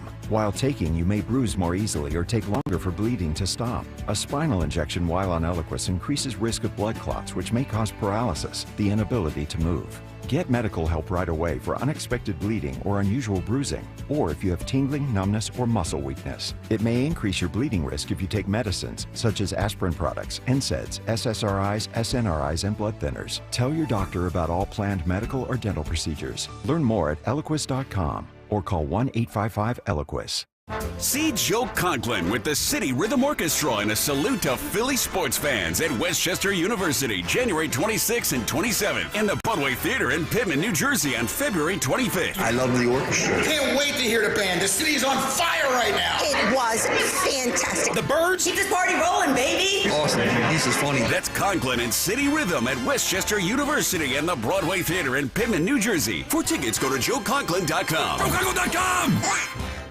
Hi, this is Dom Giordano. If your child needs support, special tutoring, and custom instruction, METC is here to help. Now's the time to call to Kathy Gannon, METC. Call the Motivational Educational Tutoring Company for over 30 years. METC's tutoring studio, founded by educator Kathy Gannon, has helped people of all ages to grow personally and academically. Call Kathy at 215-493-4200. METC offers motivational SAT prep as well as academic skills and leadership training. 215-493-4200. Now's the time to get assistance. For your child to help them succeed, all you have to do is visit online at METC.com. METC's tutoring studio. Call them today, 215-493-4200, or email Kathy directly, info@METC.com. Remember, 1210 listeners receive a free 1-hour consultation. Take advantage of this opportunity to help your child get one-on-one help. 215-493-4200, 215-493-4200. WPHT, WPHT-HD, WOGL HD3 Philadelphia. From the Cherry Hill Volvo Studios, where relationships matter.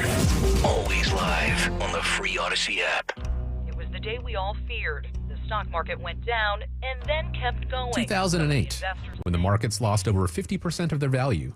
But that was over a decade ago. Today, it's not so painful. Jim Cipriotti at Retire Ready Financial Group calls that financial amnesia. When you forget the pain of losing half your savings, and more importantly, ignore the fact that it can happen again. A complimentary consultation from Retire Ready Financial Group can show you where you stand now before the next market pullback. You're much closer to retirement than you were in 2008. Don't let it happen again. Call Jim Cipriotti at 610-894-7415 for a complimentary consultation. That's 610-894-7415 or online at retirereadyfg.com. You can forget where you put your keys, your glasses, or even your car. Don't forget to protect your retirement.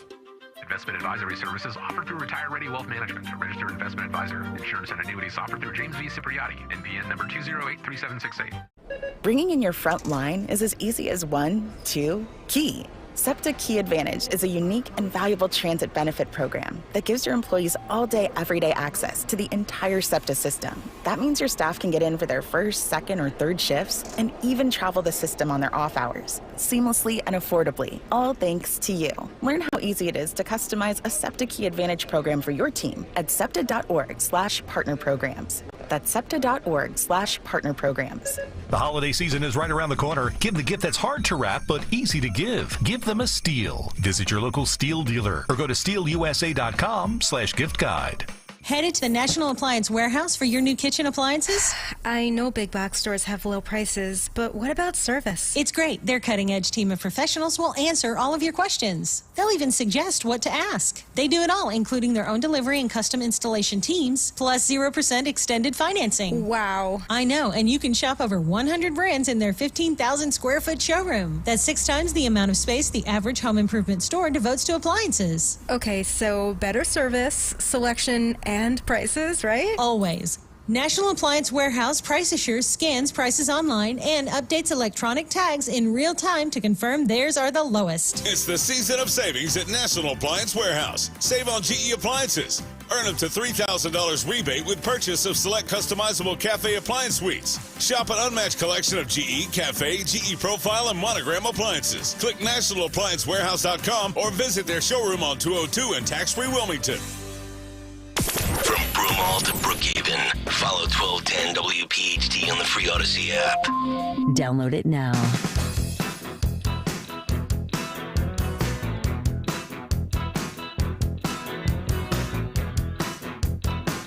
Mustard.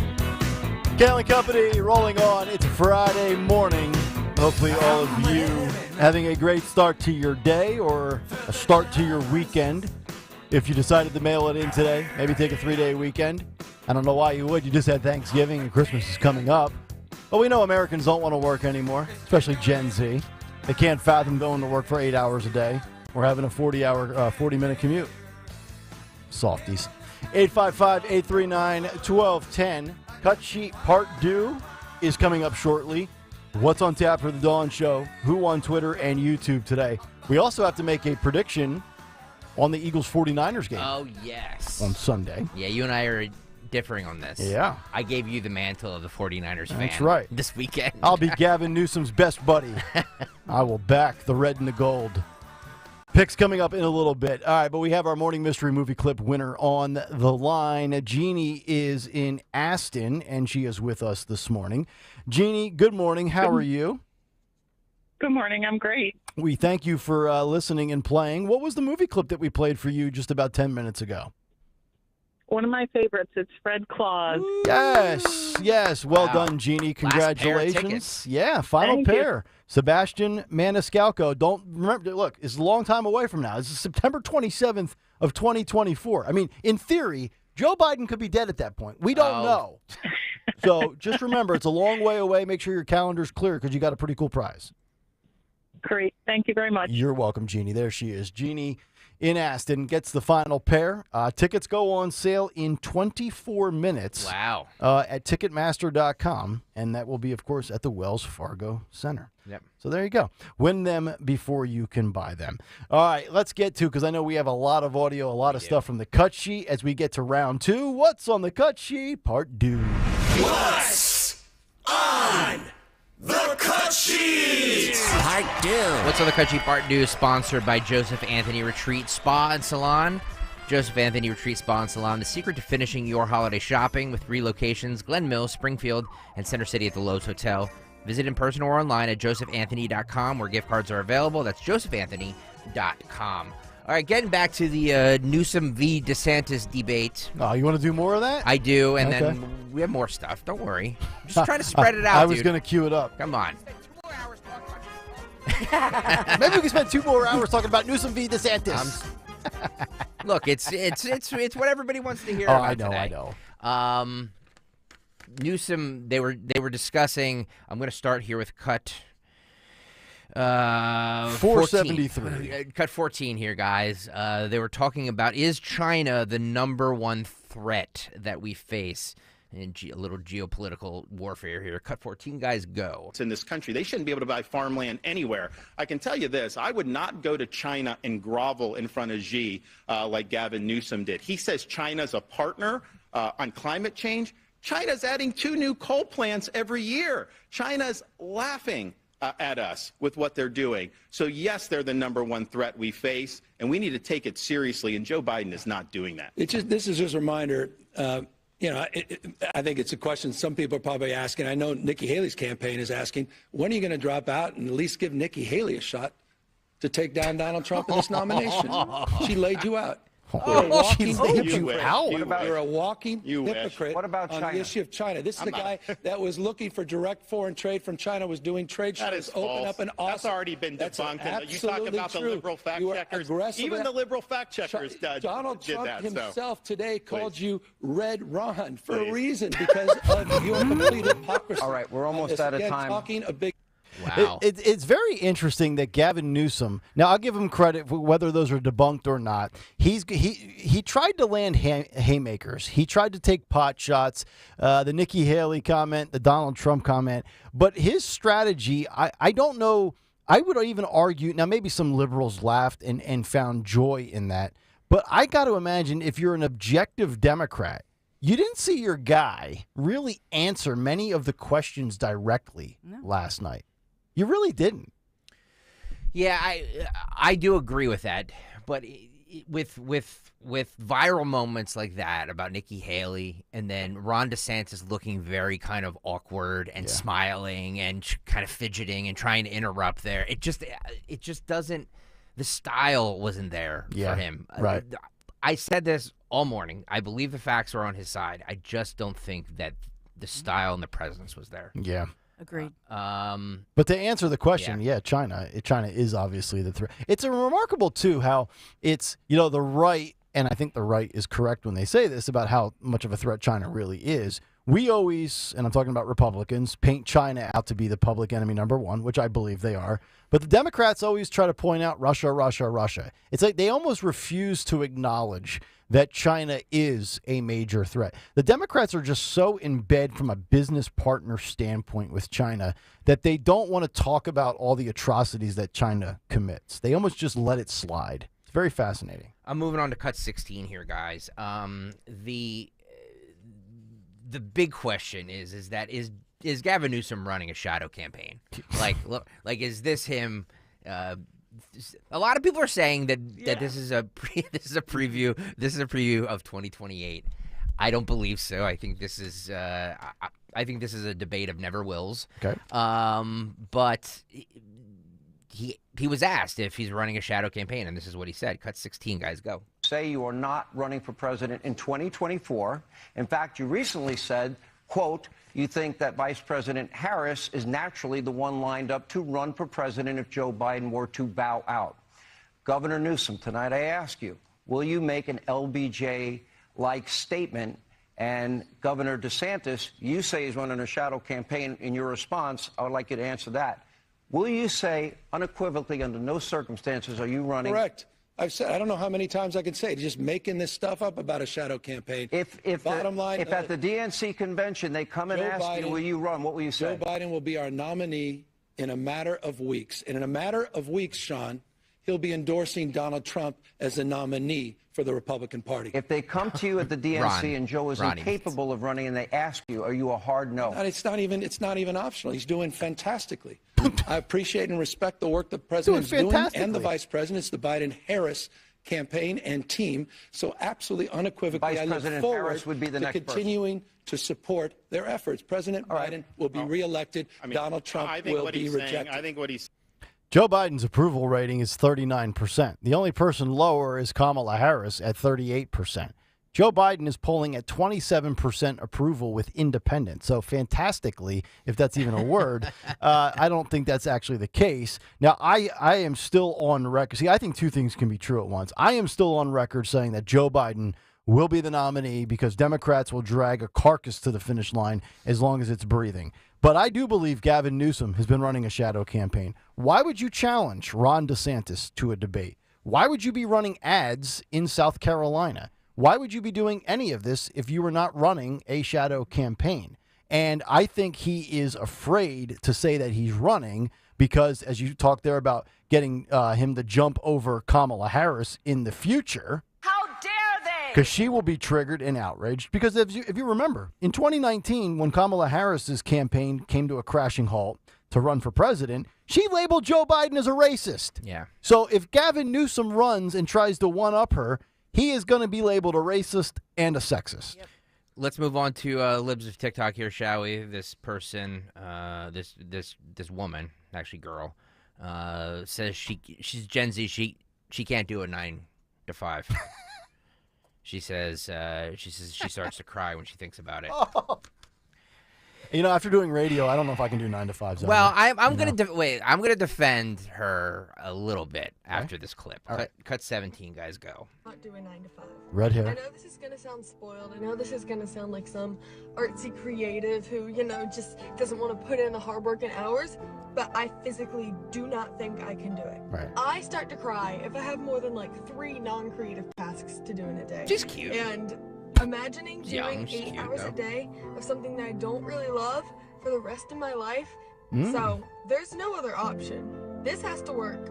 This is gonna sound even more artsy and arrogant, but I heard this quote in a show once, and it said, "People like us can't live normal lives. If we try, it kills us." And honestly, I am throwing myself into that category because I think I will simply die. Yeah. So if you want to listen to my music and help be, one step in the process of me not literally dying, Unsolicited laugh. please stream it. I love you guys. Elevation of the voice. Other than the nose ring, we've got all the attributes that are required to post a video of a breakdown on TikTok. She's a cute girl. Yeah, she's not bad looking. Listen. I would. I'm gonna make. She's just young, dude. Come on, what's wrong with you? Oh, she's 18. I would. She's. Stop. Just stop. We have nothing in common. Listen. I don't know about you, Nick Kayal. Dawn is different than you and I. Yep. In many ways. She's a biological female. But I got in radio because I didn't want to work a 9 to 5. Right. I've been out of radio 2 or 3 different times. And I do agree. The old adage, do what you love and you will never work a day in your life, is absolutely true. I had to sell insurance. I wanted to blow my head off. It's awful. So I agree. But the fact that you have to do a 9 to 5 is going to kill you. Come on, Toots. But I also felt like that at that age. At 18, I was just like, if I have to work a 9 to 5 desk job, I can't do that for 60 years or however long you work, 50 years.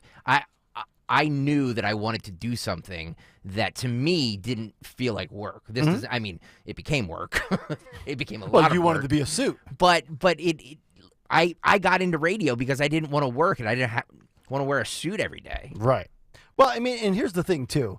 Like you sit there and you say, what would it take for me to do this job from like a financial standpoint? Now, like if you came to me and said, hey, I'll give you $500,000 a year guaranteed to sell insurance, would I probably do it? Yeah, I probably would. But like you're going to have to pay me a really, really absorbent amount of money to leave a job that I love doing, that I get compensated pretty darn well for doing to begin with anyway. To do something I really don't love. And by the way, this isn't a 9-to-5 job. It's, we get up in the middle of the night, so it's actually worse than a 9-to-5 job. And we actually work throughout the day as more content comes in, and we have to send emails and then start brainstorming. Absolutely. So anybody that thinks that this is just 6A to 10A and then I go play golf the rest of the day, well, part of that's true. Part of that's true. But there's a lot of work that goes into this. Yeah. Yeah, she's the real problem with this is that she is weak. She's weak-minded. She doesn't have a work ethic, and this is part of a generation, particularly of women. Mm-hmm. I think it affects, for whatever reason, it has affected young women more than guys. And so to me, I look at her and I think, wow, I mean, you're a woman. You're a young woman. Be strong. Yeah. Stand up for yourself. Find something that you love to do. But instead, she's like whining. Yeah. And she's quoting... What is I looked up just a minute ago what she was quoting, a Netflix series. It's like, okay, so you're streaming and you're privileged and you're spoiled rotten because you know what? You're lucky that you're not doing some job that's a physical job. Yeah. Go try waitressing for a 12-hour shift. Yeah, go landscape. Go hardscape. Exactly. Yeah. And so I just think it's this, and she's, I would love to quiz her on history. Yeah. She's the same person that doesn't know history. Mm-hmm. But so she wants everything politically correct, and she's easily triggered. Well, it's a shame. And you're spot on with it, usually being the females of this age group. But we do have some men that have lost their minds over. If you recall our buddy from a couple of weeks ago at Starbucks. I have a full mustache and beard. He had a full mustache and beard, but he still couldn't do the job. I miss that guy. I wonder at what age her parents first left her in a car alone. Honestly, I would actually leave her in the car, but I would drop the garage door down as well, and then let the fumes start. Oh, that's running. not right. That's not right. Come on. All right, coming up next, we'll wrap it up with who won Twitter today, who won YouTube, what's on tap for the Dawn Show, and our Eagles 49ers predictions. It's Kayal and Company. Stay right there. Join me next spring. We're going to discover the wonderful sights in southern Italy.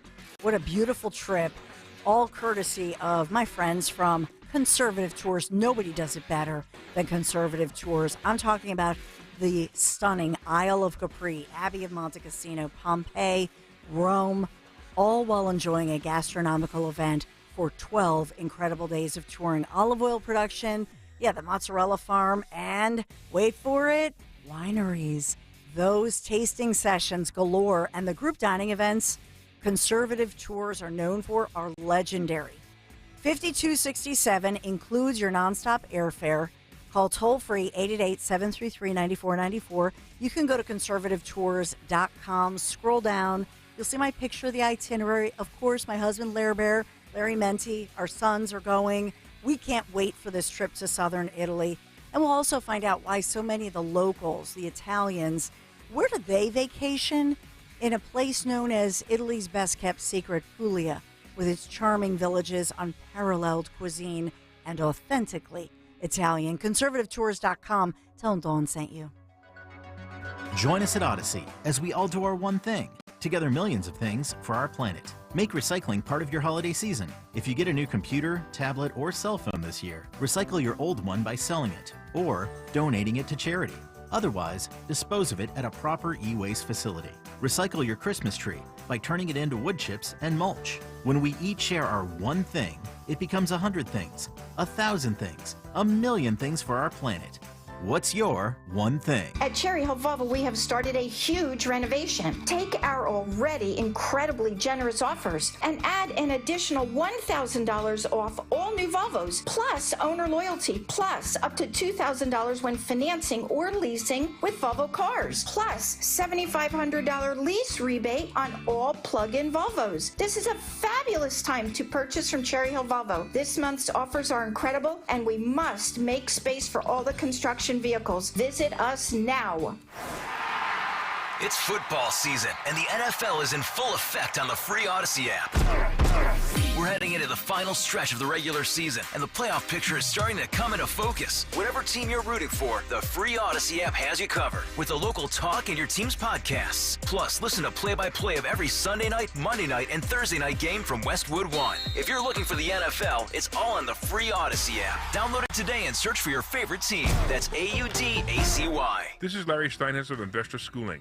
I am so proud to announce the continuing success of our students at Investor Schooling. You already know that at Investor Schooling, we teach real estate investing and stock options. Did you also know that we teach things about tax savings, estate planning, and business coaching as well? We teach things about money I bet you never knew. At Investor Schooling, we teach from the perspective of true experience. If you want to see what our students think about Investor Schooling, please check out the over 160 5-star Google reviews. To find out more about how you can change your financial life, go to investorschooling.com or call 866-424-2829. That's 866-424-2829, and you can attend a complimentary class this Thursday at 7 p.m. Attend that class and see for yourself what Investor Schooling is all about. Go to investorschooling.com or call 866-424-2829. That's 866-424-2829.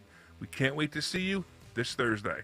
Hey, it's Rich. It's Yul. You know, for years I've been talking about the great work my friends Stephanie and Matt and the entire team at Emmons have done for me and my home. Well, now Emmons can bring that same quality of work to all of your kitchen and bathroom remodeling needs. Emmons Roofing has really become the one-stop shop for all your roofing, siding, windows, solar, and now baths and kitchens. Trust the team at Emmons just like we did. They remodeled our kitchen and our bathroom in our former house, and we were so happy with the work they did. Do you have a property at the shore? Have the team at Emmons come out and take a look at the roof now. Small winter leaks can lead to big, costly repairs when the warm weather hits. So call 856-556-3229. Call today for a free estimate online at emmonsroofing.com or visit the Emmons Design Showroom in Cherry Hill. That's emmonsroofing.com. Be sure to tell them I sent you. Remember, for 6 years, I've been using Emmons on every project in my home. Excellent results, outstanding people.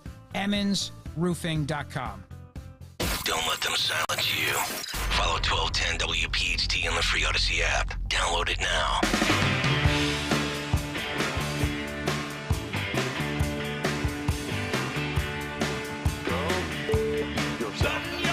Kayal and Company, 9:52 Friday morning, as we get set for the Dawn Show coming up at 10 o'clock.